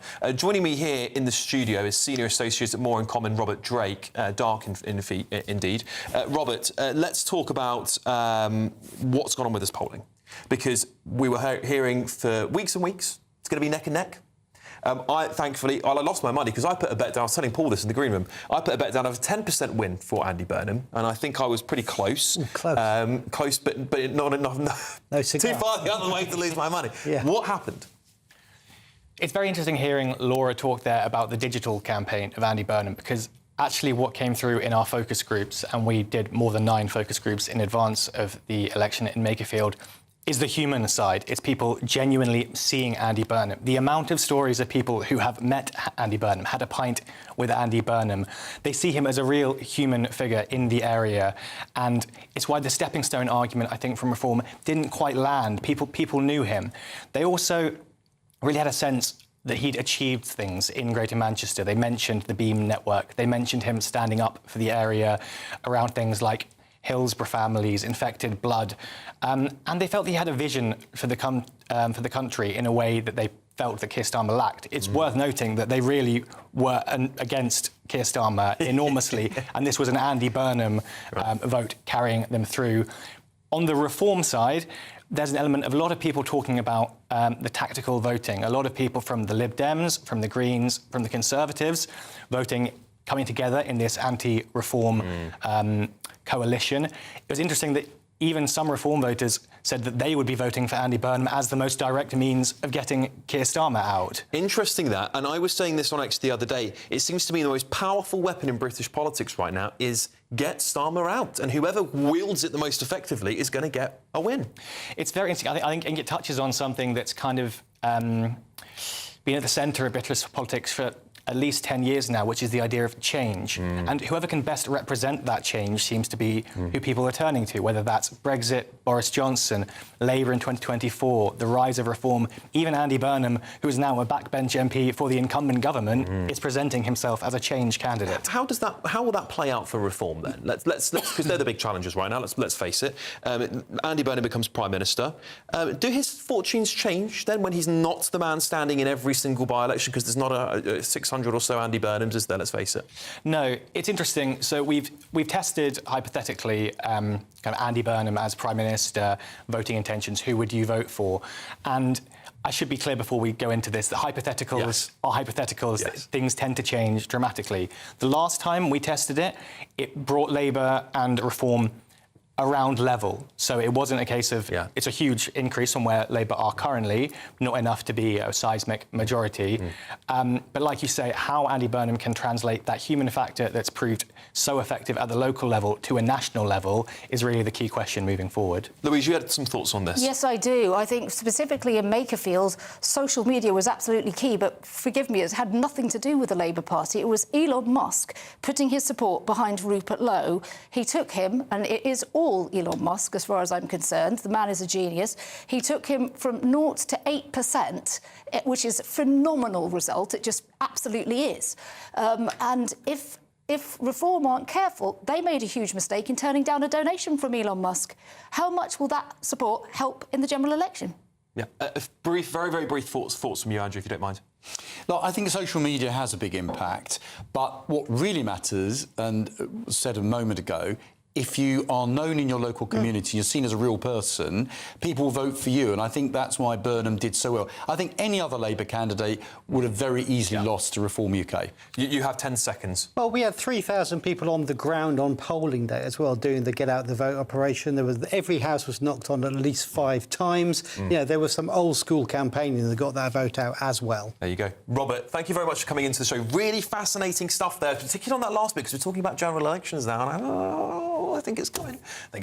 Right, listen, after the break, I've got some breaking news to bring you. I'll discuss it here with my panel. See you shortly. Breaking news, live updates, stories that matter. From the heart of the GB newsroom to every corner of Britain, with our team of dedicated journalists across the UK. GB News bulletins are there to deliver the latest news that matters to you. Bulletins on GB News, the People's Channel, Britain's news channel. From court mornings to warm family brunches. From football to tennis in the car. In the kitchen. GB News Breakfast is there with the stories you need and the conversations that matter. Anyway, let's talk business. Well, it has been a historic night in British politics. It's astonishing, isn't it? We're here again to start your day just right. GB News Breakfast. Every morning from 6 a.m. Only on GB News. Britain's news channel. I've been in Westminster for a long time, but I know that though power may be here, its effect on people's lives is across the whole of the country. We may be where rules are made, but it's where they're implemented that matters. Join me, Jacob Rees-Mogg, for forthright and frank discussion on where Britain has come from, where it's going, and where it will end up. That's State of the Nation, Monday to Thursday, 8 to 9 o'clock. Vox Populi, Vox Dei.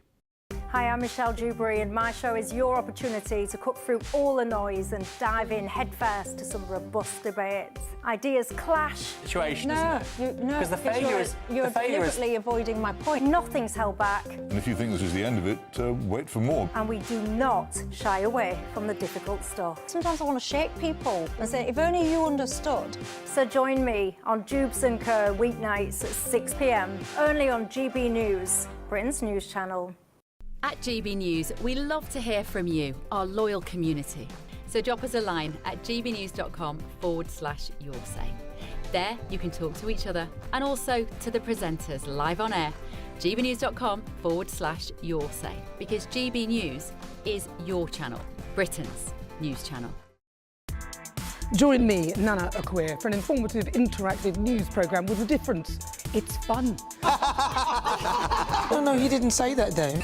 I'm so surprised. I think there's an element of truth to that. Join me from 3 p.m. every weekend, only on GB News, Britain's news channel. You want to know what's really going on in the corridors of power? Labour don't know what to do with you half the time, and that makes you quite lethal in the chamber. Get behind the headlines with Chopper's Political Podcast. Join me, Christopher Hope, as I sit down with the great and the good of British politics. We'll see where this ruling takes us. These are the stories shaping our nation. Chopper's Political Podcast, available now on all platforms. Listen in and stay ahead.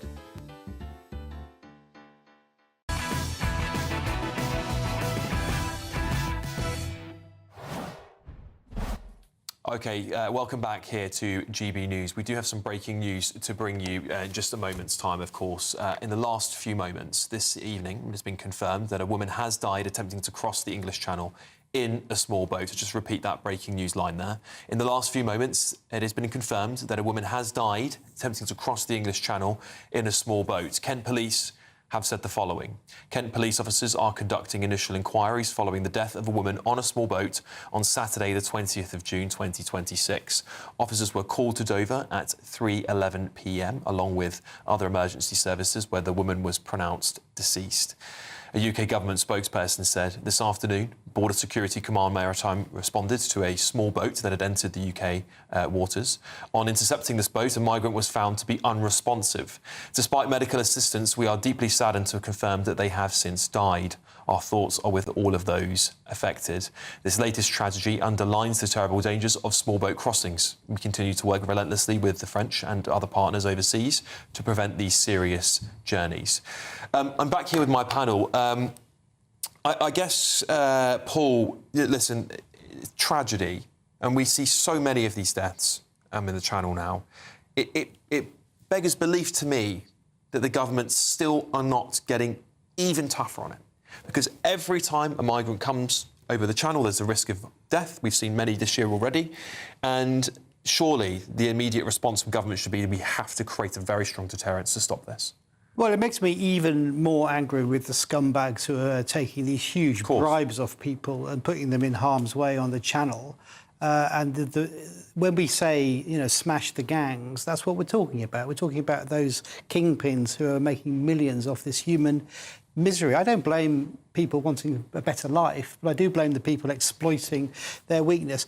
Is the government doing enough? No, it's not. Is it going in the right direction? It seems to start to be, because the number of returns is going up. Some of the crossings have been thwarted on the French side, but we need to do more, of course. Andrew, your thoughts? Well, it's horrible to hear of anyone dying in those circumstances, but they shouldn't be trying to attempt this journey in the first place. And we have to ensure that there is no incentive for people to illegally come into this country. I don't think the French are being helpful. I don't think they're really doing anything. We're paying all this money to them. What are they actually doing? The only solution is make it very clear. You come into this country illegally, you will be detained and you will be deported. OK, look, we've got to leave it there. Sorry, Louise. Coming up, I'm going to be talking to you about HMOs. There's quite a lot coming near you. That's coming up very shortly. Expect warm spells with the odd rude interruption. Box Boilers sponsors the weather on GB News. Hello there, a good evening. This is your latest GB News weather update provided by the Met Office. Hope you've enjoyed the first half of the weekend. It is generally a calm end to the day and transition as we head into tomorrow. The cloud that we've had around across England and Wales today is generally going to break up this evening and overnight. A few more clear spells developing, but we'll probably still see some fog lingering around some English Channel coastal regions and a few showers just to watch out for across the far northwest of Scotland. For most in the southeast, it is going to be another muggy night to come. Temperatures not dropping much below 17 or 19 degrees Celsius, but something a touch fresher across parts of Scotland, Northern Ireland. Some places may just dip down into single figures as we do start off Sunday morning. These showers in the far northwest will still be there first thing in the morning, but generally they will become fewer and further between as we head into the afternoon, and generally parts of Scotland, Northern Ireland and northwestern England are likely to see some of the best sunshine throughout tomorrow. Perhaps more showers developing across northeastern England, and it's now here where we could see some low cloud around at times, maybe even some fog along some coastal regions of northeastern England. And again, the sunshine across parts of Wales, central southern England will be hazy tomorrow at times, so not wall-to-wall sunshine, but it will still be fairly bright and dry for the vast majority of us if you are wanting to head outside.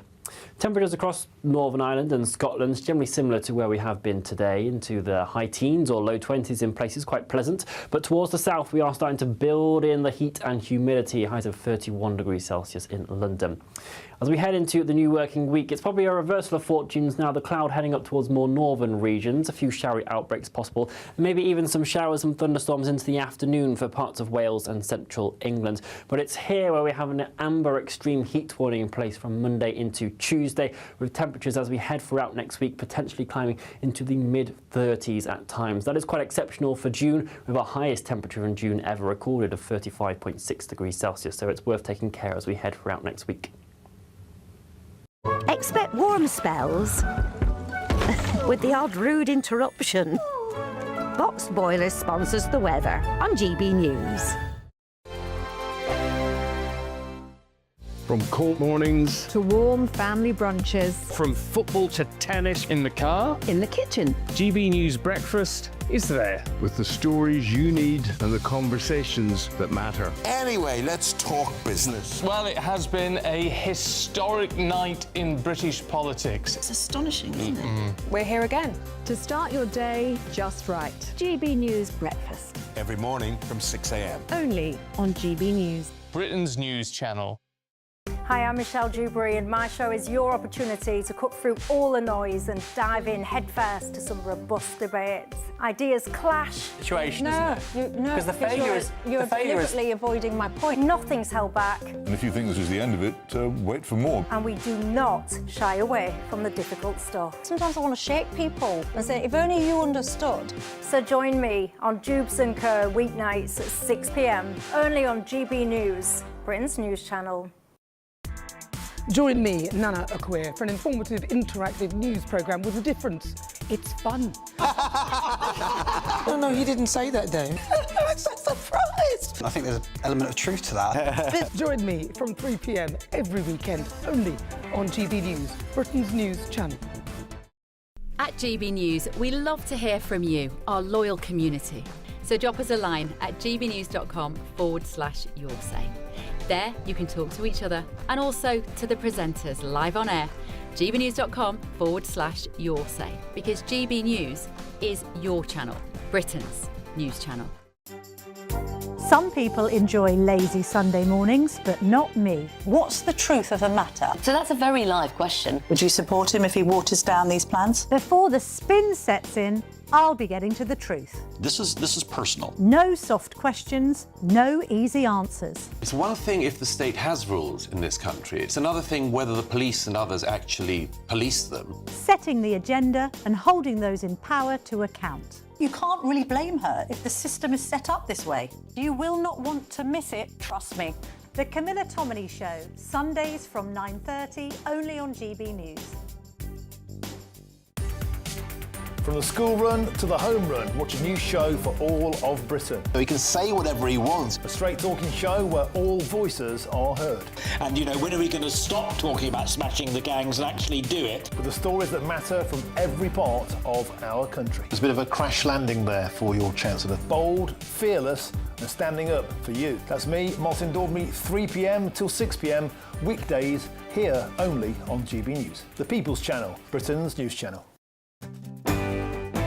I'm Tom Harwood. This is GB News, Britain's news channel.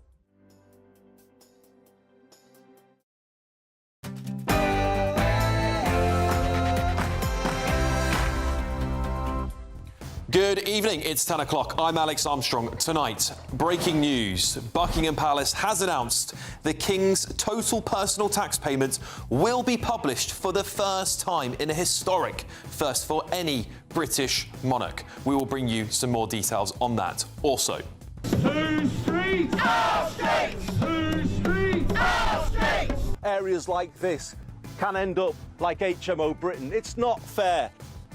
yes, HMO Britain, more illegal migrants will literally be on your streets. I'm going to reveal the astounding number that will be moved into HMOs, possibly near you, plus a shocking exclusive story. And if there is a contest, just to be clear with you, then yes, I will run, I will stand, and I've said repeatedly, I'm not going to walk away from that.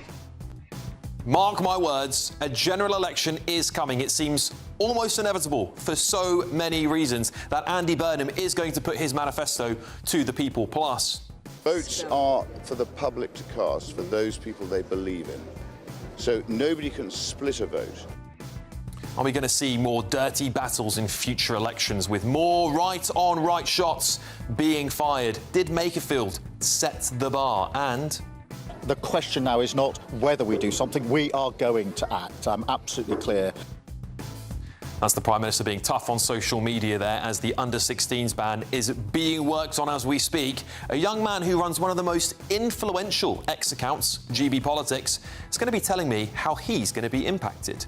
And the front pages are dropping. Starmer is ready to resign, say his allies. That's on the front page of The Telegraph. It's going to get juicy tonight. We're going to get some of those details that I think you won't want to miss. And on tomorrow's Mail on Sunday, Kemi, why I will never do a deal with Farage. We've been talking about it here on the show the last hour. Will the right ever unite, or are we doomed to a left-wing government for the next 10 years? Joining me to talk about all of these great topics, former Conservative MP Louise Mensch, Reform UK MP for Romford Andrew Rosendale, and former Labour Special Advisor Paul Richards. And it does seem a little bit like everyone's gone quackers for the World Cup.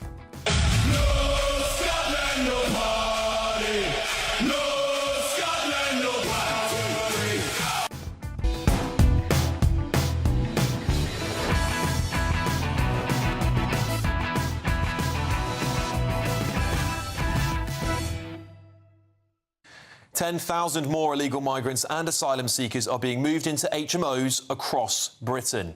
10,000 of them.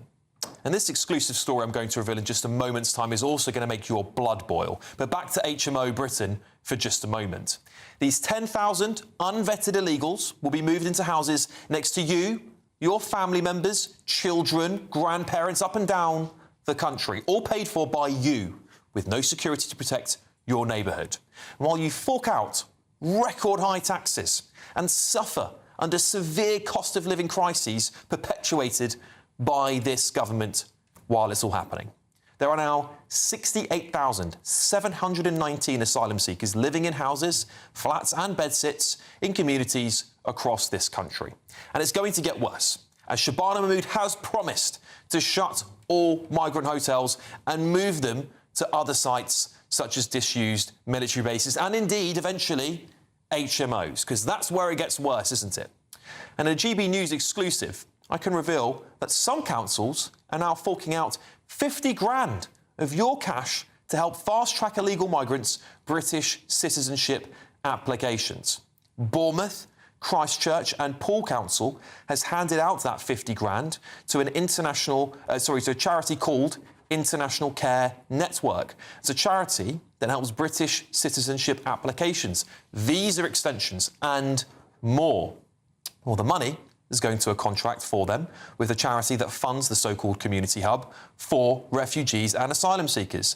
And it's been well reported that Bournemouth locals are deeply unhappy at the number of migrant hotels in the seaside town, including 3 prominent ones on the seafront, no less. And let's not forget the shocking case of Mohammed Abdullah, a small boat migrant who is due to be sentenced after being found guilty of raping a 19-year-old woman in a portable toilet on the Bournemouth seafront in July 2025. The court heard that he preyed on the girl when she'd had a few drinks and been separated from her friends. Well, Bournemouth has seen a rise in antisocial behaviour and robbery, while reported instances of rape in the area have more than tripled the past decade, up 276% from 2014 levels. Surely 50 grand of your money is better spent tackling those issues rather than funding schemes to secure illegal migrants' British citizenships. What do you think? So remember, your council tax goes up and your rent and mortgages increase, when the value of your house plummets and your neighbourhood seems less safe, when towns that used to be holiday destinations turn into crime hotspots, this is where your council's priorities lie. Let's get the thoughts of my panel. Former Conservative MP Louise Mensch is here, Reform UK MP for Romford, Andrew Rosendale, and former Labour Special Advisor Paul Richards. Andrew, I'm going to start with you. Let's first of all talk about HMOs, and I want to talk about this 50 grand stuff because it's shocking to me. HMO Britain, it's now a phrase that Andy Burnham has coined, which I think surprised quite a lot of people because it's a feeling that many people share up and down the country. It's causing great community tensions. Is it the solution the British public want to the migrant crisis? Absolutely not. So, in my constituency in Romford, we've had a number of HMOs going into residential areas, family communities, which have been ruined because people coming in, many of whom have no respect for the local community, crime increases, and the family-friendly atmosphere that people expect in small communities and neighbourhoods goes. And it simply is not acceptable. HMOs should not be happening in our neighbourhoods, and I am implacably opposed to them. And many MPs have got the same problem in their constituencies as well. We shouldn't be allowing them, and local councils should be simply saying, no, we're not going to have HMOs in residential areas. Simple as that. Louise, this, of course, started under the Conservative government. I think, to be fair to the Tories, you can't keep blaming them all the time for what's happened in the past. The past is the past. I think the party has changed. Kemi Badenoch is much tougher on this issue.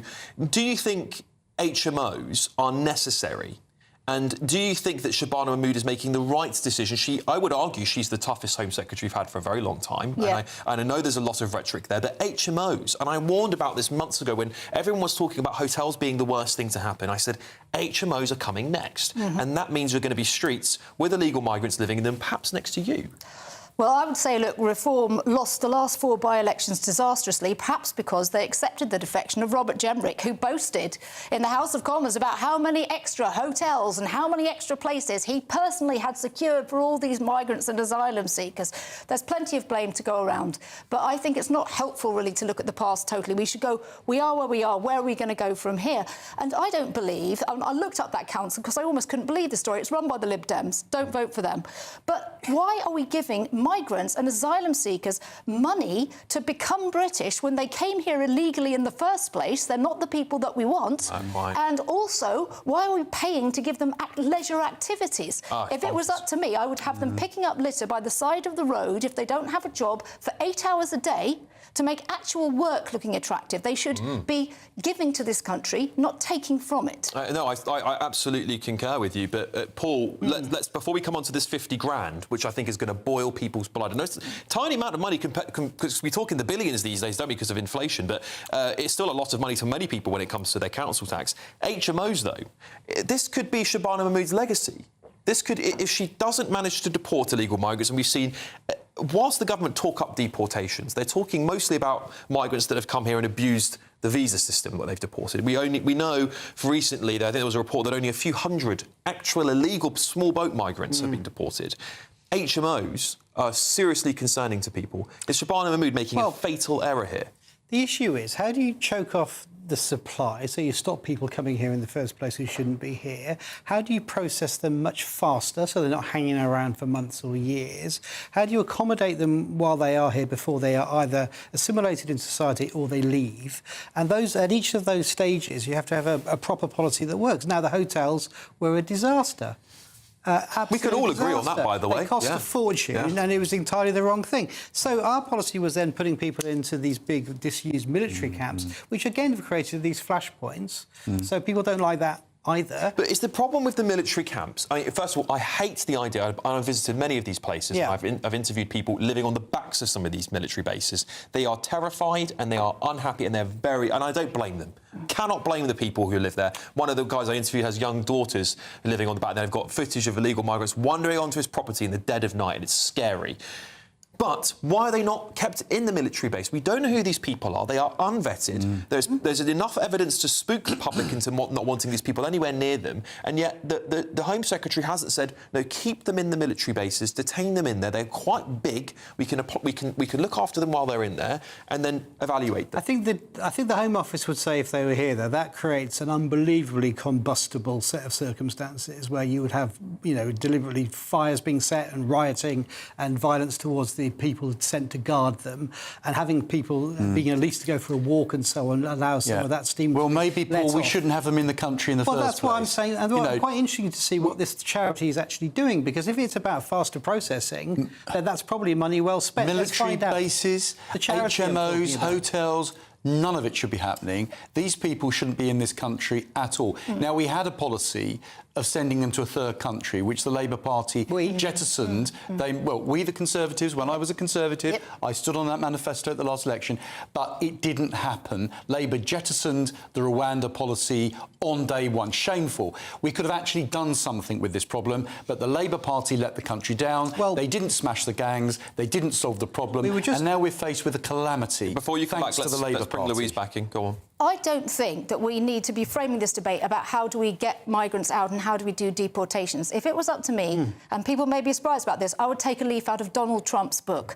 The only thing required to secure our border is will. If it was up to me, I would have the Royal Navy patrol the channel. I agree, yeah. Instead of stopping the boats, I can think of a really easy way to stop the boats. Go down to Portsmouth, call the Royal Navy, put some small boats in the channel and patrol it. Absolute garbage. Australia had sovereign borders Act. Yes, they did. Tony Abbott dealt with it. The Navy will tell you that's an absolute nonsense. Look, we couldn't even stop a Russian firing on a British ship in the Channel the other week. I mean, there's an enormous expanse, the busiest shipping lane in the world, and you're talking about sending in the gunboats. Absolute nonsense. You have to choke off supply. I do support the idea of workfare, though, and I've said this on this show before, putting people in high-vis, out cleaning up graffiti, picking up litter, cleaning out canals.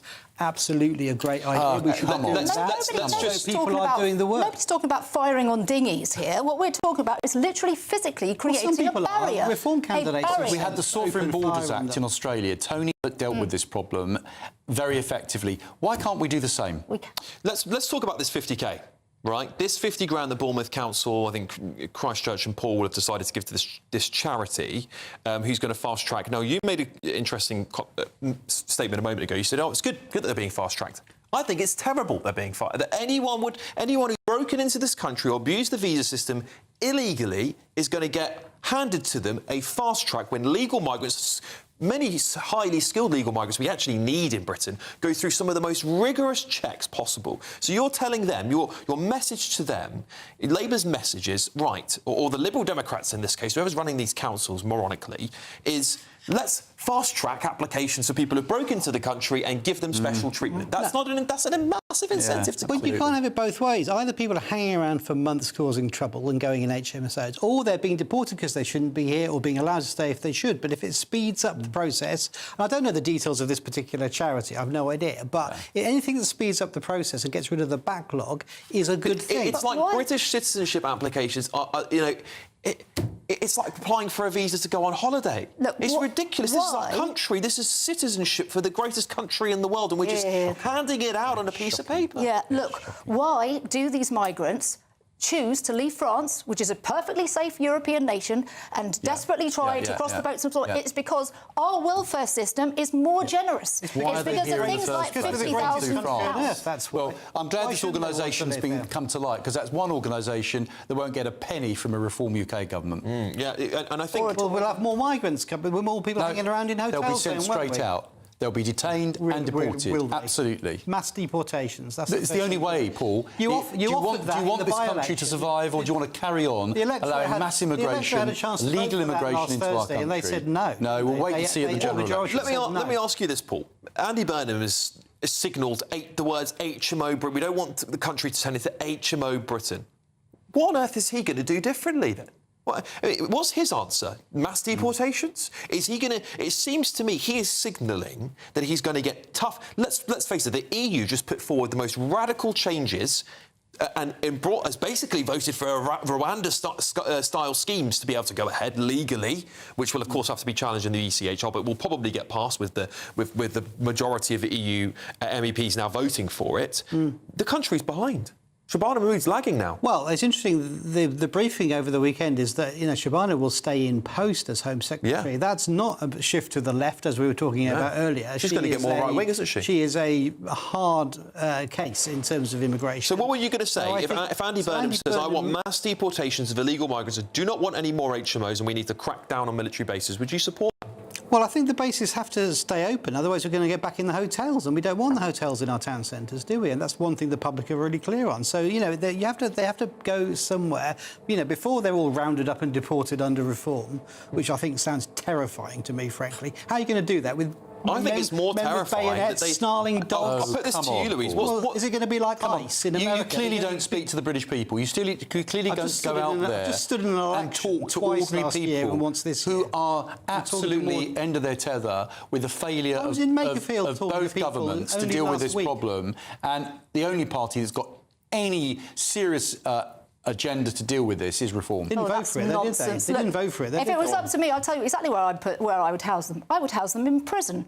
If you come to this country illegally... You know there aren't enough prison spaces for actual prisoners, never mind migrants. We house them in military bases, we garner military bases, and we build prisons and we build prison capacity.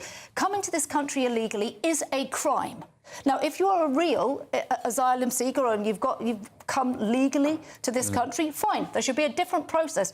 We need to get tougher on this. People are coming to this country because we treat them like gods. And we give them money. They need to be processed offshore. Yes. They don't come here. If they come here, they get sent out. It's all done somewhere else. That's what we were trying to do with Rwanda. That's what Labour Party stopped.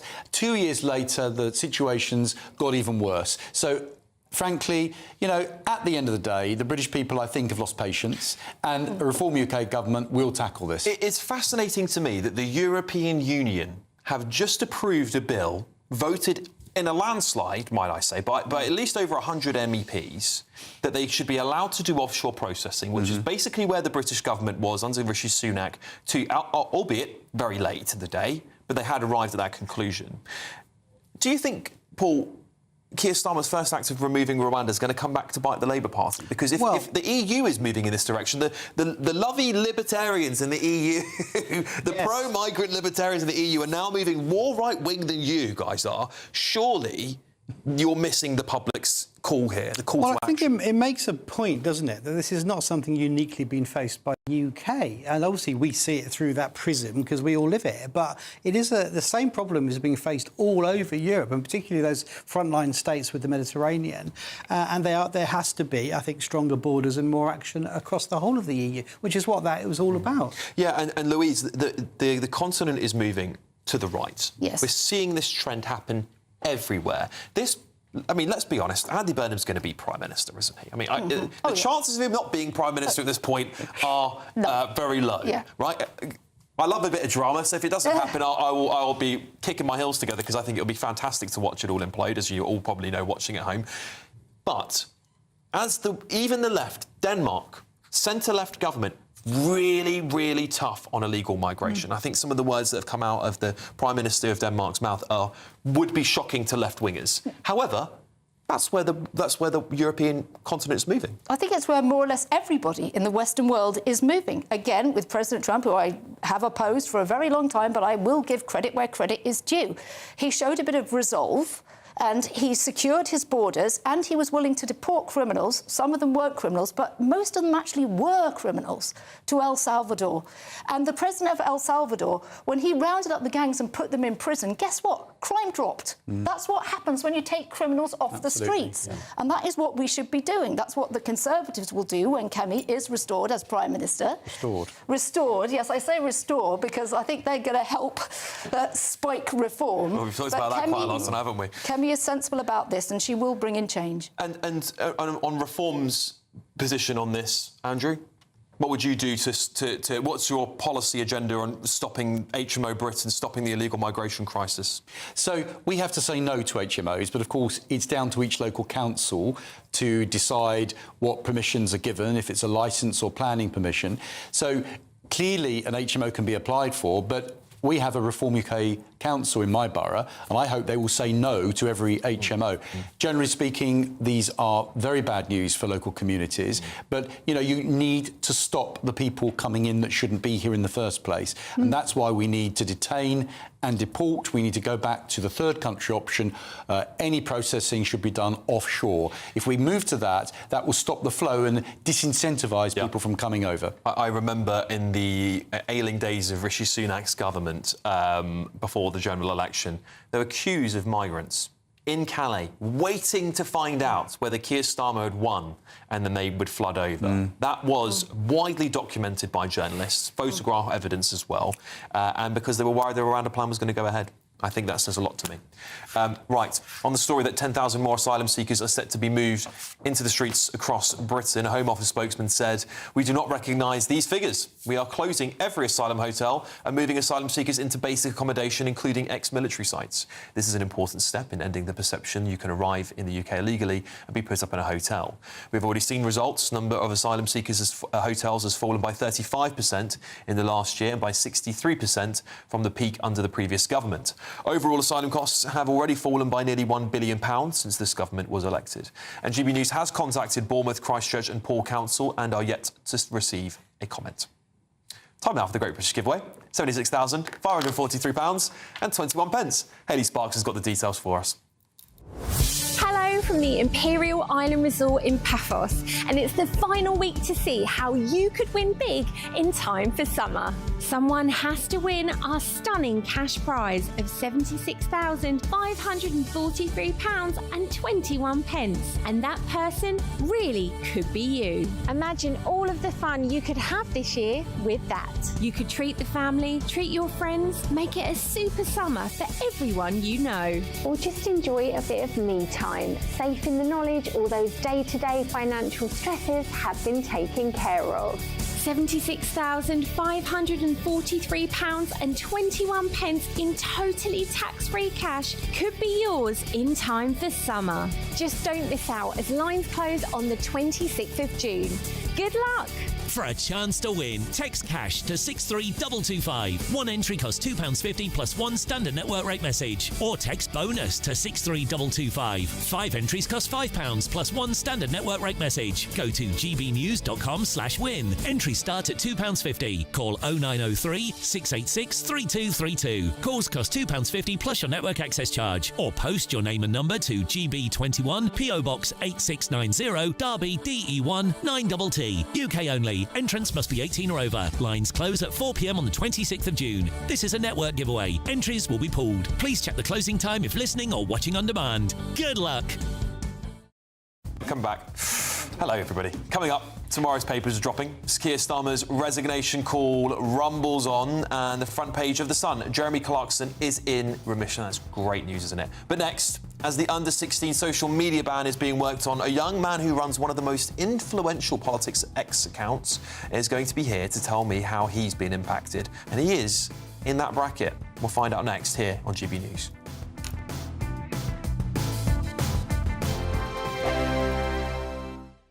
From court mornings to warm family brunches. From football to tennis. In the car. In the kitchen. GB News Breakfast is there. With the stories you need and the conversations that matter. Anyway, let's talk business. Well, it has been a historic night in British politics. It's astonishing, isn't it? We're here again to start your day just right. GB News Breakfast. Every morning from 6 a.m. Only on GB News. Britain's news channel. Breaking news, live updates, stories that matter. From the heart of the GB newsroom to every corner of Britain. With our team of dedicated journalists across the UK. GB News bulletins are there to deliver the latest news that matters to you. Bulletins on GB News, the People's Channel, Britain's news channel. You want to know what's really going on in the corridors of power? Labour don't know what to do with you half the time, and that makes you quite lethal in the chamber. Get behind the headlines with Chopper's Political Podcast. Join me, Christopher Hope, as I sit down with the great and the good of British politics. We'll see where this ruling takes us. These are the stories shaping our nation. Chopper's Political Podcast, available now on all platforms. Listen in and stay ahead. From the school run to the home run, watch a new show for all of Britain. He can say whatever he wants. A straight-talking show where all voices are heard. And, you know, when are we going to stop talking about smashing the gangs and actually do it? With the stories that matter from every part of our country. There's a bit of a crash landing there for your Chancellor. Bold, fearless and standing up for you. That's me, Martin Daubney, 3 p.m. till 6 p.m, weekdays, here only on GB News. The People's Channel, Britain's news channel.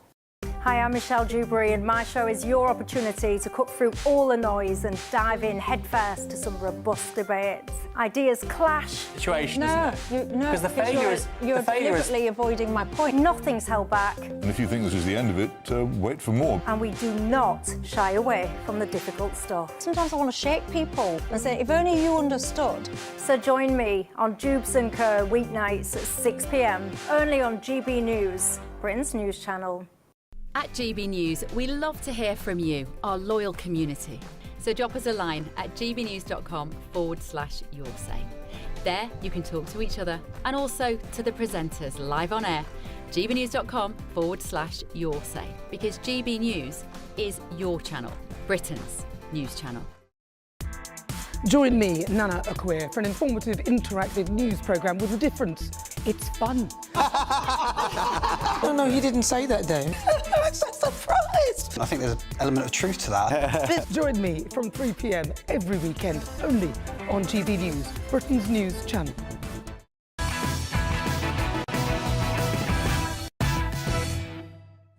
Welcome back, everybody. Well, earlier this week, you might have missed this because of all the drama going on, but the government announced a ban on under-16s accessing a range of social media platforms. Oh, and it's been revealed. Well, there we go, we're back. And it's been received a very mixed reception. Now, if you spend much time online, there's a good chance you've encountered the GB Politics account, which delivers news and debate to nearly 100,000 followers on X, the Elon Musk's platform, of course, formerly Twitter. It was set up in late 2024 by Charlie Simpson, who is only 15 years old. But that means he's set to be banned from running his own account under these new plans. And I'm really thankful to say Charlie joins me now. Charlie, thanks for joining me tonight. Now, I've seen your account. It's gone from strength to strength. You're a young lad and you're doing exceptionally well. It's the sort of entrepreneurial thinking we need from young people. But Charlie, what was your reaction when you heard the social media ban? I think it's absolutely ludicrous. And the government want to pretend that this ban is about protecting young people. We know that's not true. We know the Labour Party was complicit in the mass rape of young white British girls. If they really cared about the British people, the British young people, they would act on that. But instead, this social media ban is a way to silence young people, prevent young people from viewing news which they wouldn't see on the mainstream media. This is about control, not protection. Yeah, Charlie, I mean, I'm sure the government could push back on your claims. I'm sure they'd say that they're doing everything they can. Of course they will. Yeah, of course, that's exactly what their position will be. On the social media ban, what sort of impact? I mean, you'll obviously, I guess, be banned from running your account. Is that right?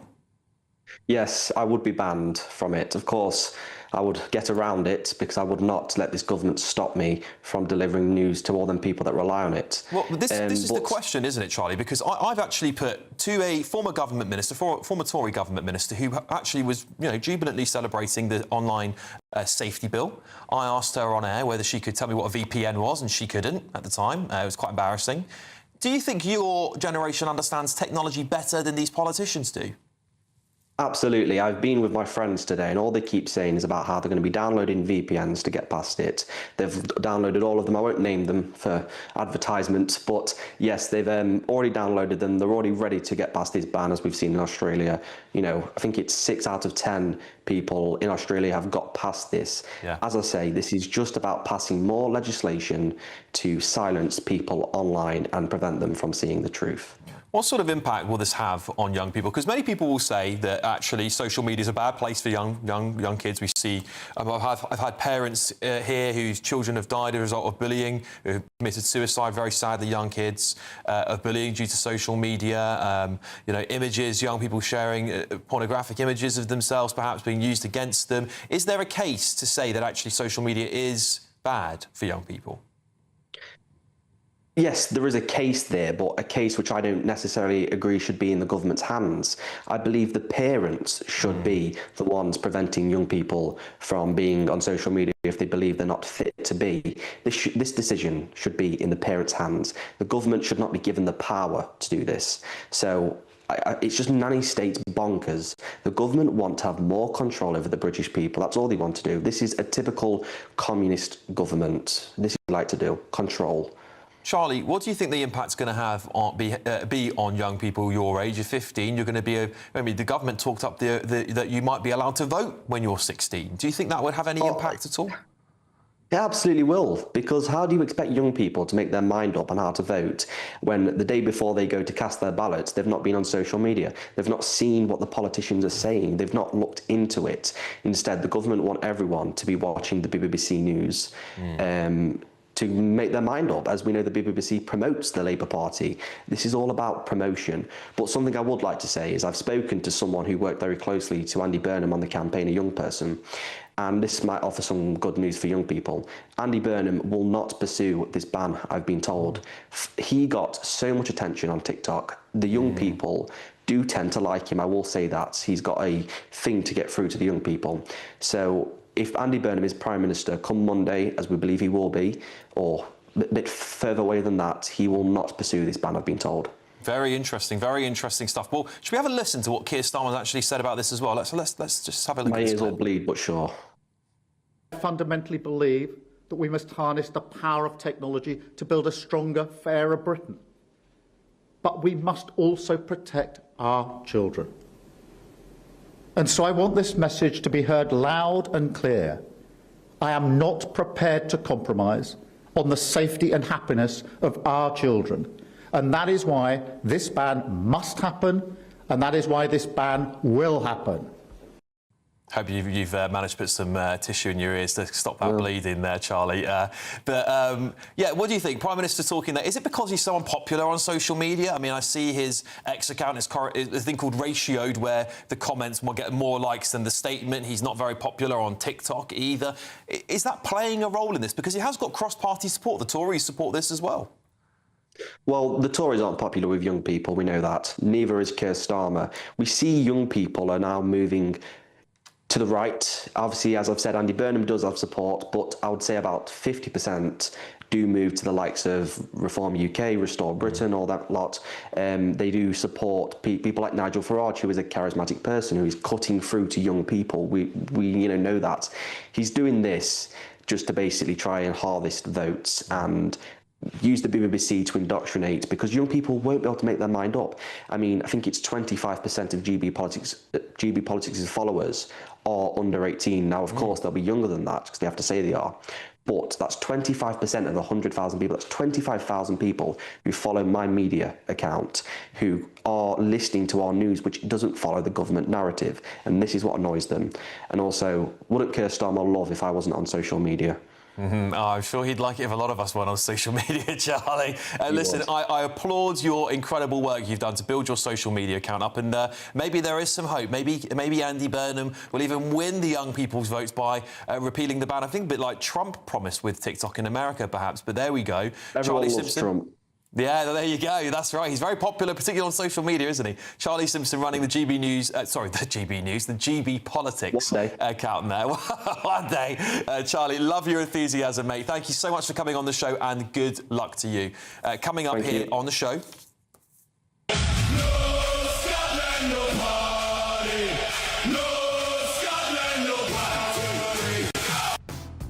Yeah, everyone's got a bit quackers, haven't they?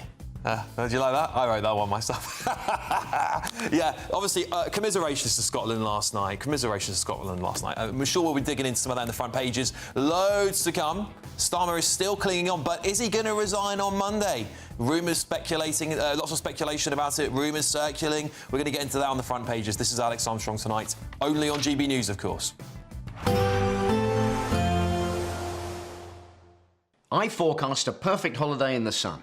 Weather looking good then? For sure, and no worries about our travel insurance. All Clear Travel Insurance sponsors GB News Travel Destinations Forecast.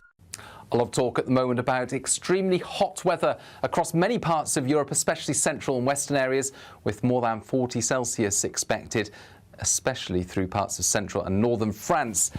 I think for Spain, similarly, high 30s, low 40s, but temperatures of 39 Celsius there for Paris, 42, 43 elsewhere for northern and central France. That's highly unusual. Italy also experiencing unusually high temperatures. That could spark a few thunderstorms. All Clear Travel Insurance sponsors GB News Travel Destinations Forecast. I've been in Westminster for a long time, but I know that though power may be here, its effect on people's lives is across the whole of the country. We may be where rules are made, but it's where they're implemented that matters. Join me, Jacob Rees-Mogg, for forthright and frank discussion on where Britain has come from, where it's going, and where it will end up. That's State of the Nation, Monday to Thursday, 8 to 9 o'clock. Vox Populi, Vox Dei. Britain deserves a newsroom that puts the facts and your voice first. Well, and that's what you get on GB News. Lively debates, lively conversation. And we're not afraid to hold power to account. And each other. So join me, Andrew Pearce. And me, Miriam Gates, for Britain's Newsroom, weekdays from 9:30 on GB News. 5 hosts, 5 opinions, 5 fearless debates, 5 unfiltered takes on the day's news. 5 reasons not to be anywhere else on Saturday night. This is the Saturday 5. You got me. You got me good there. Britain's biggest Saturday night TV show. It's not a bad brand. Yeah. Uncensored. Very, very racy tonight. On the unpredictable. What did she say? Can you translate it for us? And always entertaining. And how can a country go from being led by William Wallace to Saturday nights from 6 p.m. only on GB News. The People's Channel. Britain's news channel. You're going to want to stay tuned, trust me. Hi, I'm Michelle Dewberry, and my show is your opportunity to cut through all the noise and dive in headfirst to some robust debates. Ideas clash. Situation, Because the failure is you're deliberately avoiding my point. Nothing's held back, And if you think this is the end of it, wait for more. and we do not shy away from the difficult stuff. Sometimes I want to shake people and say, if only you understood. So join me on Jubes and Co weeknights at 6 p.m. only on GB News, Britain's news channel. Breaking news, live updates, stories that matter. From the heart of the GB newsroom to every corner of Britain, with our team of dedicated journalists across the UK. GB News bulletins are there to deliver the latest news that matters to you. Bulletins on GB News, the People's Channel, Britain's news channel. Westminster's full of talk, but out here, it's the real world. Am I allowed to talk then? No, that's it. This is where it matters, real people and real lives. That's what politics is all about. The fact that Trump made a good start, no. Straight answers, no spin, and just a couple of pints. How many fingers have I got up? About 10. So join me for Lee Anderson's Real World every Friday at 7 p.m. only on GB News. The People's Channel, Britain's news channel.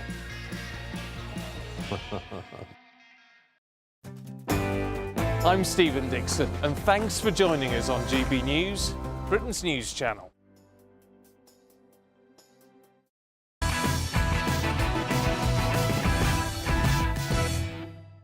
Welcome back. Some breaking news before the front pages. Buckingham Palace has announced the King's total personal tax payment will be published for the first time, an historic first for a British monarch. The decision is understood to be His Majesty's express wish, as calls for further transparency into royal finances continue to grow. The announcement comes after an uncomfortable few years for the royal family, whose private financial arrangements have been widely scrutinised. A palace spokesperson has told GB News, in order constantly to improve and to encourage wider understanding of our accountability, the royal household has been considering options to enhance this transparency still further and can today announce additional measures in keeping with our public service priorities. To put it simply, we continue to modernise and evolve. Our aim is to explain all elements of royal finances in a way that further enhances clarity and accessibility, while also placing it within historical and constitutional context. This revelation is expected to be released on this coming Friday. Big stuff, that is. Huge moment for the royal family. And more breakers on the front page of The Telegraph here. Starmer is ready to resign, say key allies. I think perhaps this is it. I said this a few weeks ago, so take me for my word. We'll wait. Observer, they think it's all over. Starmer expected to resign tomorrow. Right, so this is Sunday's front pages. That means Monday. And a slight change of tune here. Mail, Kemi, while I will never do a deal with Farage, I think she's really making a mistake there. That may come back to bite Kemi. The Mirror, King to release tax returns. Yep, I think that is a historic move, indeed. So lots to get into tonight, isn't there? Shall we look? Let's go to the Royals in a second, because I think the bigger news of the night is what we've been waiting to hear from Starmer's key allies. And I was sitting here on a Sunday night 6 weeks ago telling everyone at home that Starmer's going to go. Now, there were really reputable journalists saying this is it. He's gone. Really top journalists from across the country. So the rumours, when you hear it from those top people, you tend to hear they have spoken to cabinet ministers. And we had quotes from cabinet ministers. They were deeply unhappy. That led to the resignation of Wes Streeting and so many others. This was all over the Mandelson files. He survived. He survived, Andrew. And this might be the theme of Sir Keir Starmer, is that he does keep fighting on. Despite how unpopular he is, despite how his own party seemingly despise him, even his own cabinet ministers want him gone, he fights on. Do you think he's going to fight this? Well, he's saying he is, isn't he? He's saying he's going to fight on, he's not going to give up.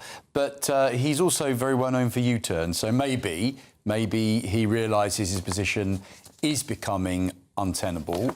And if that is the case, I think he could well decide to go. However, if he does that, I think the country needs to endorse any new Prime Minister who's not been elected under the mandate of the current Prime Minister. So we need a general election. So, you know, if there is a change, whether it's Burnham or someone else, I would want to see a general election immediately. And I actually think a general election would not give Labour the result they think it will give them. Interesting. Yeah, we've been speaking about that a lot tonight, whether there's going to be a snap general election under a more popular Andy Burnham. Maybe they go up to... We had Polster on earlier on tonight, if you're just joining us. He said it would put Reform and Labour neck and neck. Is that enough?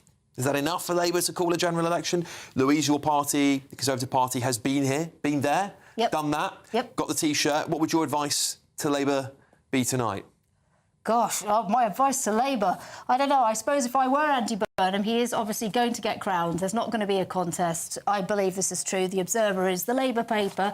I would probably go to the country because it's certainly not going to get any better for Labour. They are a bad government. And even if Andy Burnham is charismatic, which he is, he will not be able to get away from the facts, what Rachel Reeves has done to the economy. The longer he's in, the less of that honeymoon effect he's going to get. Yes. So just from his own point of view, I would call a general election. But I do agree with Andrew that we, the rest of this country, has the right to vote on essentially an entirely new manifesto because Andy Burnham was clear he's going to rip up the manifesto that Labour were elected on. But Sunak didn't do it. Liz Truss didn't do it.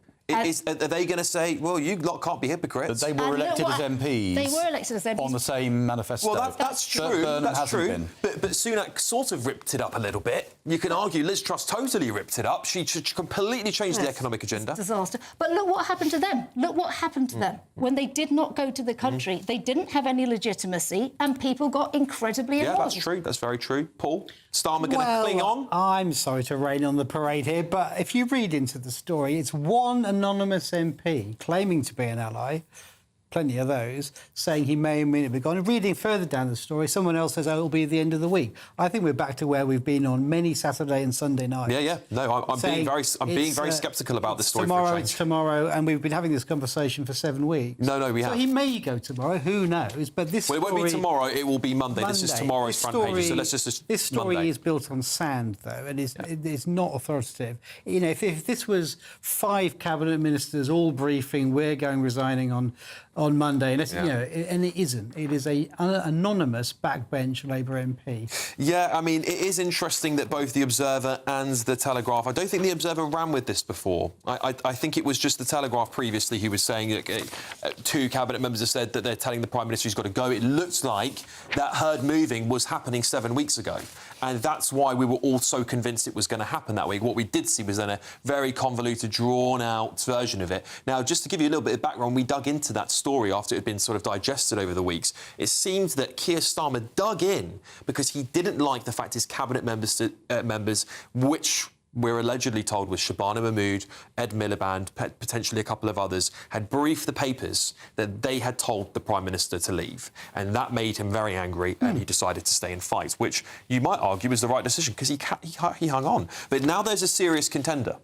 There's a serious contender. He's won a landslide victory up in Makerfield. He is marching on Westminster. He's probably calling up all of his competitors, going, hey, Wes, would you like to be Chancellor? That will help the markets. Hey, Ed, look, we can't probably keep you in energy because I've got to get rid of net zero. How would you like to be Foreign Secretary? Oh, hello, Louise. Hey, you've been great. Would you like to come back as Transport Secretary? He's going to be doing the rounds. Look, it's the same old Labour Party. They're still socialists. They're still following policies that are ruining this country. You know, maybe a different person, but it's exactly the same thing, and we've had to tolerate the last 2 years that is driving our country down. We need a general election and a change of government, and I think that if Labour do have a general election, the British people will give a verdict on this dreadful government, and it won't be what they are hoping for. I think Reform UK is the only answer to rescue Britain from the calamity of what we've seen under Keir Starmer. Very brief comments from you, Louise. Sorry, I think Kemi is the only grown-up, sensible leader who has got plans that are very similar to Reform's, but hers are thought through and well done. There is a reason that Reform have lost the last 4 parliamentary seats, 2 of which they were supposed to be the favourite in. Well, we're going to talk about Kemi very shortly because she's saying she will not do a deal with Reform UK. What do you make of that? Next, Sunday Times is also saying Rachel Reeves is to lose her job if Burnham becomes Prime Minister. Surprise, surprise. I'll come up next.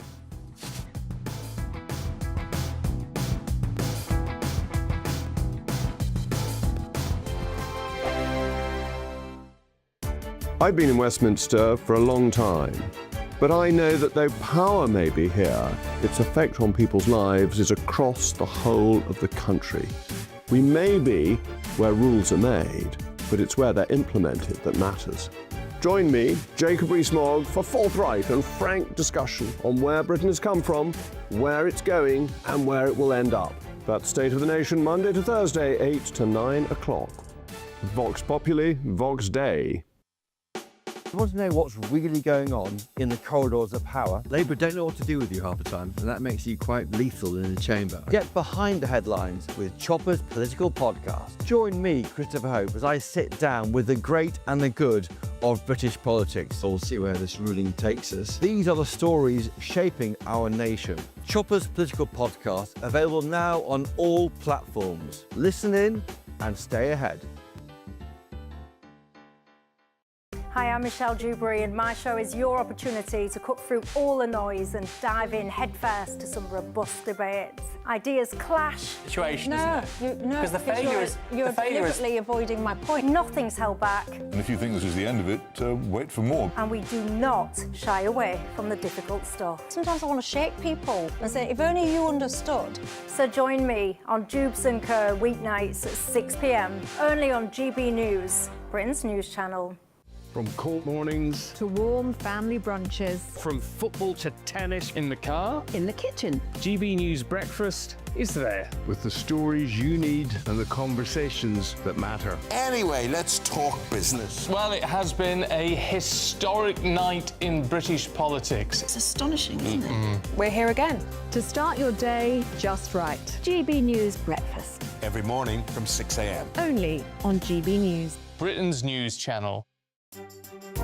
Some people enjoy lazy Sunday mornings, but not me. What's the truth of the matter? So that's a very live question. Would you support him if he waters down these plans? Before the spin sets in, I'll be getting to the truth. This is personal. No soft questions, no easy answers. It's one thing if the state has rules in this country. It's another thing whether the police and others actually police them. Setting the agenda and holding those in power to account. You can't really blame her if the system is set up this way. You will not want to miss it, trust me.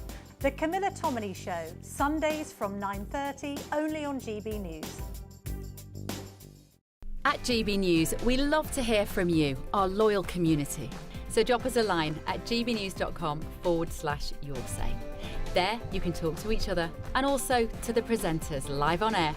gbnews.com/yoursay, because GB News is your channel, Britain's news channel.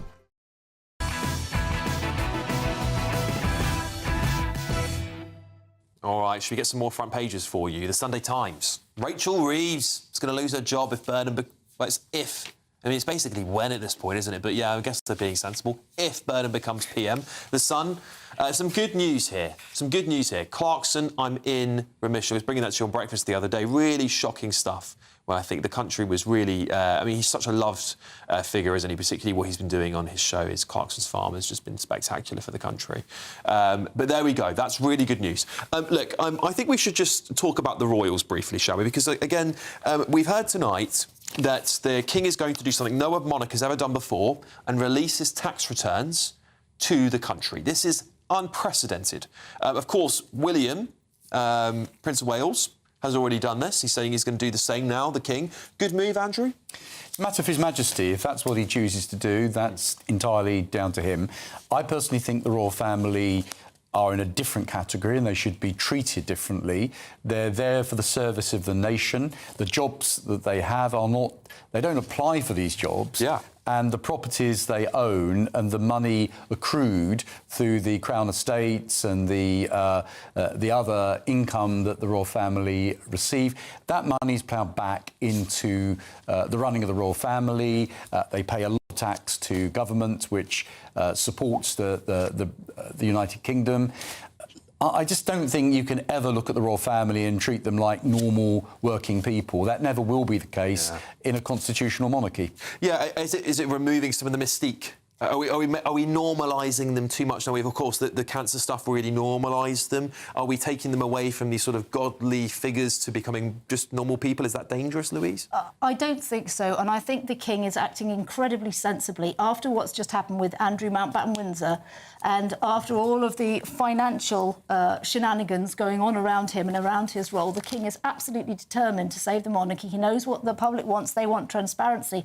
Now, I agree with Andrew that the royal family are an incredible asset to this country, and frankly, as a dual citizen of the United States and the United Kingdom, whatever we're paying His Majesty, it isn't enough. He put Keir Starmer's mess right with Donald Trump in a way that literally cannot be overstated. It's his finest hour. 100% Amazing, agree. amazing. I thought the King was absolutely... And that everyone loves the King, but I think... And I can understand there's people who've got political preferences about the King that they don't like, and I think you can agree and disagree on that. However, that was an incredible moment for our country. It was an incredible superbly moment. well. And I will say that after Donald Trump was out of office the first time, when he wrote to the King always wrote back in a very friendly way. The King understood that he may be elected again, and he's very personal and affable. At this point, he's a national security asset. And whatever he's getting, I think we should double it. Paul, your thoughts? Well, there's a guy called Badgett who wrote about the Constitution, and he said you shouldn't allow the daylight to spoil the magic of monarchy. But I completely disagree with that. I think in the modern world, you do need that level of scrutiny, and I would actually make them like a quasi-department of state and have their monies scrutinised by Parliament so that we and our representatives can actually see where the money comes from, where it gets spent. And this is a good step forward. I think Parliament and royals getting involved has never been good in the history of Britain. So I don't... and that was settled though, wasn't it, in the 60s? Well, yeah, a lot of blood and a lot of beheadings. So Parliament is supreme over the monarchy. Well, that's right. And that is right. The only true royal tradition is evolution and change. If you look at their history over 1,000 years, the way they've adapted in each era is by changing. So this is very much in tune with that. Final thoughts to you, Louise? I would absolutely not put the royal finances in front of politicians. That is inviting politics into the ultimate apolitical organisation that leads this country without regard to politics. Right, you're leaving us shortly, but you two gentlemen, we've got loads more to talk about. Loads more on the front pages here. Do you think Keir Starmer is going to resign on Monday? Place your bets. We'll talk about that in just a couple of minutes.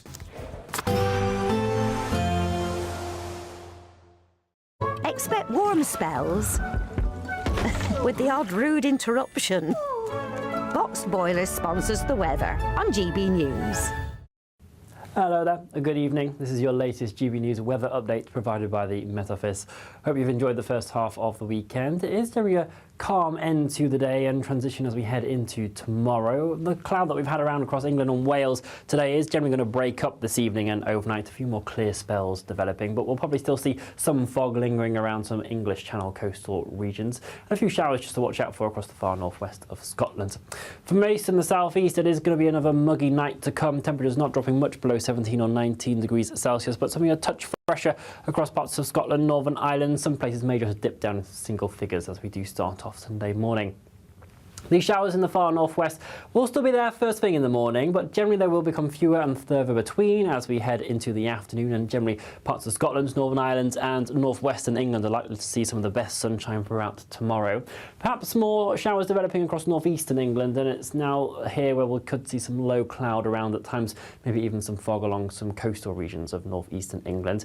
And again, the sunshine across parts of Wales, central southern England will be hazy tomorrow at times, so not wall-to-wall sunshine, but it will still be fairly bright and dry for the vast majority of us if you are wanting to head outside. Temperatures across Northern Ireland and Scotland generally similar to where we have been today, into the high teens or low 20s in places, quite pleasant. But towards the south we are starting to build in the heat and humidity, highs of 31 degrees Celsius in London.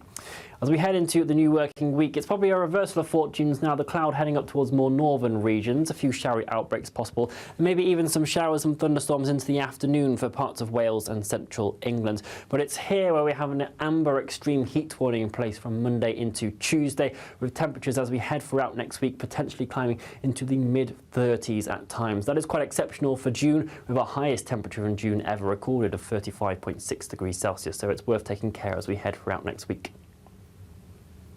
Expect warm spells with the odd rude interruption. Box Boilers sponsors the weather on GB News. Well, the front page is another bloodbath for Keir Starmer. He is expected now, the Prime Minister is expected to resign on Monday. That is leading 2 national newspapers. In the Mail, though, Kemi Badenoch saying she will never, in red letters, ever do a deal with Nigel Farage. Is that really the right message after Makerfield? And of course, the King is set to release his tax returns in a historic first. So much to talk about. See you in tech.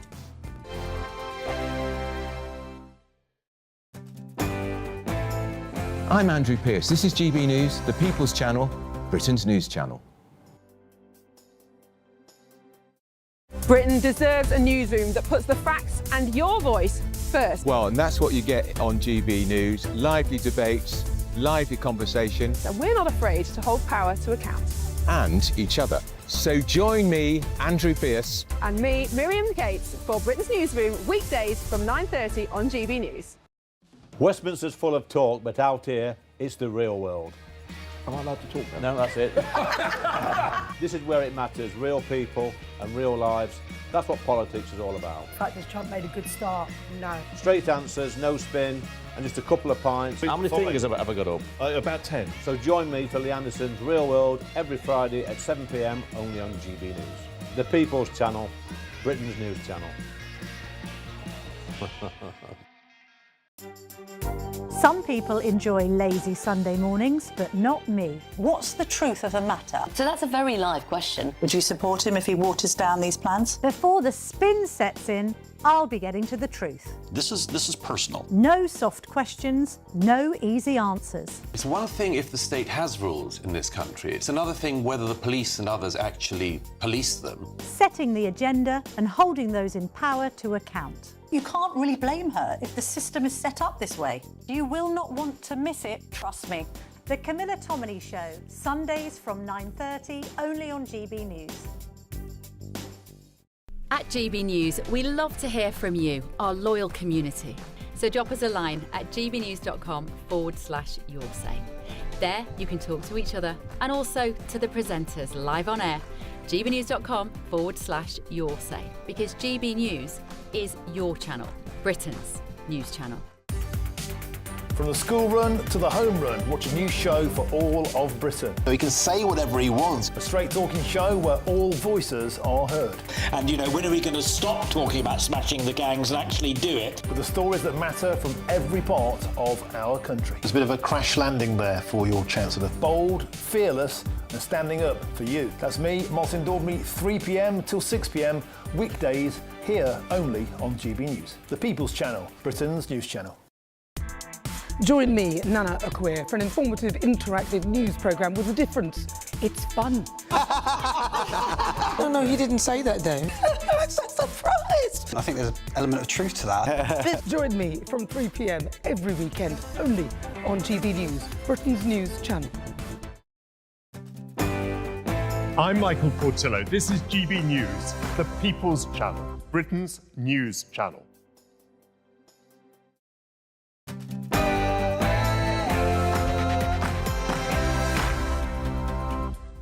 Good evening, it's 11 o'clock. I'm Alex Armstrong, and this is Alex Armstrong Tonight, late edition. On the show. If there is a contest, just to be clear with you, then yes, I will run, I will stand, and I've said repeatedly, I'm not going to walk away from that. Perhaps his last ever U-turn.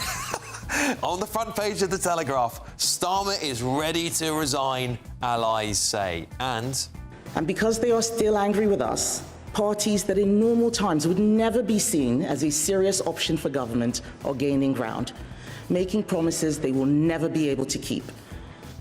Well, I don't know if this is going to come back to bite her, because on the Mail on Sunday front page, Kemi, why I will never do a deal with Farage. Is this killing the chance of the right ever uniting? Would they rather have a far-left government in? Also, I do hereby declare that Andy Burnham is duly elected. Thank you. iconic, isn't it? That's just iconic British, that last bit there. But bad news if you're Rachel Reeves, because apparently, according to the Sunday Times, she is set to lose her job if/when Burnham becomes PM. And I've got cancer. No. Yep. Well, after that shocking revelation earlier in the week, we can reveal on the front page of The Sun, Clarkson has said, I'm in remission. Fantastic good news there tonight. And breaking tonight on the front page of The Mirror, Buckingham Palace has announced the King's total personal tax payment will be published for the first time in a historic moment for the British monarchy. Also, joining me this evening, Reform UK MP for Romford, Andrew Rosendale, former Labour Special Advisor Paul Richards, and comedian and GB News contributor Leo Kearse. And do you think John Craig from Sky News really didn't know who Count Binface was? Do you want to talk to me? Yeah, go on then. Go on then. Right, Back to the nation. Who are you? My name, what kind of journalist is this? You don't know? Have a look. I've got my list here. Burnham.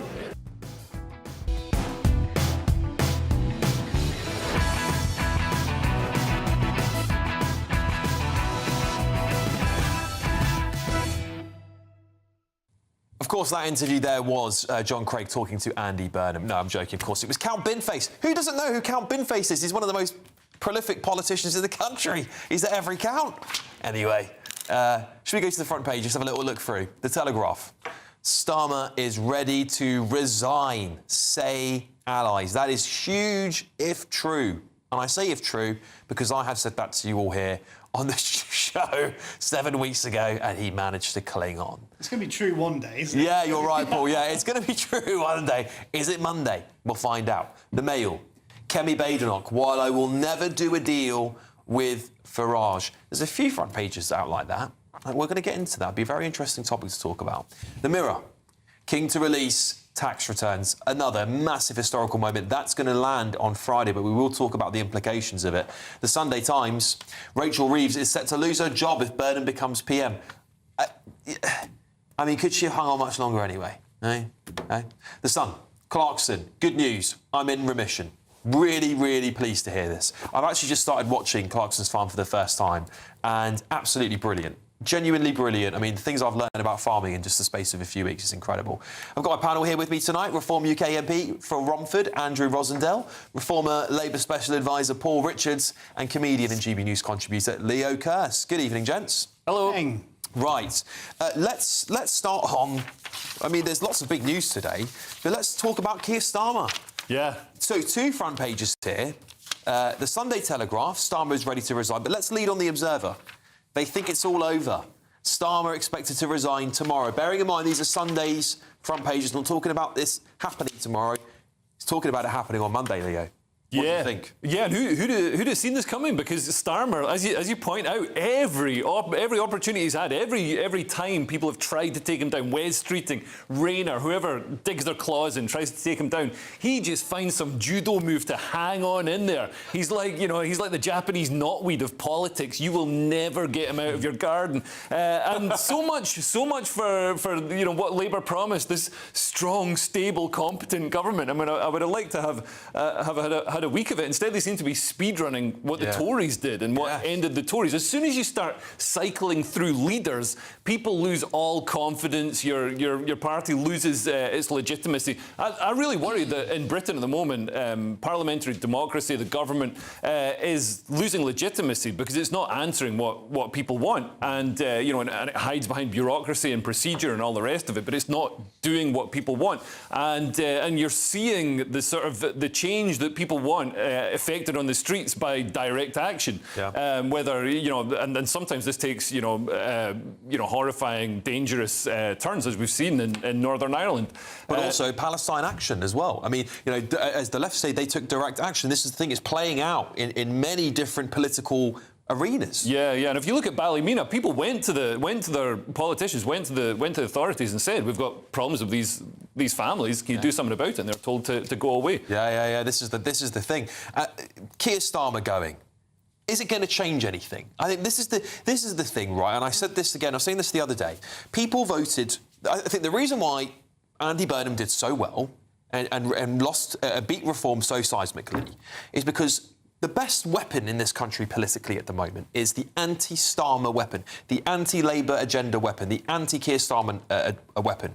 Andy Burnham was the man who wielded that weapon, didn't he? He wielded it explicitly well. He said, I am the change candidate. He didn't run on a Labour platform. He ran on a Vote Andy platform. He didn't use Labour branding anywhere. He basically put some lights... you've got... Look at this here. We've got one with us.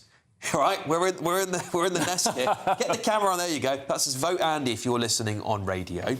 That's Paul Richards there for any Labour government ministers watching. But this is it, Andrew, isn't it? The Prime Minister has lost support 7 weeks ago. He was already on the edge of his political capital. Is it over? The British people are not going to be tricked again by the Labour Party. We've had a Labour government for the last 2 years. They have absolutely ruined this country. They have betrayed the British people in every sense. You look at the economy, the way it's going, we're heading downwards. Immigration, the illegal boats coming over, nothing has been changed. The crazy net zero policies, which are going to make Britain poor but remove wealth from our country to countries like China.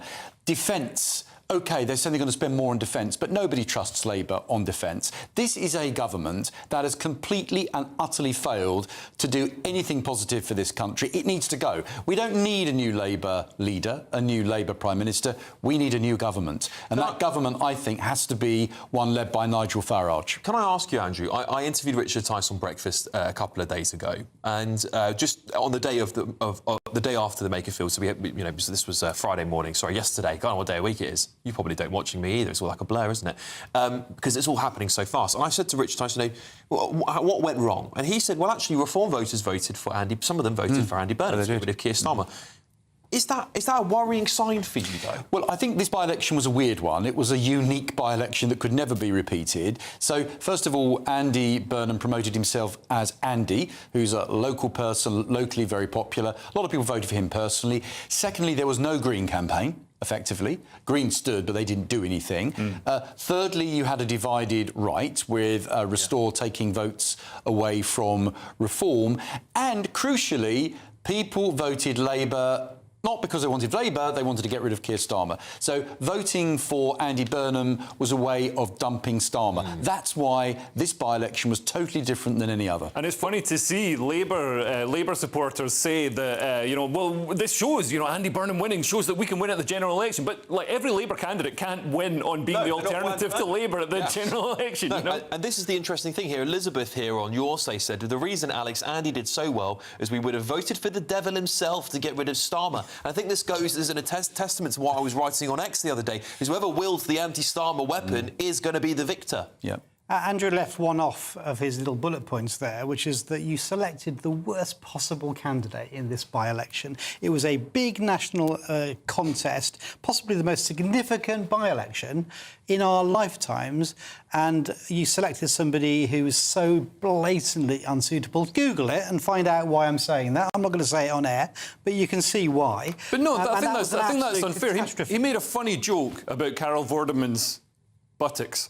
And I think it's a joke that all of us would have made in a WhatsApp chat. And also, if you don't make jokes like that, then there's something wrong with you. And I think we need to get rid of these scolds. That's not what he said. He said horrible scolds. He didn't use the word buttocks, did he? And it was pretty... No, he didn't actually say that. He just replied saying, come on, he's just saying what we're all thinking. It was a genuinely funny line. It should have been on the campaign poster. It was so funny. And I think it's horrible that we allow people to bully anyone with a sense of humour, anybody who's actually a real person, instead of some sort of drone, some Borg-like communist automaton out of politics. It wasn't funny, and the women of the I'm a comedian.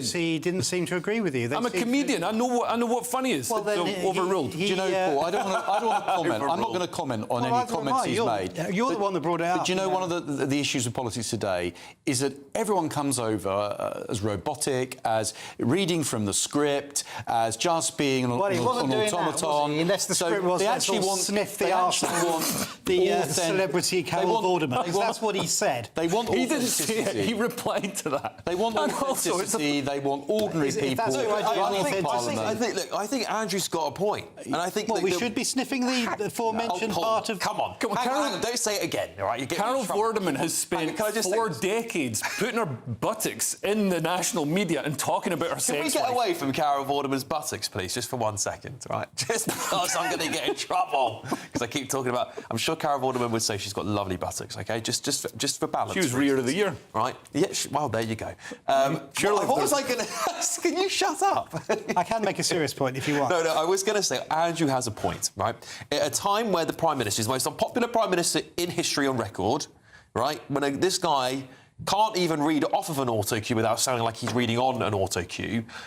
Surely there is a little bit of a need for authenticity. And also, are we holding people to such a high standard, such a high, ridiculous... Everyone's got history. I've said stuff I regret. Of course I have. We all have. You're not standing for office, though, are you? No, but how can you incentivise people who've had a life now with social media to stand for office when you hold them accountable for every little thing they've ever said? Well, look, I'm all for authenticity, but you don't have to be authentically horrible. That's not what authenticity So are you saying means. you wouldn't? Are you saying it's terrible if somebody... To do it? No, what do you if somebody, you're saying people should say they don't want to lick and sniff. Is that... Right, can we stop talking about... Because I think that's more offensive. I think that's more offensive to Carol Gordon. On the point about the prospectus for governing, though, which is the substantive point, I think you're right to say that it's not about swapping leaders and just saying who should it be. Perhaps that's the wrong question. The question should be what? We should actually be having a policy debate around this. And I think if Labour does a coronation without those policies being stress-tested, that would be foolish. If we're going to have a contest, then they should tease out these ideas. Let's find out what Andy Burnham thinks about international relations or the Russian threat or anything else. Yeah. You know, these are the big questions that people need to know the answer to. So there is a serious point. At least Theresa May and Boris Johnson and Liz Truss and Rishi Sunak all stood on manifestos as Conservative MPs, the manifesto of the previous election. This guy, Burnham, well, he wasn't a Member of Parliament. He's not stood on a manifesto. He's coming in to rip up the manifesto of Sir Keir Starmer, who did get elected, in order to pursue what? There's no mandate for Andy Burnham. He has no legitimacy to become Prime Minister without a general election. So let's see what he's made of. Let's have that general election and let the British people decide. Let's talk about general elections, shall we? On the front page of the Mail, Kemi Badenoch, while I will never do a deal with Farage. It's very fascinating, isn't it? Because the right splits down the middle in Makerfield. Well, not quite down the middle. Reform took most of the right-wing votes. There was an 8% to Reform, and then I don't know whatever it was for the Tories. It was so low it wasn't even worth talking about. But this should signal to Kemi that there is... the Tories got 34% of the vote in Makerfield in 2019. 34%. The same vote that Reform UK got in this past by-election. That, to me, says there is a replacement of Tory voters, particularly in seats like the Red Wall, like Makerfield. Leo, is Kemi making a really silly pledge here that she might come back to bite her on the backside if not again. Indeed, no. No. I don't want to hear any more talk about that, right? Is it going to come back and bite her? Yeah, possibly to some other things as well. No, I think Kemi and the Tories have this idea that they're somehow ascendant, despite losing catastrophically. I don't know. Did they campaign in Makerfield because they got about the same as the Green Party and the Lib Dems? Yeah. They did do well in Aberdeen South. They did. They took that back off the SNP, but Aberdeen has been absolutely hammered by Labour's net zero and the windfall taxes. I mean, you've got great British firms like Harbour Energy paying an equivalent tax rate of 108%. So an incredibly profitable firm reduced to a loss due to Ed Miliband and the windfall taxes and net zero. And they're having to lay off staff. It's absolutely insane politics that we're strangling our successful industries like that. So, I mean, Aberdeen South is a bit of a sort of, special issue. But I think Makerfield shows the right needs to coalesce, and she's absolutely making herself a hostage to fortune, because we all know that Reform and the Tories are going to do some sort of pact. I don't think Kemi's going to. But are they? This is the thing, Leo. And I genuinely, this is not the first time this headline's come out.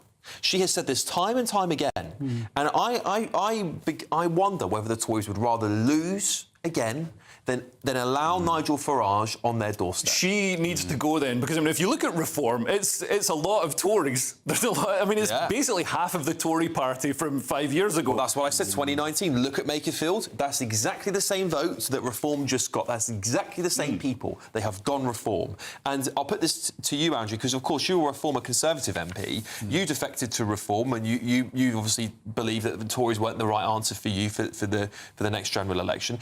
Do you think that Kemi Badenoch is making a mistake here, or do you think, do you know what, I don't want anything to do with them anyway? Look, I've got quite a bit to say about this. Yeah. I left the Conservative Party, and one of the reasons I left is that I tried for a very long time after the 24 election to persuade my colleagues and Kemi and others to build up a cordial relationship with Nigel, because I'm in politics, I love this country, and I cannot bear the idea that we're going to be saddled with a far-left progressive government of Labour, Greens, Liberals, propped up by Plaid Cymru and SNP and goodness knows who else. So there needs to be some coming together. There was absolutely no support from Kemi, and I went to see her personally to discuss this, with her actually even talking to Nigel Farage. Is one of the reasons I left. I gave up because I don't think the Conservative Party, they think they're entitled to be in government and they don't want to work with anybody. They want to be in power, no compromise. Well, I'm sorry, we have to do our patriotic duty and rescue our country from the calamity of this Labour government. And she wasn't willing to do it. It's one of the reasons I left. But can I just say one final thing? Little plug, my tie. I've changed my tie this evening. And this is Kemi should listen to these guys. This is the Cambridge University Conservative Association. I was their guest at their garden party in Cambridge today. Now, I haven't defected back to the Conservatives, Alex, so don't get too excited. But they have disaffiliated from the Conservative Party, and they call themselves KUKA, so it's still the Cambridge University Conservative Association, but they now welcome Conservatives, Reform members and Northern Ireland Unionists, so a broad right-of-centre group of young people. I have to say most of the young people I met today were voting Reform. There were some Conservatives, but mostly they were swayed by Reform. So Kemi needs to talk to people like that and understand at grassroots level, people are changing. The core vote, you know, you're talking about Cambridge University here, but you can come to my constituency in Romford. The massive numbers of core Conservative voters who loyally voted Tory in every general election swapped massively over to Reform in the local elections. The core vote for the Conservatives is being dismantled before Kemi's eyes, and she won't even talk to Nigel. Frankly, it's time to put country before party, and the Conservative Party weren't prepared to do that. That's why I went to Reform. Can I ask you this, Paul?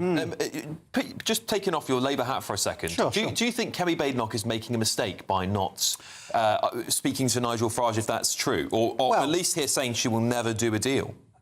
Well, first of all, nice tie. That's an interesting tie there. And I think it is a metaphor for what's happening in politics, in the sense that I think small parties can supplant big parties. We've seen that historically in this country and other countries too. So that is what's going on in our politics.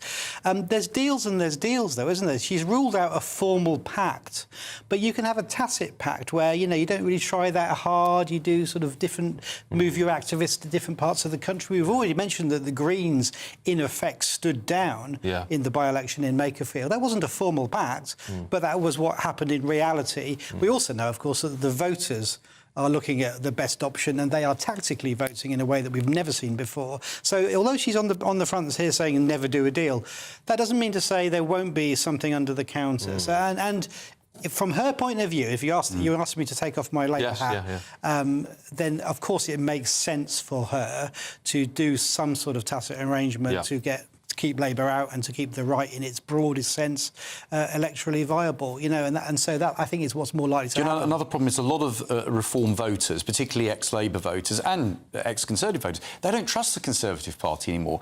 14 years and 5 Prime Ministers and all the mess that was left, all the promises that were broken, they just don't trust the Conservatives. Look, if Kemi wants to back Nigel for Prime Minister, fine, we'll have a discussion. But as far as I'm concerned, the only credible Prime Minister, the only credible government is Reform UK, led by Nigel, and that's what we need to work. What do you do about Restore there? Because Restore is now the insurgent against you. We were talking about that quite a lot. They need to come back to Reform. We were talking about that quite a lot tonight, just analysing, you know, how what's going on in the right, and this is what it's all about. Does the right need to come together? That's do Rupert Lowe and Nigel Farage need to make up? Do Kemi Badenoch and Nigel Farage need to make up? Do all these things need to happen in order for the right to win a general election? I wonder whether the public will forgive the right of British politics if they don't try to settle their differences before what I think is going to be a snap general election next year. I think that's going to happen, right? So we'll see how that plays out, won't we? Right, here's the Great British giveaway for you now. £76,543.21.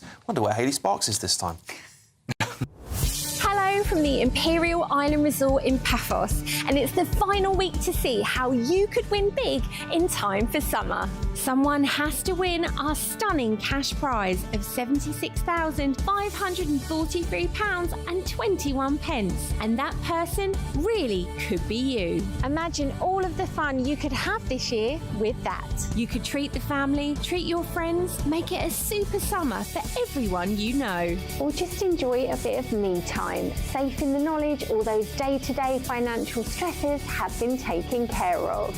£76,543.21 in totally tax-free cash could be yours in time for summer. Just don't miss out as lines close on the 26th of June.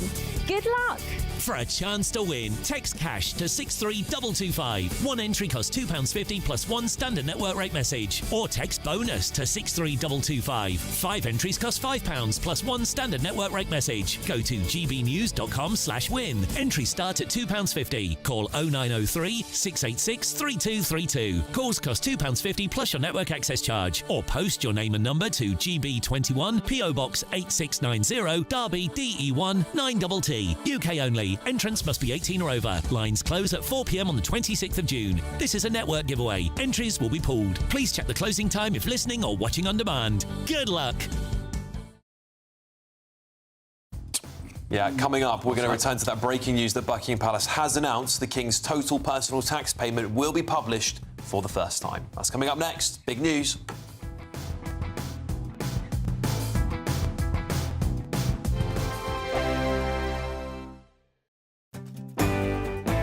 I'm Tom Harwood.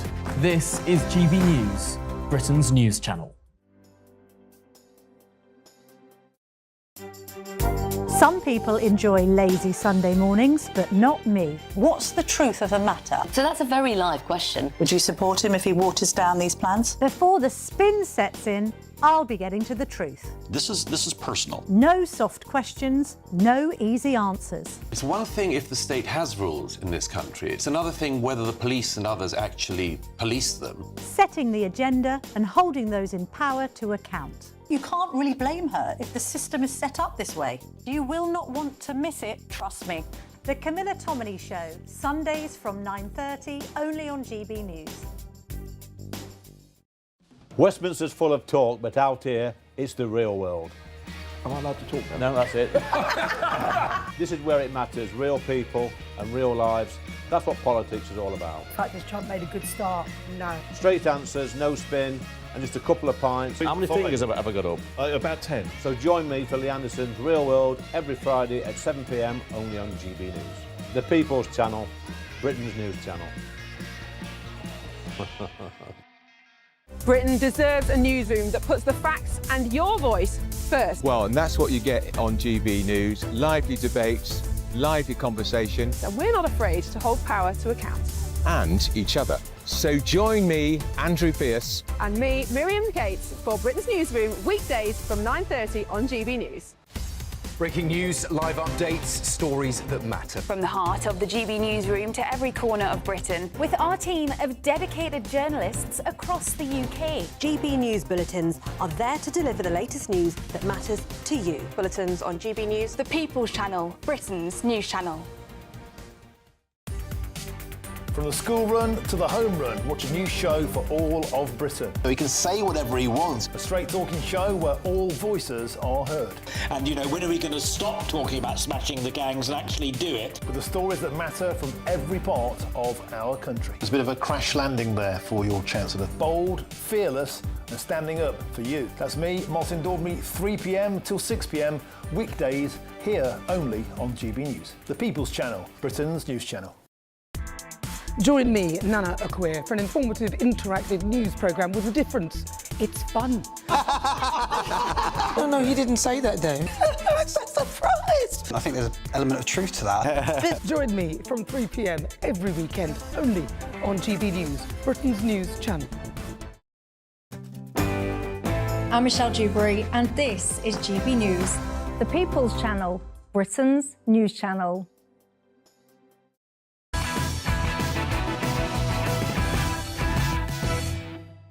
Do you want another one? Hey, fancy another one? Do you want another one? Davina McCall there, back on Big Brother, back in the day. You know, we always loved that show. Now giving us ideas of how the country feels, because is a snap election due very, very soon? Well, Nick here on yours said, snap election next year. Well, that's not a snap election. Just to clarify, when we say snap election, we don't mean it's going to happen like tomorrow. It's a term, a political term used for an election outside of the usual election cycle. So not in 5 years' time, not by 2029, 2027, would be a snap election. Just to clarify what we mean by that when we talk about it, because when we say snap, we don't mean like tomorrow, we mean outside of, inside parliamentary time when it shouldn't be happening. Anyway, look, how do you feel about that? We're going to talk about that again very soon, because it sounds like, putting my sort of hat on, I'm getting Starmer resigning on Monday, right? How do you feel about that, Paul? Well, I think the tectonic plates are shifting. He's still toughing it out, though. He's still still here, Keir. And we have been here before, haven't we? Where he's about to resign and he toughs it out. And he's a tough cookie, and we know that. So, I don't think so. Not tomorrow, I don't think so. One day it will be true, Alex. All right. One day you'll be right, but I don't think it's... All right, OK, well, we'll come back onto that story shortly, because it's interesting, isn't it? It's heating up. But in the meantime, another big news story dropped tonight. Buckingham Palace has announced the King's tax payments will be published indeed, for the first time. This is a historic moment for the British monarchy. The decision is understood to be His Majesty's express wish as calls for further transparency into royal finances continue to grow. Well, the announcement comes after a very uncomfortable few years for the royal family, doesn't it? Whose private financial arrangements have been widely scrutinised. A spokesperson told GB News from the Palace, in order to constantly improve and to encourage wider understanding of our accountability, the royal household has been considering options to enhance this transparency still further, and can today announce additional measures in keeping with our public service priorities. To put it simply, we continue to modernise and evolve. Our aim is to explain all elements of royal finances in a way that further enhances clarity and accessibility, while also placing it in historical and constitutional context. It is expected to be released this coming Friday. So no doubt we will be talking about this next Saturday as well. Leo, good move for the King, is it? I mean, it's kind of virtue signalling, isn't it? Because his personal finances are a drop in the ocean compared to the overall cost of the royal family and the civil list, or whatever they call it now. So yeah, I think this is more virtue signalling from the King. Also, I want to know, like, my self-assessment has to be done 4 times a year now, which I'm just, oh man, I'm ready to move country just so I don't have to do that. I don't even like doing my taxes once a year. Yeah, tell me about it. Now I've got to do it 4 times a year. So is he going to be doing this 4 times a year as well? Yeah. Also, don't rich families have trusts and things, so they don't. I remember, when the Duke of Buccleuch died, and he's got the billions of pounds in his estate. But it's all held in a trust, so there's no actual, inheritance tax paid on it. I don't know. I think for rich people, taxes are a different beast than they are for comedians. Well, just like trans people, they have a special hotline they can call the Treasury on. Did you know that? I didn't know that either. That's a special privilege for the rich and for transgender people. It's a real thing, apparently. But Andrew, I guess my concern here, and I'm all for transparency, and I know there's a lot of people who will go, this is a good move. I am concerned that, first of all, who employs the King? So, you know, there's a... I mean, is he classed as self-employed? There's all these little... Waitrose. Duchy organic milk. Well, yeah, well, that would be a first, wouldn't it? The king appointed by Waitrose. But there's going to be... It's going to raise a lot of questions, and it might indeed end up becoming, in itself, away from even just the financial dealings of the king, become quite an unravelling of what the royal family do with their money. So this is a matter for His Majesty. He's decided to do this, and that's his prerogative to do so. I think the royal family is not like any other institution or any other organisation in this country. I personally have no interest in seeing the king's tax, what he pays in tax to His Majesty's government, believe it or not. So he's paying tax to himself, funnily enough. Yeah. I think the royal family and the monarchy provides enormous support for the country in so many ways. And I think that the average person in this country can see that we have a good king, we have a constitutional monarchy that served this country so well for so long, and all this chipping away at the royal family. There is, I think, a hidden Republican agenda by a lot of people in this country who gradually want to diminish the monarchy so it becomes just nothing special. And if that happens, and we potentially lose it, what are we going to be left with? So, whilst I respect this decision, frankly, I've never agreed, personally, with the royal family being treated as like normal members of the public. They didn't apply for the job. King Charles didn't put an application in to become king. He was born into the role, and I think we should respect that. They should be different. They should be treated with the utmost respect and dignity as our head of state and as the royal family. And I would leave them alone to do the best job they can do in the service of the nation. Well, I guess the question I have to ask, Paul, is: do you think if the king is releasing his tax returns, do you think the Prime Minister should release all of his tax returns? Is that something we should start? Because this is where it leads to, isn't it? Anyone in public life will be the demand will be: you must tell us how you spent your taxes. You must tell us how you spend your money. So the public really have a right to know all of this stuff. I mean, the Prime Minister's paid by the public too, isn't he? I mean, that's a really good point. In her famous speech in 1992, in the so-called Annus Horribilis speech, the Queen said no institution, be it monarchy, city, whatever, should be free from scrutiny, right? And I've always held to that as being true. And I think that, as I said before, the only sort of real tradition of the royals is this evolution that the Palace Statement refers to there, this modernising, this constant adapting to the circumstances. And I think if there is a demand for greater scrutiny, it must include tax. And you can take that the next step forward and say, why not cabinet ministers as well? And I don't think it diminishes the monarchy. I just think it brings them up to date so that they're more acceptable in a modern age. You know, there are models of this in Scandinavia where they have, you know, very vibrant democracies alongside monarchies, and it does seem to work. Yeah, I feel very uneasy about it, and I totally accept people want transparency. You know, they do contribute so much more to our economy. I mean, by every standard, than what we give them, particularly on tourism, particularly on those things. I hear this all the time. I think it is contested. It is contested. I don't think it is. Well, we're obviously going to find out on Friday, aren't we? But I mean, Leo's about to contest it now. I'm not an anti-royalist guy. You know, I quite like the idea of princes, you know, guys in suits of armour with swords, you know, going over to the Middle East, carrying the big England flag, you know, Deus Vult and all that. Yeah. But, you know, the current crop we've got, you know, don't live up to that ideal. But people always say, oh, they bring so much money in through tourism. Look at France. It doesn't have a royal family. Do you think it's got a problem with tourism? Nobody's going to Paris. Nobody's going to France on holiday. But it's not like a cult. I mean, we've got Trooping the Colour. Beautiful. We'd lose all of that. Why would you?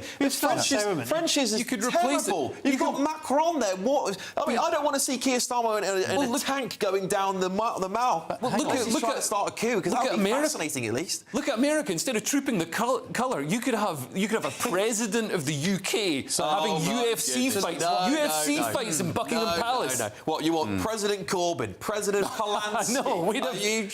No, we'd have somebody like President Ant Middleton or something. No. We'd have, you know, there would. Yeah. You're talking about the public who just returned Andy Burnham in a landslide. Alex, can I say? Well, I agree with you that the value to our economy of having a constitutional monarchy is really important. But the most important thing is that the monarchy underpins our constitution, the rule of law, and actually defends our democracy.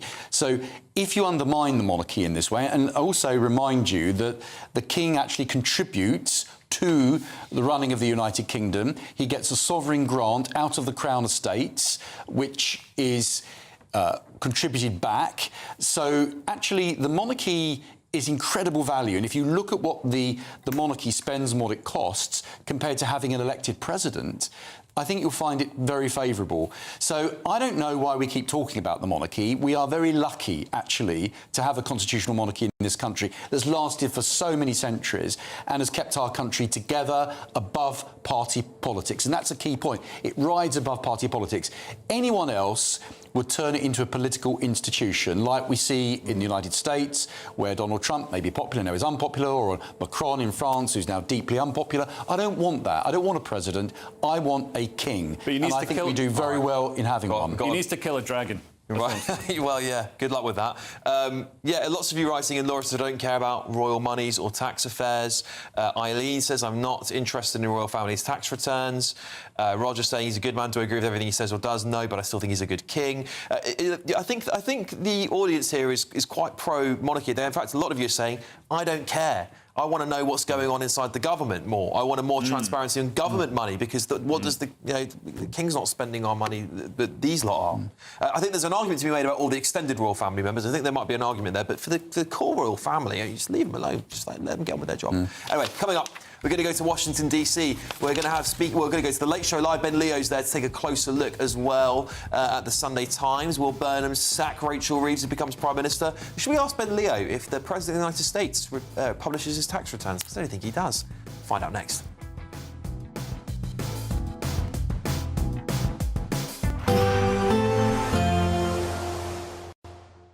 I forecast a perfect holiday in the sun.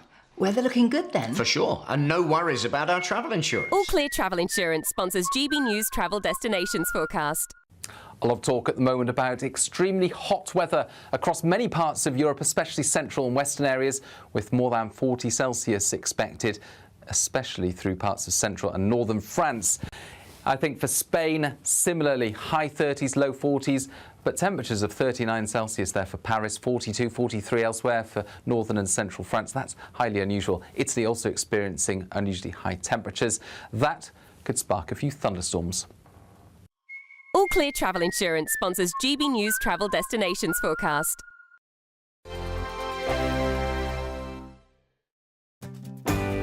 I'm Stephen Dixon, and thanks for joining us on GB News, Britain's news channel. At GB News, we love to hear from you, our loyal community. So drop us a line at gbnews.com/yoursay. There you can talk to each other and also to the presenters live on air. gbnews.com/yoursay, because GB News is your channel, Britain's news channel. 5 hosts, 5 opinions, 5 fearless debates, 5 unfiltered takes on the day's news. 5 reasons not to be anywhere else on Saturday night. This is the Saturday 5. You got me.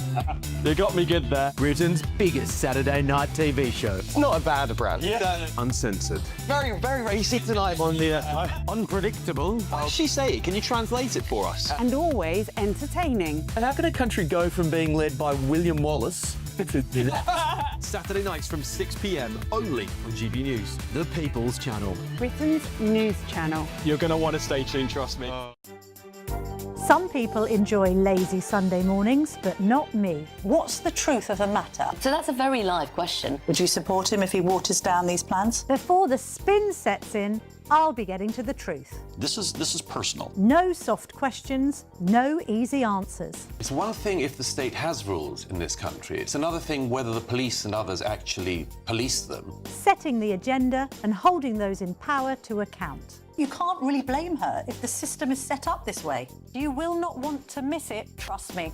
The Camilla Tominey Show, Sundays from 9:30, only on GB News. From cold mornings to warm family brunches. From football to tennis. In the car. In the kitchen. GB News Breakfast is there. With the stories you need and the conversations that matter. Anyway, let's talk business. Well, it has been a historic night in British politics. It's astonishing, isn't it? We're here again. To start your day just right. GB News Breakfast. Every morning from 6 a.m. Only on GB News. Britain's news channel. I'm Michael Portillo. This is GB News, the People's Channel, Britain's news channel.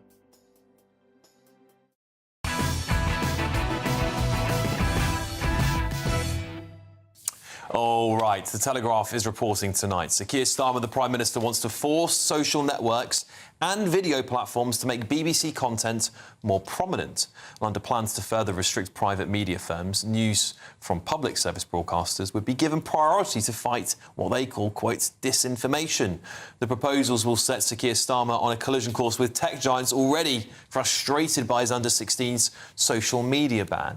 Well, sources at the Department for Culture, Media and Sports said the rules would make it easier for Britons to discover trusted news sources online. Yes, Leo, discover trusted news stories, news platforms. Indeed, that's what the government define as trusted, right? Yeah, I mean, this is like something from Stalin's playbook. You know, any idea of the BBC being independent from the government when the government is pushing the BBC as its sort of establishment source for information. And bear in mind, they talk about misinformation, disinformation a lot, but a lot of the misinformation and disinformation will come directly from the BBC. Remember Panorama, who falsely edited one of Trump's speeches to make it seem like he said something completely different from what he actually said. And you know, there've been various other incidents. You know, they used Labour-linked figures for statistics on farming without revealing that it was a Labour source. So you know, I don't think the BBC has got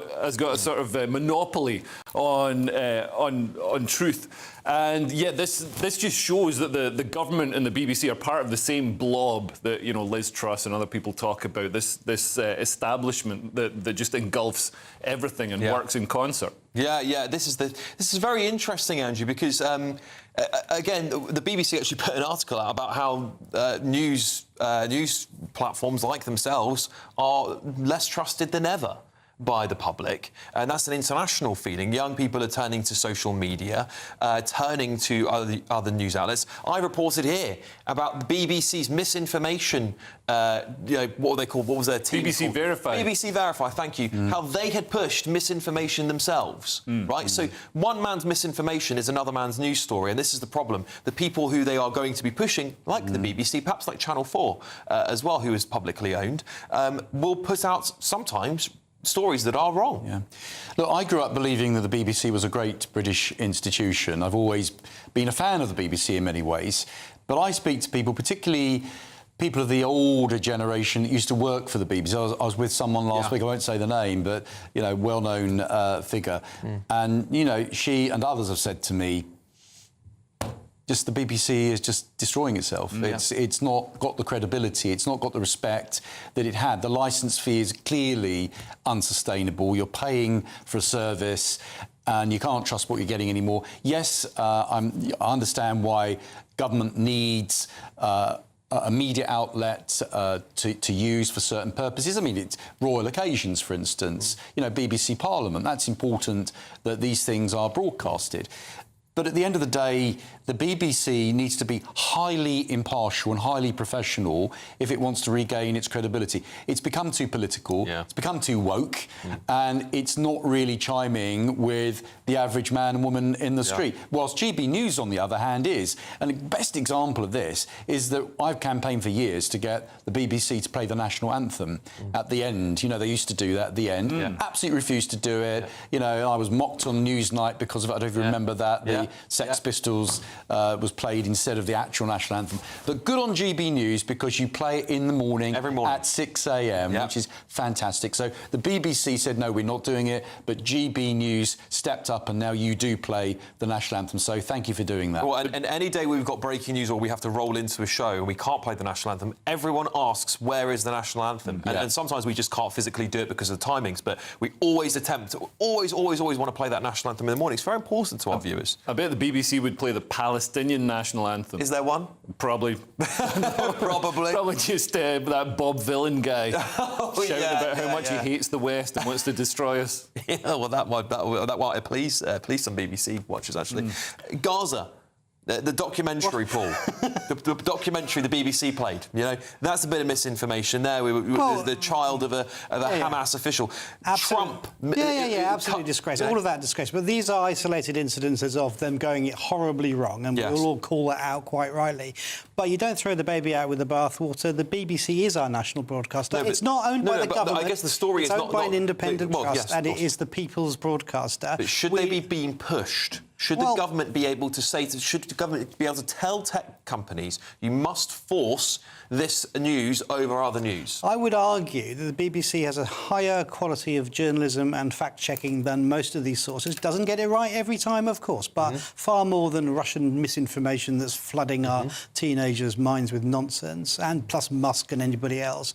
I think you do need actual journalism and investigative journalism in particular, and the BBC is still very good at that. But because I was reporting just the other week about the Dundee girl, the one with the axe and the knife. You remember her? And all the media outlets were reporting, including the BBC at the time, that they were taking the police for their word, and they said this is misinformation spread online. They even blamed Elon Musk and the far right. And it turns out they were doing better journalism than them because they were the right ones. And this is what I worry about. A lot of the time, journalists are not doing their job. They're reading from the police scripts. They're taking every authority for their word rather than saying, we should have a look into this ourselves. And that's a plea for better journalism, not for getting rid of it. No, I'm not saying to get rid of the BBC. I don't want the BBC to go. I want the BBC to change. BBC managers, by the way, scrapping the world tonight, it was an absolute... And they emasculated Newsnight as well. These are bad decisions. OK, right, we've got to leave it there. Of course, brilliant news. The Jeremy Clarkson National Treasure is in remission. We'll talk about that and get to Ben Leo very shortly.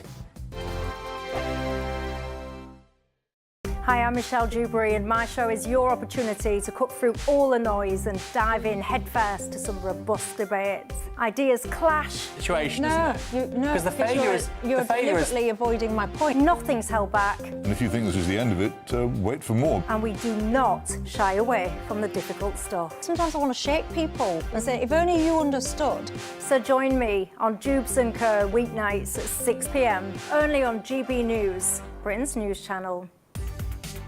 From the school run to the home run, watch a new show for all of Britain. So he can say whatever he wants. A straight talking show where all voices are heard.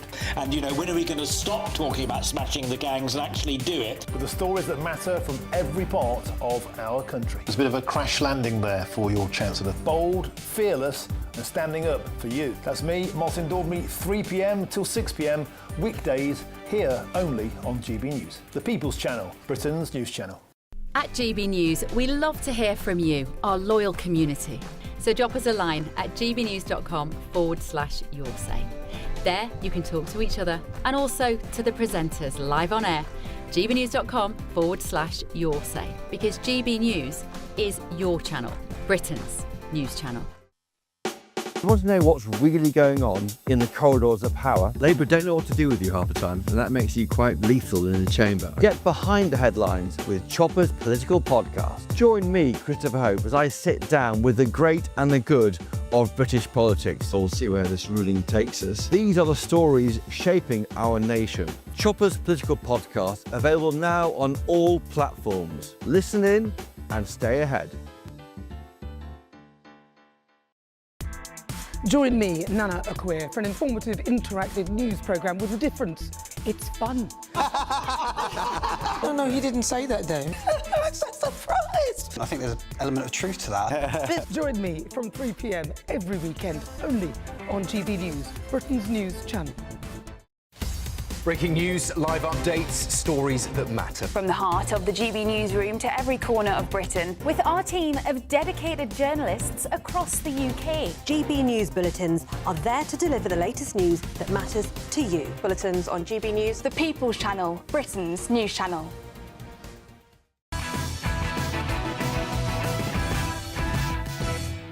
Welcome back, everybody. Welcome back. Some good news to end this show on. Jeremy Clarkson has spoken for the first time since revealing his cancer diagnosis. He is now in remission. Last week, it was revealed that the 66-year-old was treated in August for a malign tumour in his prostate. The cancer was an aggressive type that could have spread to other organs in his body. He's now urging others to get themselves checked and has met with the former Prime Minister, Lord David Cameron, to discuss their prostate cancer diagnoses with other famous faces in an interview with The Times.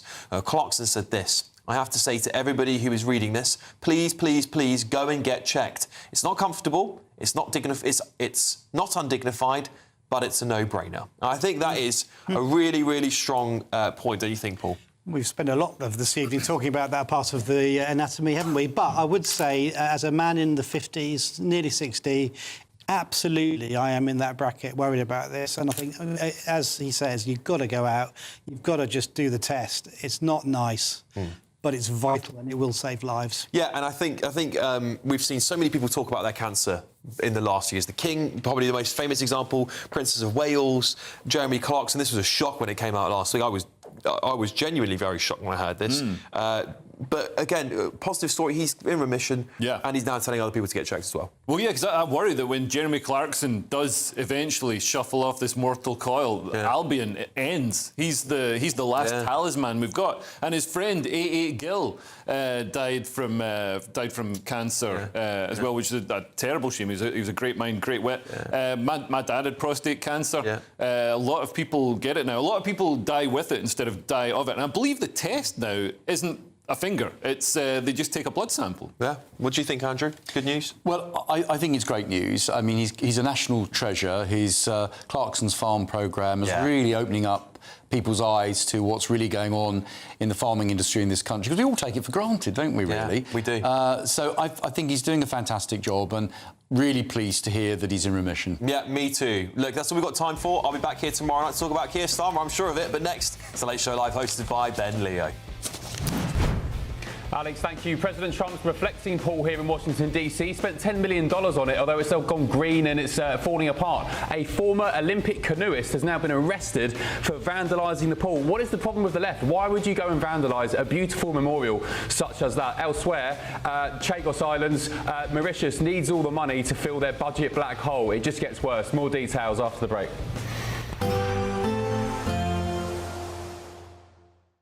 Expect warm spells with the odd rude interruption. Boxed Boiler sponsors the weather on GB News. Hello there, good evening. This is your latest GB News weather update provided by the Met Office. Hope you've enjoyed the first half of the weekend. It is generally a calm end to the day and transition as we head into tomorrow. The cloud that we've had around across England and Wales today is generally going to break up this evening and overnight. A few more clear spells developing, but we'll probably still see some fog lingering around some English Channel coastal regions. And a few showers just to watch out for across the far northwest of Scotland. For most in the southeast, it is going to be another muggy night to come. Temperatures not dropping much below 17 or 19 degrees Celsius, but something a touch fresher across parts of Scotland, Northern Ireland. Some places may just dip down into single figures as we do start off Sunday morning. These showers in the far northwest will still be there first thing in the morning, but generally they will become fewer and further between as we head into the afternoon, and generally parts of Scotland, Northern Ireland and northwestern England are likely to see some of the best sunshine throughout tomorrow. Perhaps more showers developing across northeastern England, and it's now here where we could see some low cloud around at times, maybe even some fog along some coastal regions of northeastern England. And again, the sunshine across parts of Wales, central southern England will be hazy tomorrow at times, so not wall-to-wall sunshine, but it will still be fairly bright and dry for the vast majority of us if you are wanting to head outside. Temperatures across Northern Ireland and Scotland generally similar to where we have been today, into the high teens or low 20s in places, quite pleasant. But towards the south we are starting to build in the heat and humidity, highs of 31 degrees Celsius in London. As we head into the new working week, it's probably a reversal of fortunes now, the cloud heading up towards more northern regions, a few showery outbreaks possible, and maybe even some showers and thunderstorms into the afternoon for parts of Wales and central England. But it's here where we have an amber extreme heat warning in place from Monday into Tuesday, with temperatures as we head throughout next week potentially climbing into the mid-30s at times. That is quite exceptional for June, with our highest temperature in June ever recorded of 35.6 degrees Celsius, so it's worth taking care as we head throughout next week. Expect warm spells with the odd rude interruption. Boxed Boiler sponsors the weather on GB News.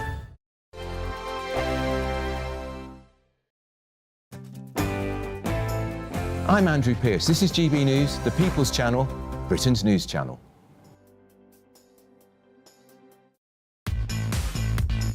5 hosts, 5 opinions, 5 fearless debates, 5 unfiltered takes on the day's news. 5 reasons not to be anywhere else on Saturday night. This is the Saturday 5. You got me good there. Britain's biggest Saturday night TV show. It's not a bad brand. Yeah. Uncensored. Very, very racy tonight. On the unpredictable. What did she say? Can you translate it for us? And always entertaining. And how can a country go from being led by William Wallace Saturday nights from 6 p.m. only on GB News, the People's Channel. Britain's news channel. You're going to want to stay tuned, trust me. Some people enjoy lazy Sunday mornings, but not me. What's the truth of the matter? So that's a very live question. Would you support him if he waters down these plans? Before the spin sets in, I'll be getting to the truth. This is personal. No soft questions, no easy answers. It's one thing if the state has rules in this country. It's another thing whether the police and others actually police them. Setting the agenda and holding those in power to account. You can't really blame her if the system is set up this way. You will not want to miss it, trust me. The Camilla Tominey Show, Sundays from 9:30, only on GB News. Westminster's full of talk, but out here, it's the real world. Am I allowed to talk now? No, that's it. This is where it matters, real people and real lives. That's what politics is all about. The fact has Trump made a good start? No. Straight answers, no spin, and just a couple of pints. How many fingers have I got up? About 10. So join me for Lee Anderson's Real World every Friday at 7 p.m. only on GB News. The People's Channel, Britain's news channel. From the school run to the home run, watch a new show for all of Britain. So he can say whatever he wants. A straight talking show where all voices are heard. And, you know, when are we going to stop talking about smashing the gangs and actually do it? With the stories that matter from every part of our country. There's a bit of a crash landing there for your Chancellor. Bold, fearless and standing up for you. That's me, Martin Dordme, 3 p.m. till 6 p.m. weekdays here only on GB News. The People's Channel, Britain's news channel. Breaking news, live updates, stories that matter. From the heart of the GB newsroom to every corner of Britain, with our team of dedicated journalists across the UK. GB News bulletins are there to deliver the latest news that matters to you. Bulletins on GB News, the People's Channel, Britain's news channel. I'm Bev Turner. Thank you for joining us on GB News, the People's Channel, Britain's news channel.